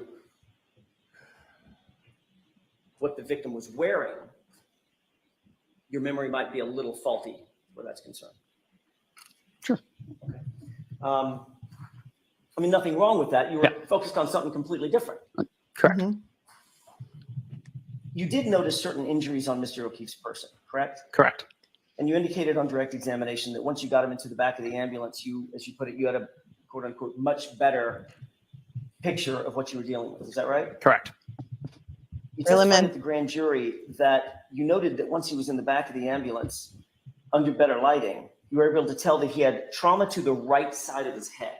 Is Correct. that right? Yes. Are you talking about the major trauma that he suffered to the back of his head or the egg that you earlier described? I was more just because it was directly in front of me. It was on the front side of his head. Okay, so it wasn't the right side of his head. If you said right side of your head, you might point above your ear, right? Correct, That's not yes. where you're talking about. I was, and if to use my person, I would say right here. So more towards the right, above his right eye. Right of center, but still on the front of his head. Correct. And you did not make any note of another injury on the back of his head. No.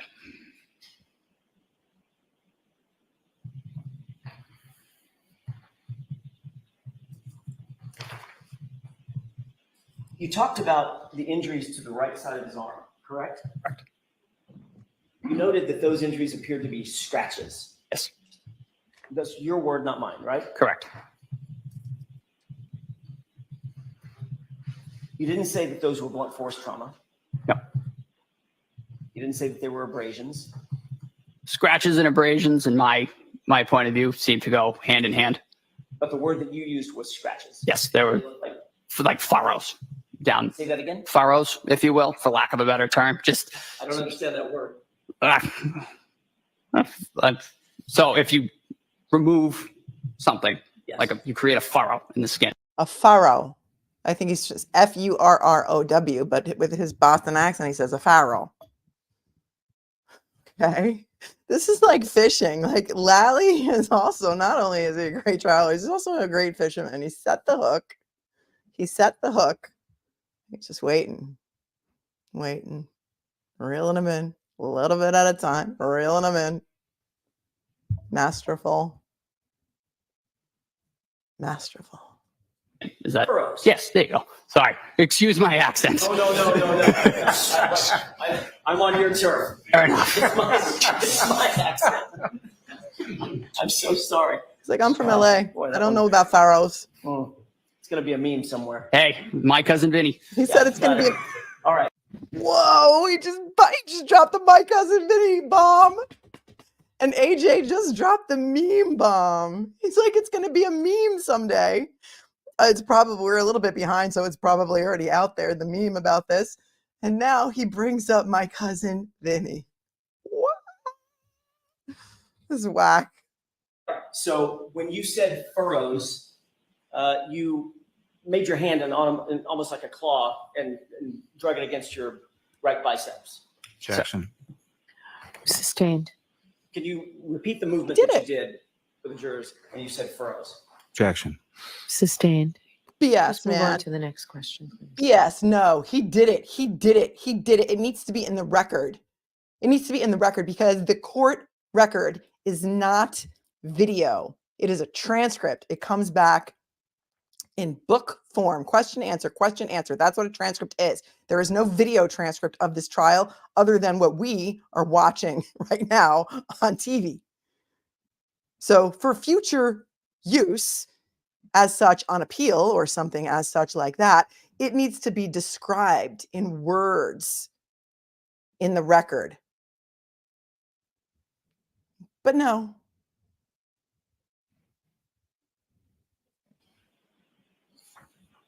You would agree that a very common cause of a hematoma over one's eye is being hit or punched. Correct. Is that right? Yes. You said that Mr. O'Keefe did have such a hematoma over his right eye, correct? Yes. Did you also see a laceration under the eyebrow but above the lid on his right eye? I don't recall. Did you see a laceration on Mr. O'Keefe's nose? I don't recall. You did note that there was some blood on his nose, correct? Correct. Is that possible that came from a small laceration? Yes.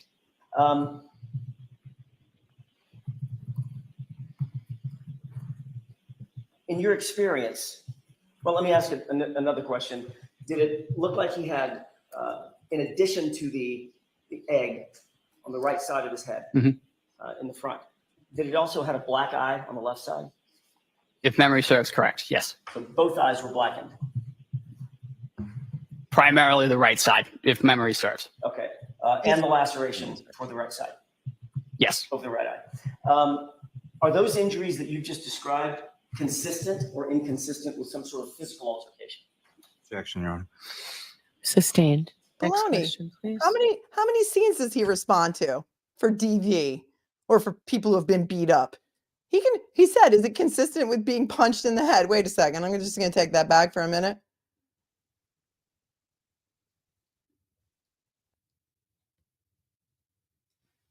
Are those injuries that you just described consistent or inconsistent with some sort of physical altercation? Objection, Your Honor. Sustained. Next question. Physical please. altercation. Did it appear to you, just from your initial assessment, given your experience, training, and background, that those injuries looked like he had been in a fight? Objection. I'll see counsel at sidebar. Oh, she don't like that. He's already testified about a puffy jacket. How much more could he possibly bury you, Mr. Lally? How much more could he possibly bury you? Is this consistent with a physical altercation or a fight? I mean, he's already testified as to extensive experience. This guy is like really, really, really experienced. So I think, let him, okay. His observations, he's already In testified. your experience as a, thank you. Sir. Little break. In your experience as obviously a training firefighter, someone, tell me the word again that you used. Field training officer or preceptor. Thank you. As a field training officer, have you seen in your experience the product or the injuries that can be produced from fistfights? Yes. Okay. Injuries to the face? Yes. Injuries to the mouth? Yes. Injuries to the nose? Yes. To the ears? Yep. To the eyes? Defensive wounds on the hands? Yes. Did you note we've already talked about, and I don't want to go over all this again. You've already noted what the injuries to the face were that you saw Mr. O'Keefe having suffered. Yes, Were those consistent or inconsistent with a physical altercation? I couldn't say. Were they consistent or inconsistent with being in a fight? I couldn't say. Was that egg over his right eye consistent or inconsistent with him having been punched or hit? I couldn't say. I thought you said that one of the common causes of an egg like that, a hematoma, as you put it, over someone's eye, is being hit or punched. There's quite a few reasons that somebody could get an egg, such as that over their head. I mean, you could get hit with a golf ball, Of course. for instance. I'm not asking you to the exclusion of everything else. Yeah. I'm asking you, is it consistent? It's consistent. It could be. Okay. And the other injuries as well? Correct. Okay.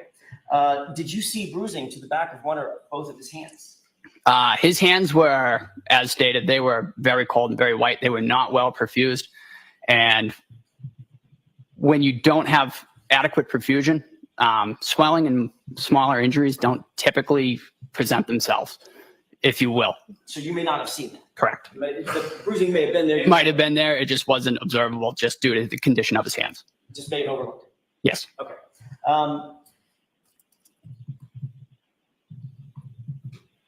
You indicated that you were not present when your colleague, Katie McLaughlin, was questioning anybody at the scene, correct? Correct. She was tasked with that responsibility, but you did not engage with her. Correct. Meaning, when I say engage with her, you weren't standing there with her. No, I was in the back of the ambulance. Okay. You claim to have heard this statement, I hit him, Yes. several times from the woman with the blood on her face. Correct. You indicated that she was erratic, Correct. hysterical. Correct. You said, for lack of a better term, running around in circles. Yes. She seemed despondent or distraught, Very distraught. very upset. Yes. Was she saying anything else that you recall? To me, I heard I hit him, and then I went back, obviously continuing on patient care, focusing on patient care. Did you hear her say, could I have hit him? I heard I hit him. That's what you believe at this point. That's what I heard. Okay. Where exactly were you? I was crouched at the head of Mr. O'Keefe. Okay. You were asked that exact question at the grand jury, correct? To describe where you were and who was doing what. To my knowledge, yes. Okay. You were asked a question when you spoke to her and she said, I hit him. Were you with the other representatives, sir, there at the time? Were there other people around you? Do you remember being asked that question by a grand juror? I don't recall. Do you remember answering, no, there were other people around me. I had Paramedics Flematti with me. I believe firefighter Kelly was there as well. Correct. So the three of us were all providing patient care around Mr. O'Keefe. And you indicated that we were all there together. You were kneeling and you were doing the airway while you called it Tony. Yes, that's Anthony, Tony. Yes. All right. He was doing the CPR, correct? Correct. And it's absolutely clear in your mind that when that statement was made, you were knelt down over Mr. O'Keefe. Flematti was doing CPR. Kelly was with you guys, and you posed the question to her, do you know him? Correct? Correct. Great. So I want to make sure I understand this. You said, as you're knelt down, do you know him, directly to the female, and she answered your question with, I hit him. Yes. But that's not what you told Trooper Proctor in a February 8th interview. Okay. I don't recall what I told Trooper Proctor. Let's start at the beginning. Do Okay. you remember having a conversation with Trooper Proctor on February 8th? I do.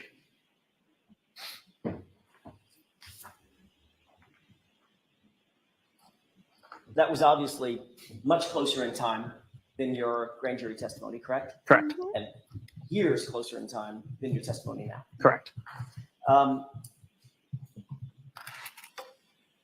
Do you recall on February 8th telling Trooper Proctor that while you were rendering aid, you heard Karen say, I hit him, to another female on the scene? To another female, as I stated, I heard several times I hit him. in terms of who that was directed towards, I mean, again, focused on patient care. Oh, Understood. mhm. My question was a little bit different. Do you Okay. recall telling Trooper Proctor specifically that while you were rendering aid, you heard Karen say, "I hit him," to another female on the scene, and the other female told Karen to be quiet? I do recall that. Okay. Told Karen to be quiet. That's not what you testified to today, though. Okay. Matter of fact, that story has changed to you posed a question Mhm. and she answered your question, Mhm. correct? Correct. So which is it? So when ventilating a patient, typically that is also used to gather information from bystanders, because as I'm ventilating, I can real quick look around. Do you know this individual? Do you know anything about this individual? That's fairly typical for any scenario in this. It's a very quick information gathering strategy. Okay. Take his But words and you use them against him. agree that your testimony today has changed from what it was from your statement to Trooper Proctor on February 8th.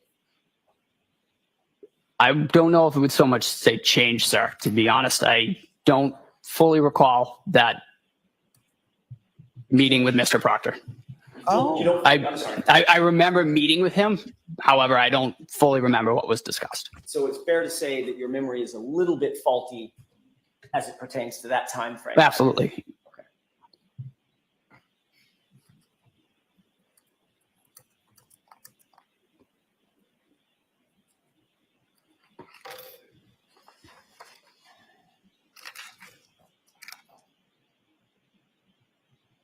When you went to the hospital with the patient, did you ever inform any of the doctors or nurses or medical professionals at the hospital that you had heard a female claim to have hit John O'Keefe and that's the reason for his injuries? I did not give the report to the hospital. So the answer to that is no, No. you did not. As a first responder and a medical professional yourself, obviously you know that the cause and manner of the victim's injuries are incredibly important as it pertains to assessing how to treat that patient. Correct. Once you got back to the station and to take a breath, Mhm. did you write any report? I did not. No, I did not write the patient care report. So you didn't write a report, just to finish my question, you didn't write a report that said, by the way, while I was out at the scene, I heard a female say, "I hit him," and that's the cause and manner of the injuries. Not to my knowledge. Hmm. Well, you would know if you wrote a report that said that, Correct. and you did not. I did not write the patient care report. At any time that day or any day subsequent thereto, did you contact the Canton Police Department, which were the first responders? I did not. So let me finish my Sorry. question. And say, by the way, just so you know, I heard this woman say, "I hit him" out at the scene. I did not. Did you ever, on that day or any day subsequent thereto, contact the Massachusetts State Police and say, "I heard this person say I hit him"? I did not. So the first time you ever repeated that statement was on February 8th with Trooper Proctor. Correct. And by the time we've come full circle to today, that statement has now pivoted. In terms, You didn't you didn't overhear the person say it to a female. Now she's talking directly to you now. she spoke directly to me, yes. Have you, just one last point. You've obviously noted that this case has gotten an enormous amount of notoriety, correct? Yeah. Correct. How many times would you say that you've discussed this case and this incident with your fellow firefighters? It's brought up around the station semi-frequently. However, being involved in it, we try to stay clear of it just because we are involved in it. So Really? the answer is, there's been many discussions, Yes, probably daily. frequently. Probably daily. Any of those discussions helped you with what you earlier described as a little bit of a faulty memory around that time frame? Objection, Your Honor. It's out Can there. have that. Have they? repeat the question for me, sir? Sure. Have any of those discussions helped you with what you earlier described as a little bit of a faulty memory? The memories that I have and the ones that I'm bringing up, I don't believe that they've changed. You know, I've played them over in my head to the best of my ability, and I don't believe my story is swayed. If they've been enunciated incorrectly on my part, that it wasn't intentional. Understood. And, Yeah. and nobody's casting aspersions. Yeah. Memory's a funny thing. So your memory is as good about that as it is about that winter coat. Yes, sir. Thanks. That's all I have. Mr. Lally? Wait a second. Your memory. Hold on. I'm going to repeat it to you because the volume's a little low. The last thing Alan Jackson says to him is, As it is about that winter coat. Yes. So your memory is as good about that as it is about that winter coat. so your memory is as good as that as it is against your winter coat. And he says, Yes, sir. yes, sir. Thanks. That's all I have. Mr. Lally? That is how it's done.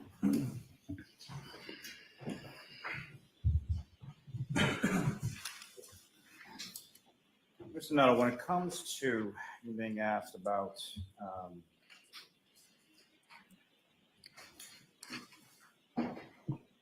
consistency of causality as far as different injuries that you observed on Mr. O'Keefe, correct? Rephrase that for me. Sure. Poorly phrased on my part. So you have been asked on cross-examination about some things that the injuries you observed on Mr. O'Keefe could be consistent with as far as having been the cause of those injuries, correct? Correct. And how many sort of myriad of other causality or how many myriad of other sort of things could have also been a cause of the injuries that you observed? As stated, a lot. It's not typically just physical altercations. It could be, again, a golf ball could hit you in the head. That could cause. Okay, well, he wasn't near a golf course, so we're going to rule that out. I mean, this is what's called rehabilitation. When your witness does not say some things, says some things that are not to your liking, you have to try and rehabilitate them. And so this is going to be Lally's attempt at rehabilitation. Let's see how he does. Similar injuries. And just for clarity purposes, when you were asked about a particular time frame, were you talking about the time frame of January 29th, or were you talking about the time frame of February 8th when you met with Trooper Crawford? Sorry, rephrase that for me. Oh boy. Withdraw that and move on to something else. So what? Just again, for Okay. clarity purposes, when So he's like, You were I asked don't about want the the- wrong answer to come out. He said, when you're talking about your memory, are you talking about when you gave Trooper Proctor the statement on February 8th, or are you talking about your memories from January 29th? And he just got all flustered. He's like, and then Lally just withdraws the question.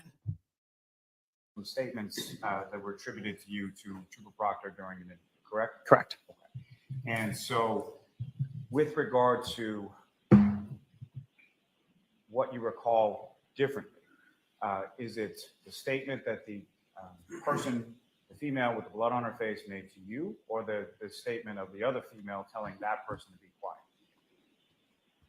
So as stated, real quick, down and dirty, I asked, do you know this person? To which I hit him. And then in the background, I remember hearing over and over, I hit him. That was kind of pushed towards the back, and patient care took priority. Okay. Down and dirty. Down and dirty has entered the chat. Let's hear that again. Dissection is a fine art. And that person to be quiet. To you, or the statement that the person, the female with the blood on her face made to you, or the statement of the other female telling that person to be quiet?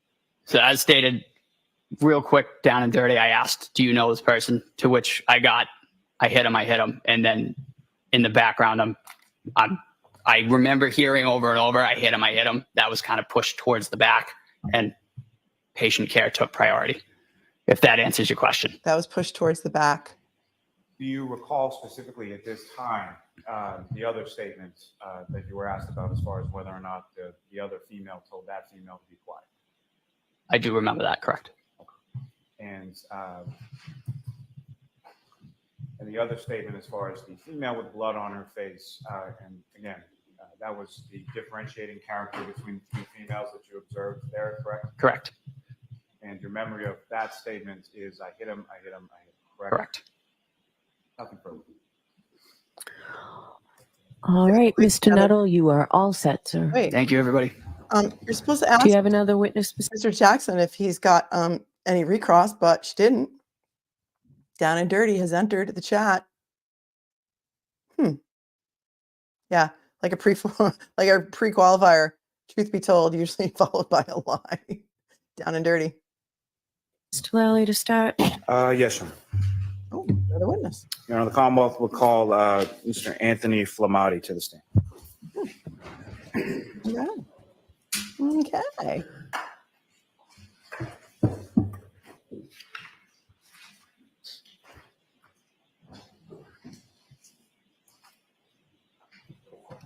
I can speed up a little bit. Truth and nothing but the truth, so help you God. I do.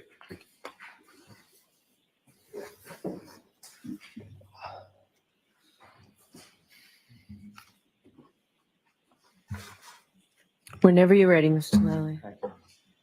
Good afternoon, sir. How are you? Could you please state your name and spell your last name? Name is Anthony Flematti. Last name spelled Flematti. And how are you employed, sir? I'm a acting lieutenant at this time for the Canton Fire Department. And how long in total have you worked for the Canton Fire Department? Got hired in 2015, July of 2015. So coming up on 10 years. And prior to working with the Canton Fire Department, what, if any, other work did you have within sort of the same field? So in the same field, I worked for the Athy Fire Department for a few years, hired in Say- 2012, March 2012.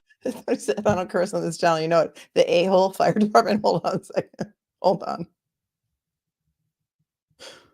Department, what, if any, other work did you have within sort of the same field? So in the same field, I worked for the Athy Fire Department for a few years, hired in 2012, March 2012 until July of 2015. So just transferred departments. And even prior to working with the Athy Fire Department, did you work as an EMT anyway? Yep. So I worked as an EMT for American Medical Response out of Springfield and Holyoke. Worked for Fallon Ambulance. Started basic level of EMT around 2008, and then just different private ambulance companies around the state. And just starting with the EMT side of it for first, what, if any, training did you receive or education did you receive prior to getting your certification as an EMT? There's different levels of certifications for EMTs. The EMT basic starts out with about 6 months, a couple nights a week for about, like I said, about 6 months. Take a certification, practical and written examination for that to get your basic level, and then you move on to the paramedic level of schooling as well. Can you describe for the jury a little bit about sort of what that paramedic level of schooling is? So the paramedic schooling starts, it's about 12 to 14 months, depends on the program, which school you go to. Night school 2 to 4 times a week for about 14 months. And then you start going into a clinical phase where you go into the different operating rooms, emergency rooms, OB/GYN, cardiac CCU, ICU. You do about 300 hours of education in that. Once you've completed a bunch of skill checkoffs under the supervision of an RN Speed them up a little or bit. doctor, depending on the You're behind. room, you would then clear that section of your schooling and then move on to a ride time phase, which is about 200 to 300 hours, depending on skills, what you need. That would be either in a fire department or a private EMS under the preceptorship of a senior paramedic that would kind of walk you through how to do the job and shadow you and supervise that you're doing things appropriately. You do that for about 200 or 300 hours. You write up different documentation, basically learning how to do it out of the clinical set and then more in the field set. After that, you would, whatever job you have at that point, you would do an additional practical assessment, again, about 6 or 7 different stages of evaluation for physical skills. Then you would do a written test, again, with the state. At that time, it was the state, Massachusetts, to certify you as a paramedic. Then after that, they have another 2 to 6 month preceptorship within the department to acclimate you to the physical location that you're working at. And so there's a written portion and practical portion to both the EMT as well as the paramedic training. Yes, that's right. And you successfully completed that and received certifications in regards to both. Yes. And those certifications, are they something that is just sort of a one-time blessing, or is that something that has a continuing educational component and recertification? That's correct. So every 2 years, we have to do a 48-hour refresher. So it's continuing education classes as far as national core curriculum classes that the national standard holds us to. So it covers different topics that they mandate that we cover every 2 years. And your certification is up to date at this point, is that correct? Yes, sir. You mentioned that you're currently a lieutenant with the Canton Fire Department, is that correct? Yes. And how long have you been, have you had the rank of lieutenant? I'm a temporary acting lieutenant, so I've been that since, I believe it was February up till this time. And within the town of Canton, how many fire station or firehouses do you have within Canton? So we have 2 different stations, headquarters and Station 2, that we operate over. And do you work specifically in one, or does it sort of rotate between? Depends on the rank. So as a firefighter, we rotate through the different positions, or different stations. As the lieutenant, I'm the lieutenant right now at Station 1, so headquarters. And where is Station 1 located? 99 Revere Street. And with respect to each of the 2 station houses, how many sort of different vehicles and apparatus are located in? So we have, depends on what's obviously in service for mechanical issues and stuff, but we have a primary engine, a backup engine. We try to have at each station. We have 1 tanker truck, 2 ladder trucks. We have 2 primary ambulances and then a backup ambulance as well. So we try to have at least 1 engine, 1 ambulance, 1 ladder at each station, and then we'll have the backup pieces for that. And I believe our tanker truck right now, or our water truck, is out of Station 2. And Station 2, where is that located? 7 Sassamon Street. Now, as far as the sort of shift, how many people are assigned to, when you're assigned to, let me ask you this first. When you have a shift, what hours is that shift sort of concern? So for shifting or shift work, it's 8 a.m. to 8 a.m. the next day. So we're 24-hour shifts. We'd have a 24 period off from work, another 24, and then we're off for 5 days. And when you're assigned to a certain shift for that 24-hour period, are you assigned to sort of a specific duty or truck, or how does that work? Duty. Usually just assigned to a specific position for either the 10-hour or the 14, depending on rotations, overtime, that kind of stuff. But we're usually assigned to an individual piece or individual position for that shift, at least, whether it's a day shift or the whole 24.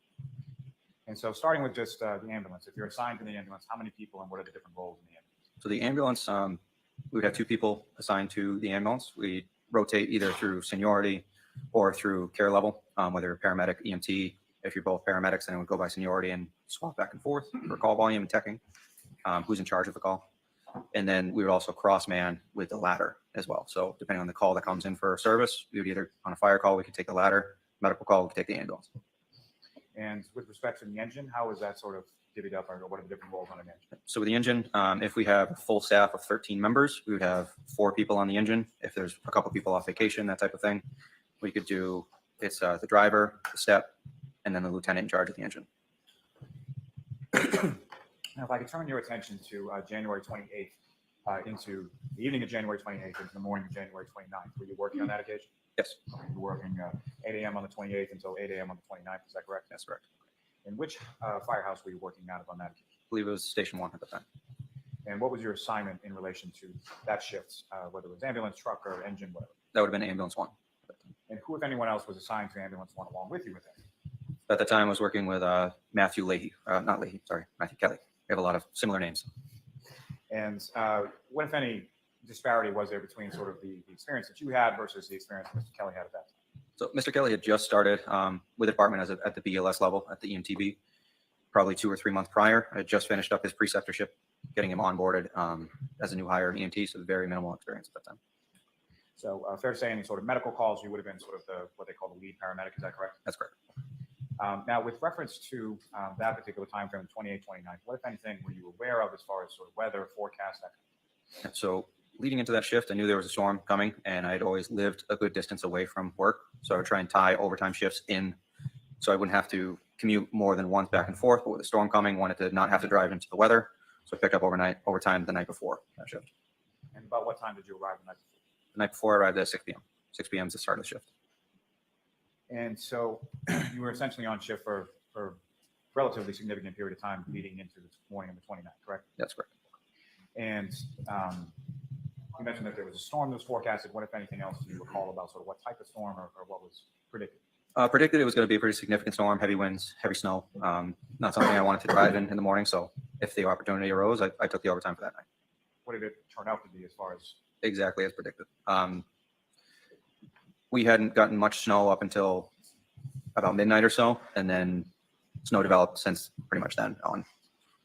And in a moment, I'm going to ask you about a call around 6 a.m., but just if I could take you back a little bit before that, over sort of the overnight shift, did you have any dispatches or calls that you responded to, say, after midnight, but prior to 6 a.m.? I don't believe so. I don't recall how many calls were prior to that. That one was kind of the key of the night. So you mentioned sort of, what if any memory do you have as far as like sort of when it started to snow? It would have been after 10 p.m. for sure, but I'm not sure exactly. Now, turning your attention to a little bit after 6 a.m., you get a dispatch for a medical call, correct? Correct. And just prior to that, what about time did you sort of get up, rise, and sort of, start doing things around the station that day? So shift change usually happens around 8 a.m. in the morning. It takes a while to get everything ready for normal business hours. We try and get the station prepped for public that come into the building or just people passing, going around. We try to prepare the sidewalks, the apron. So we get up around 5:30, if depending on call volume throughout the night. Sometimes we're up throughout the whole night. But we got up that morning around 5 to shovel, snow blow, salt the public walkways, that type of thing. And specifically when it comes to the apron, that's sort of the area in front of the garage doors, is that correct? That's right. And so why is it so important to sort of clear off the apron as far as snow is concerned? So as far as in front of the apparatus doors, it's a very limited height clearance between the top of the fire apparatus and the actual garage bay doors. So a few inches of snow would be enough to cause us to bump into the ceiling of the apparatus garage doors. So we have to keep that relatively almost bare to be able to pull the apparatus out without causing any damage. And about what time was it that you and the other firefighters at your station started to sort of clear off, whether it be parking lot, the apron, or anything else as far as snow? I'd say about 5:15, 5:30. And at the time that you get this call, shortly after 6 a.m., about how much snow was on the ground at that point? It's probably 4 to 6 inches. And this dispatch that comes in shortly after 6 a.m., what was the dispatch? 4 to 6 inches on the snow on the ground at 6 a.m., he says. Okay. I think everybody's wrong, but these are not experts in weather. There needs to be some official weather records entered into evidence for me. In regard to it, and where were you dispatched to? So we didn't have much information going out the door, just that there was a man on the side of the road. And we knew due to the weather, there could be a significant call. So. Wait, just the only thing we got was there's a man on the side of the road? Hold on. Let's go back to regular speed because this is important. Out of the road. After 6 a.m., what was the dispatch in regard to it, and where were you dispatched to? So we didn't have much information going out the door, just that there was a man on the side of the road. And we knew due to the weather, there could be a significant call. So. Before I leave and depart on that just for 1 second, when it comes to when you're outside sort of shoveling off the apron and clearing some of the parking lot, in addition to the snow, what, if anything else, did you note as far as sort of the weather conditions, visibility, things like that? So visibility was extremely poor. High winds, probably 20, 30 mile an hour winds. Temperature probably in the 20s with still actively snowing at that time. I mean, it's all objectionable, Winds, to but the best of your recollection. doesn't really matter because I'm sure they're going to call a weather expert, somebody with actual weather records to testify. And then they can say, remember when Anthony Flematti told you that there was 20 to 30 mile an hour winds at 6 a.m. and there was 4 to 6 inches of snow on the ground? I mean, that's going to be a beautiful sort of foundation that they've all laid because each person has testified as to a different amount of snow on the ground and wind. And now he's even estimating 20 to 30 mile an hour winds. So this will be interesting. Breadcrumbs. Or was it sort of persistent? Sustained winds and then probably gusts as well. Gusts. And so you received this dispatch and you, I'm presuming, get in the ambulance and go, correct? Correct. And who, if anyone, is in the ambulance with you when you respond? So responding in, I had myself, Matthew Kelly, and firefighter Nuttall had come in early as well to try and beat the storm and get in on time because he was scheduled to come in at 8 a.m. that morning anyways.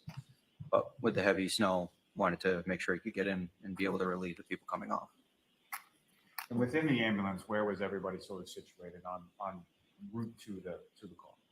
I believe Matthew Kelly was driving. I was in the passenger seat, and Nuttall was in the back of the truck. And as far as during the course of your going from Station 1 to the scene on Fairview Road. What, if anything, did you note as far as sort of the road conditions, visibility as you were driving? So that neighborhood is actually relatively close to the station, so you normally get there in a couple minutes, but it was slow driving over there. So I remember going pretty slow to get over to the scene. And as far as this particular time of day, what was sort of the lighting like at that point? Had the sun come up or anything like that? Sun had not come up yet. It was still dark, heavy winds, heavy snow, so visibility was almost zero. And as far as what, if any, other sort of apparatuses from your station were dispatched to this call as well at the same time? So the other call would have been, or the other vehicle would have been engine 3, and just engine 3. Car 5 will sometimes go. That's the shift commander for the department, depending on the nature of the call, how it comes in, and the ambulance. So it would have been the 3 apparatus. And do you recall who, if anyone, was in either car 5 or the engine?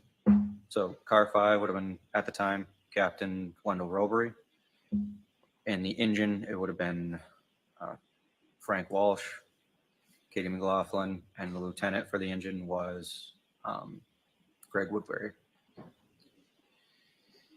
And you mentioned it took a little bit longer than without the weather to get to Fairview Road. Is that correct? That's correct. If you have any idea approximately how much time elapsed between the time that you received the call and the time that you arrived on? I'd have to refer to the EMS report. That is going to be more accurate, but I believe it was 5 or 6 minutes. And to that point, with any call, there's an EMS report that's prepared by, who is it prepared by? So it's usually the person who texts the call or is in charge of the call. This was an ALS level call, so it would have been myself. So you wrote as far as the report in relation to the EMS arrival, and within that is contained sort of different times that things happen along the way, correct? Correct. And the times that are noted within that report, is that something that's noted as it's happening, or is that something that you go back and figure out at a later time? So as we're going through the call and radio messages are sent, that's all documented on a third party that documents timestamps, things like that. As far as on scene, transport, clear from the hospital, that type of thing. It's all third party documented. Any approach to witness, Ron? Yes. That was a Grateful Dead reference. Grateful Dead have entered the chat. Going where the climate suits my clothes. Thank you for that one. You know, I think in song lyrics. What's been marked as Exhibit 160.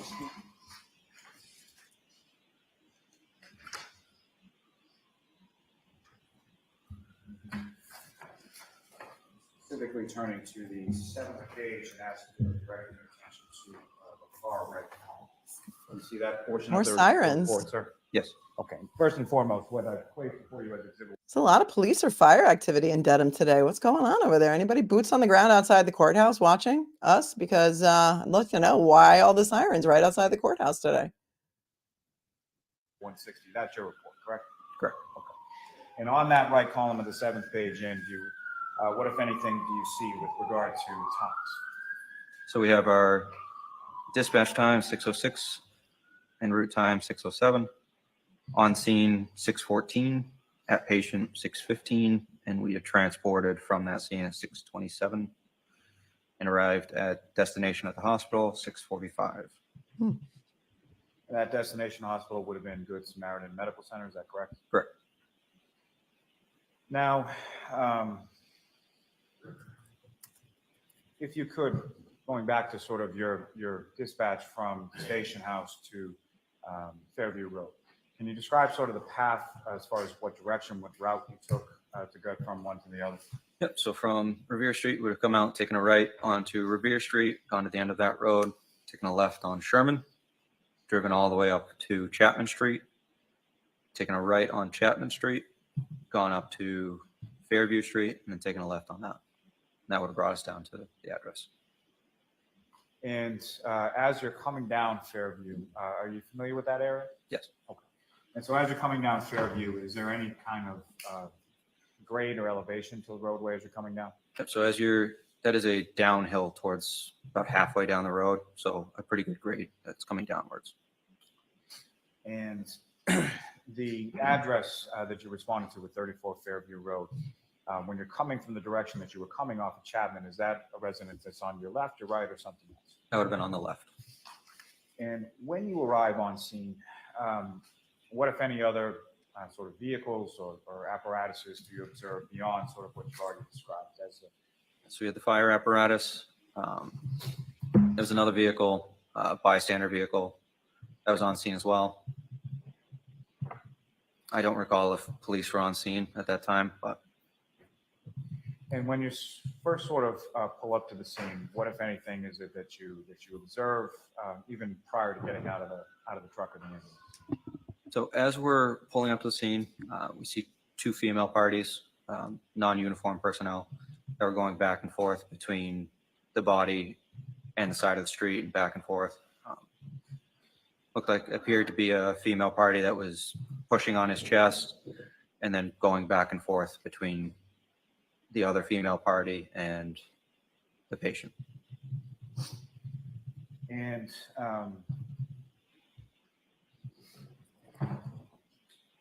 again, so when you first sort of pull up, you're able to see the body on the ground. Is that correct?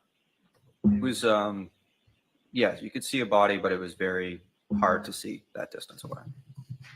And do you recall any sort of like overhead or ambient lighting, street lighting, or anything like that illuminating in that area? I don't recall. Now, this individual, as far as the person on the ground, at some point you were able to subsequently identify who that was. Is that correct? Yes. Okay. Who did you identify him? So identification won't normally happen right at that bedside. That's not really relevant to initial treatment. We found out who it was when we got into the ambulance and we were able to do a more thorough search once interventions had started.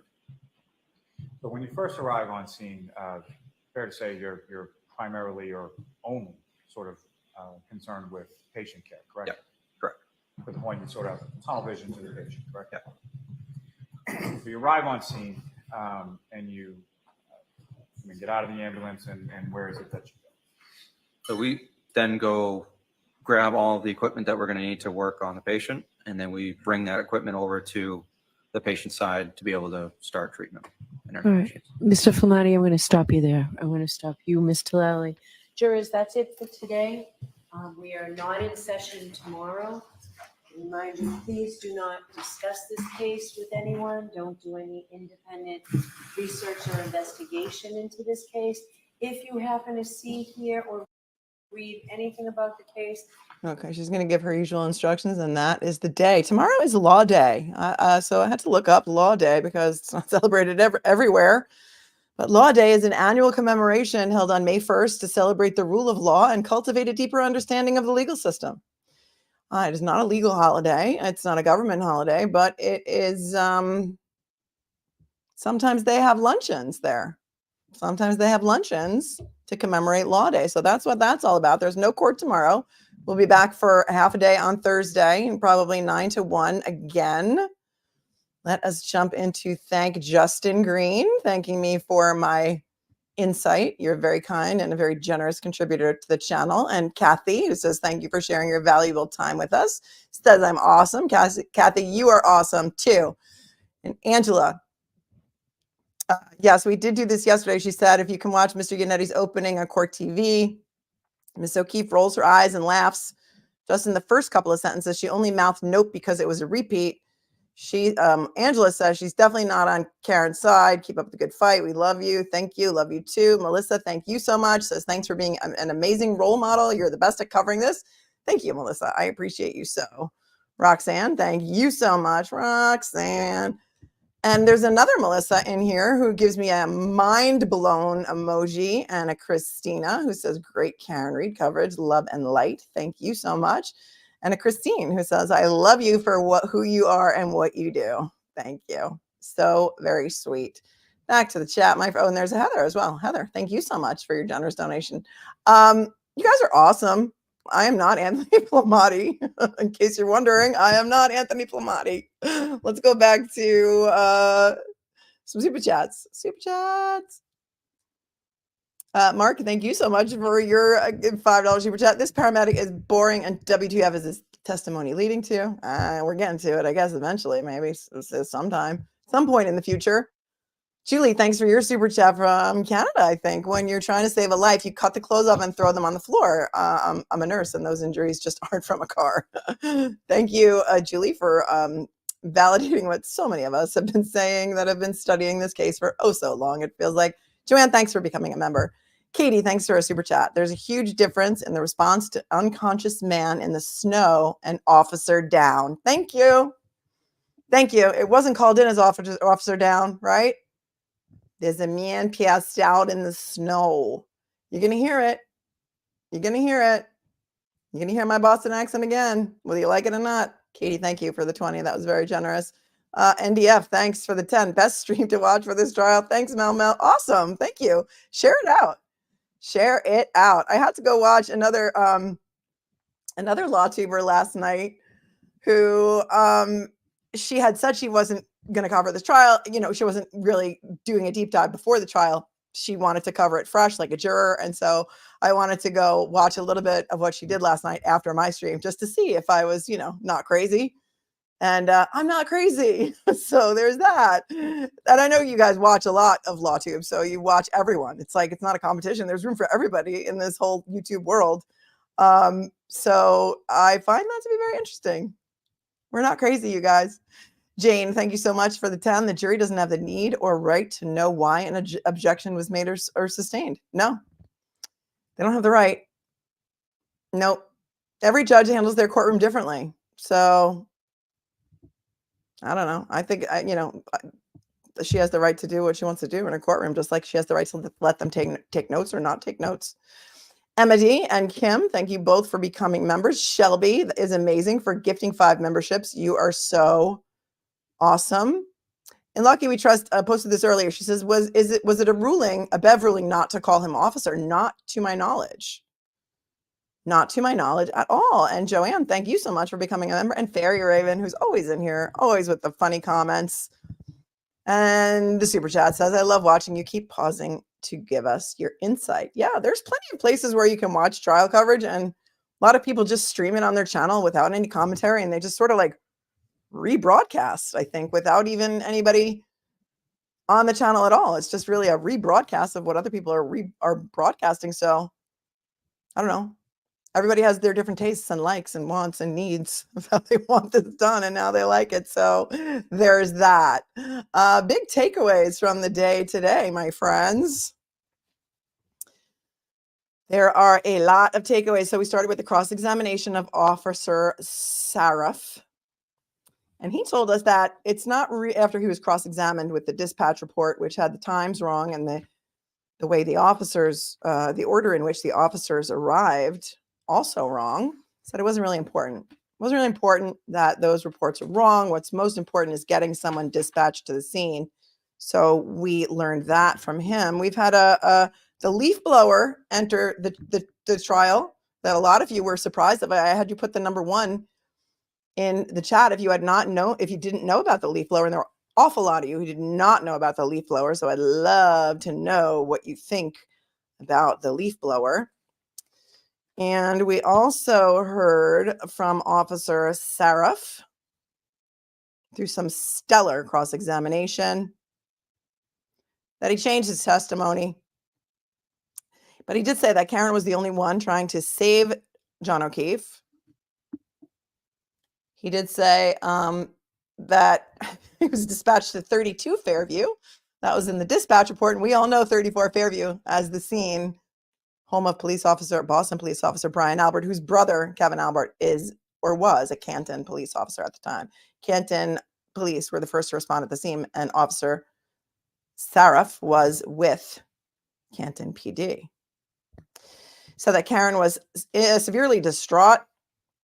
And then he said the next day he was interviewed by Proctor. And he tells Proctor that she said, is he dead? And then when he goes to his grand jury testimony, which he was cross-examined with in April of 2022,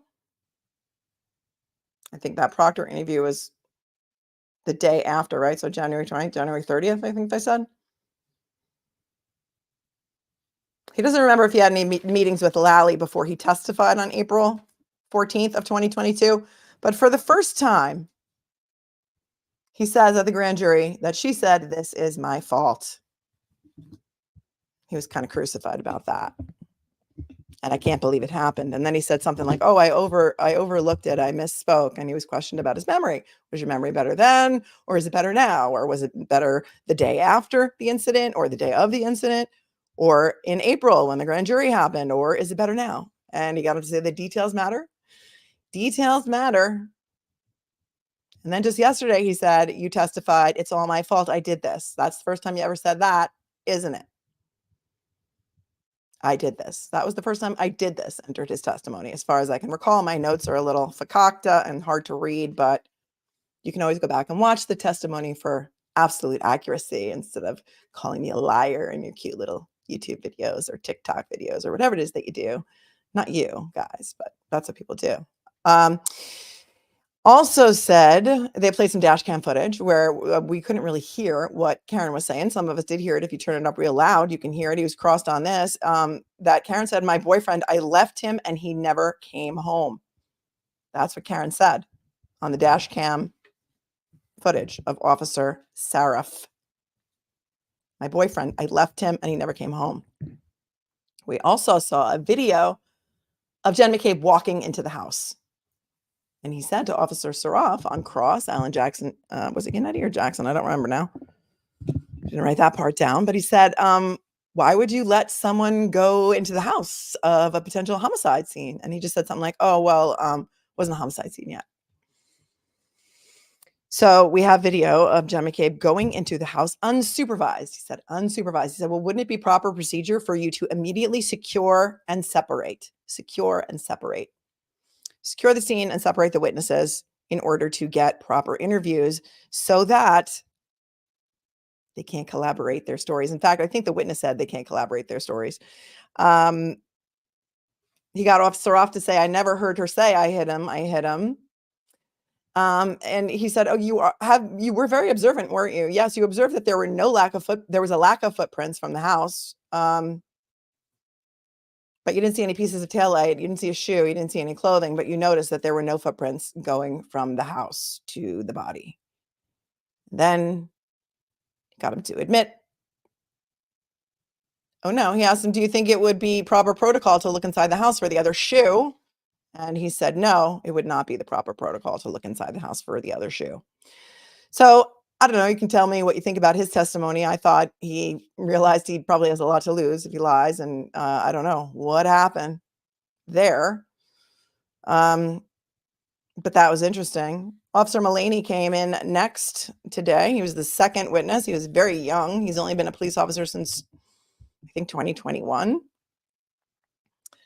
And he does a lot of weather testimony today, we heard. So he seemed credible to me because I felt like he's young. He's got a big, long career ahead of him. And I think that I found him to be more credible than some of the other witnesses who may have more to lose in this case. He did say, what did he say? That was interesting. That Karen, the only person he spoke with was Jen McCabe, but he doesn't remember any injuries or what was underneath Officer O'Keefe's body. But he said that he heard Karen say, "Is that my boyfriend? Is he dead?" Repeated many times. "Is that my boyfriend? Is he dead?" Then he was advised by Canton Control that Karen was making suicidal statements, and he called Carrie Roberts to section her 5 minutes after she left the scene. So he's the one who made the call to Carrie Roberts to bring her back to the scene. A lot of testimony about the wind. Lally wanted everybody to talk about the wind. And then we had the My Cousin Vinny demonstration. The My Cousin Vinny demonstration right there in the courthouse for all of us to see, where he asked the judge, I think it was Yannetti, right? If he could approach the witness to measure the distance between the witness and Karen. Because the witness said 10 feet. So he walked and he said, "Stop me when I get to how close or how far away you were from Karen." And that's when he heard her say, screaming, he said very loudly, many times, is he dead? That's my boyfriend. Is he dead? Is he dead? He never heard anybody say, I did it. He never heard her say, it's all my fault. He never heard her say, I hit him. He didn't search for any evidence. I guess that wasn't his job, but he did say that Lieutenant Gallagher had a leaf blower at the scene. Doesn't know where it came from, but he used it out on the front lawn. He said Lieutenant Gallagher did. No blankets were given to Karen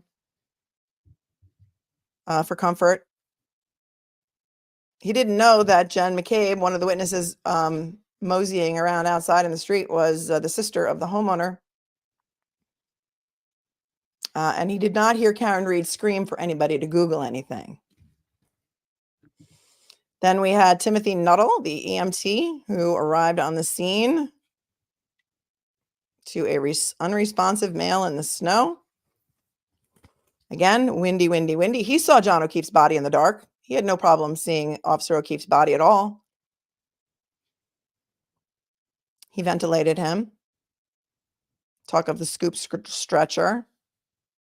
Talked about clothing. And then he said, oh, you mean you want me to talk about chain of custody? He just volunteered that. And he brought us the puffy coat and the egg on the forehead. He tried to, he did say he had blood, mucus, and bile in his airway. Before he was intubated, they had to suction that. His nose was cold. Wasn't actively bleeding. He said congealed, I believe. That his digits were very, very stiff. And he insisted that he had a puffy coat. Now, the puffy coat was cut off, but he didn't want to cut it off because it makes a mess. So they had to get the clothing off of him. And he would say, well, would you cut it off? And he said, well, no, not if it's a puffy coat. And then it became a puffy coat. So now there's a puffy coat. But he did say he absolutely remembered. He heard Karen say, or he doesn't remember who. He knows that there were 3 women there. He heard one of them say, I hit him, I hit him, I hit him repeatedly. And then later on, he remembered that she had blood on her face. And that was the one with the blood on her face who said that. So he didn't mention the laceration on the back of the head at all. He did say that he saw that what he said could be caused by a golf ball, because he was then questioned about the fight. But he did say there was an egg on his forehead. And I think they did get it in that these are injuries that you would typically see from a fight. You let me know if you think that got in there appropriately. And then during cross, he was admitted that Karen was in the back of the ambulance. She was running around in circles. She was very distraught and upset.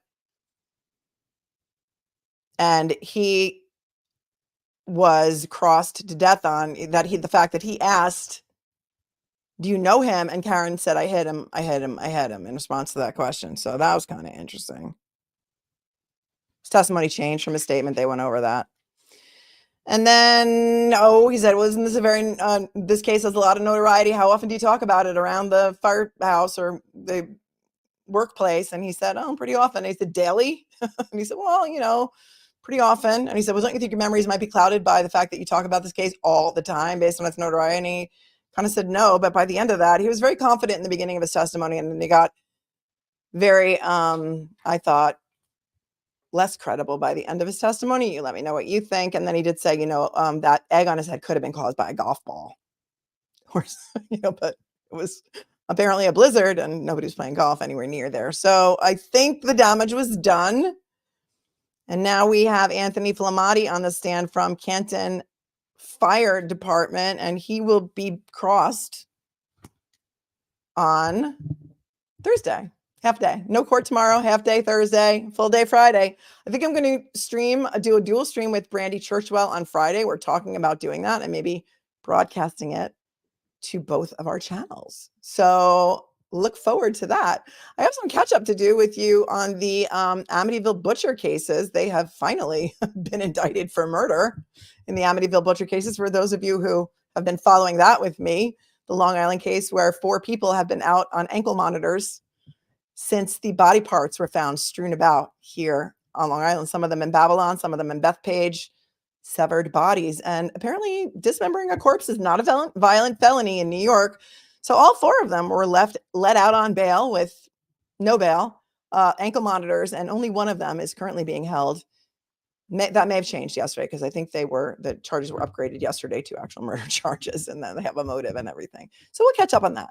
But one of them is in custody, or was anyway, only one of them, because while she was out with no bail and an ankle monitor, she stole nail polish and lipstick, I think, nail polish, some other kind of item from CVS, and that violated her probation. And she was in jail, and now I think they were in court yesterday or today. I got to go back. I'm focused so single thread on Karen Reed right now that I'm going to have an update for you very, very, very soon. So if you guys would all do me a huge favor, hit the like button. That would be so awesome. Enraged Bacon, thanks for your super chat. The first firefighter acted like he didn't want to go against the state's narrative by admitting trying and could have been injuries from a fight. I agree with you. I think that's what we took away from him, the paramedic. I think that's what the jury's going to take away from him. Becky, thanks for being a member for a month. Does the Commonwealth have to call Jen to the stand before their expert that is supposed to explain the Google search? No, they can call their witnesses in any order that they want, actually. So that'll be interesting to see who testifies first. Kim, thank you so much for the 20.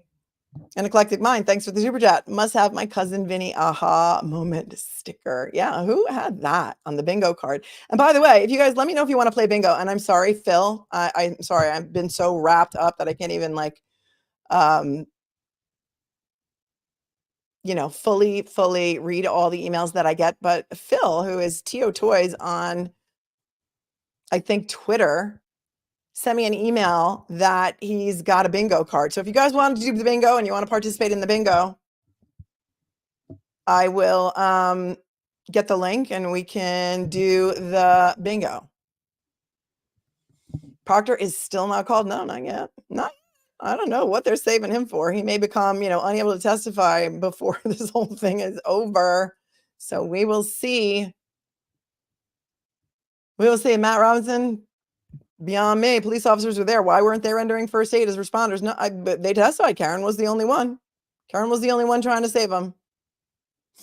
Oh, Ride Nation. Are attorneys required to submit their opening statements to the judge before they present it to the jury? No. Nope. They are not. It's a surprise. No court tomorrow is law day, apparently.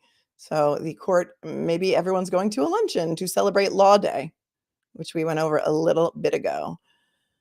Charlie says, I agree, firefighters do not want to go against the cops. This is a good one. A mixed girl in a mixed up world. Missy says, where is the vomit? There's no vomit on the ground. If he had bile in his airway, it's because he was vomiting. That's right. We're going to see. It's going to see. Fairy Raven has ideas. I think he already made up the cards. He just said, if you guys want to join, he'll give us the link and you guys can do it. I'm not really sure how it works. I don't really know how. I've never done that before, so I'm not really sure. I don't know. I do not know. Thank you. Please hit the like button on your way out. I will see you probably before Thursday because we have to catch up on the Amityville butchers. And also there's a big search going on Long Island for some remains related to the John Bitrolf case. He's in prison, but he murdered 2 women. I don't remember when. All my cases are blending together. Very long time ago. He's been there for a long time, but apparently they, don't forget to get in touch with Kurt. Thanks, Scott. I will do that.